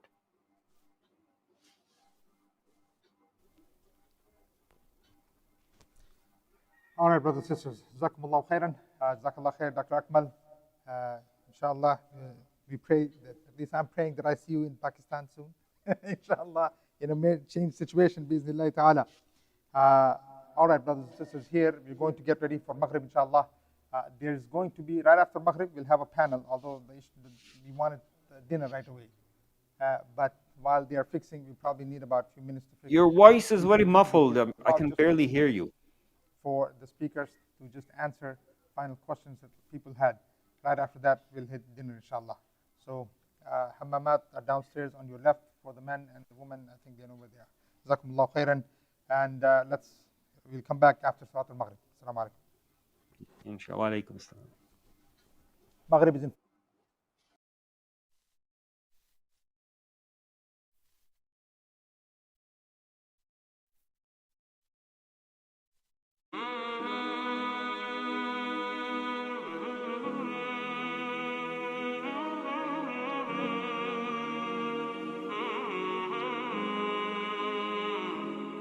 Mm-hmm.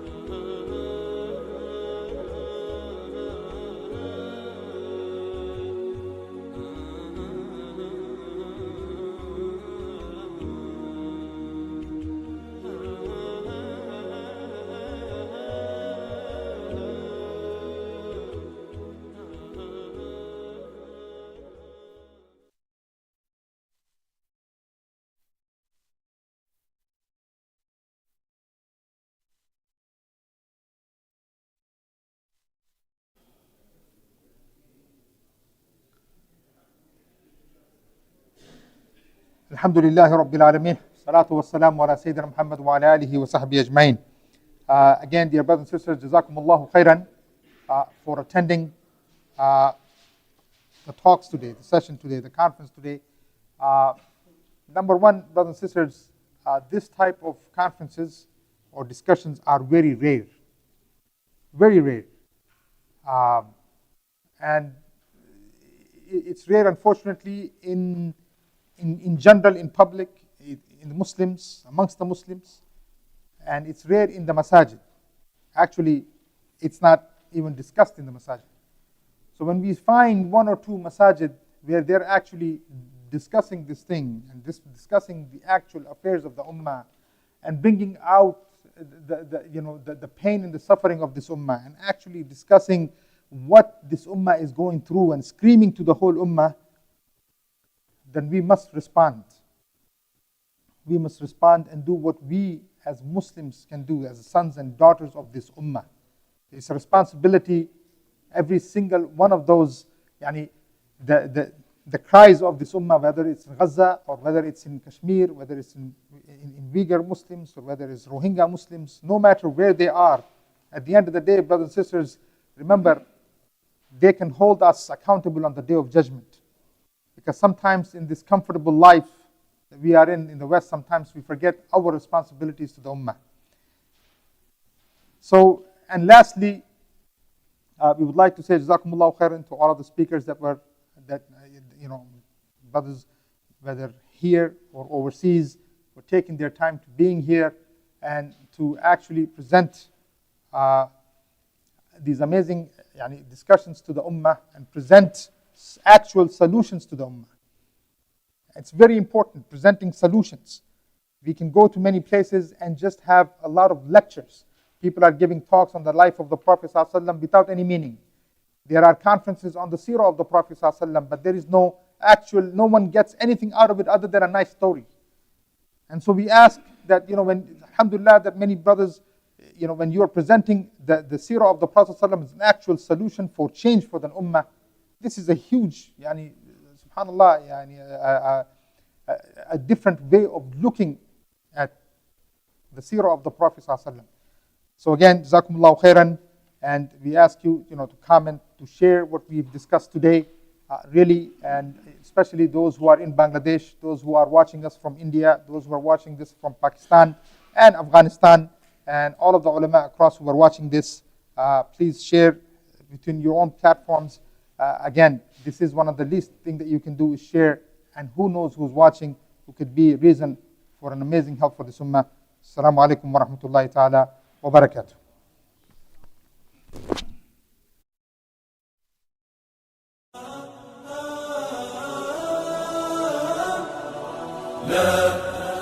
لن يطول الظلام ديننا لن يضام نحن جيل الهمام نحن فينا عمر لا لا لا لن يطول الظلام ديننا لن يضام نحن جيل الهمام نحن فينا عمر صبح بدا نور ظهر نجم وشمس وقمر ألقى على الدنيا الدرر هذا عمر هذا عمر كل البرايا تنتظر أيامه البيض الغرر كي تستفيد من العبر هذا عمر هذا عمر لا لن تدوم الجراح بل سيأتي الصباح نحن أهل الكفاح نحن فينا عمر لا لا لن تدوم الجراح بل سيأتي الصباح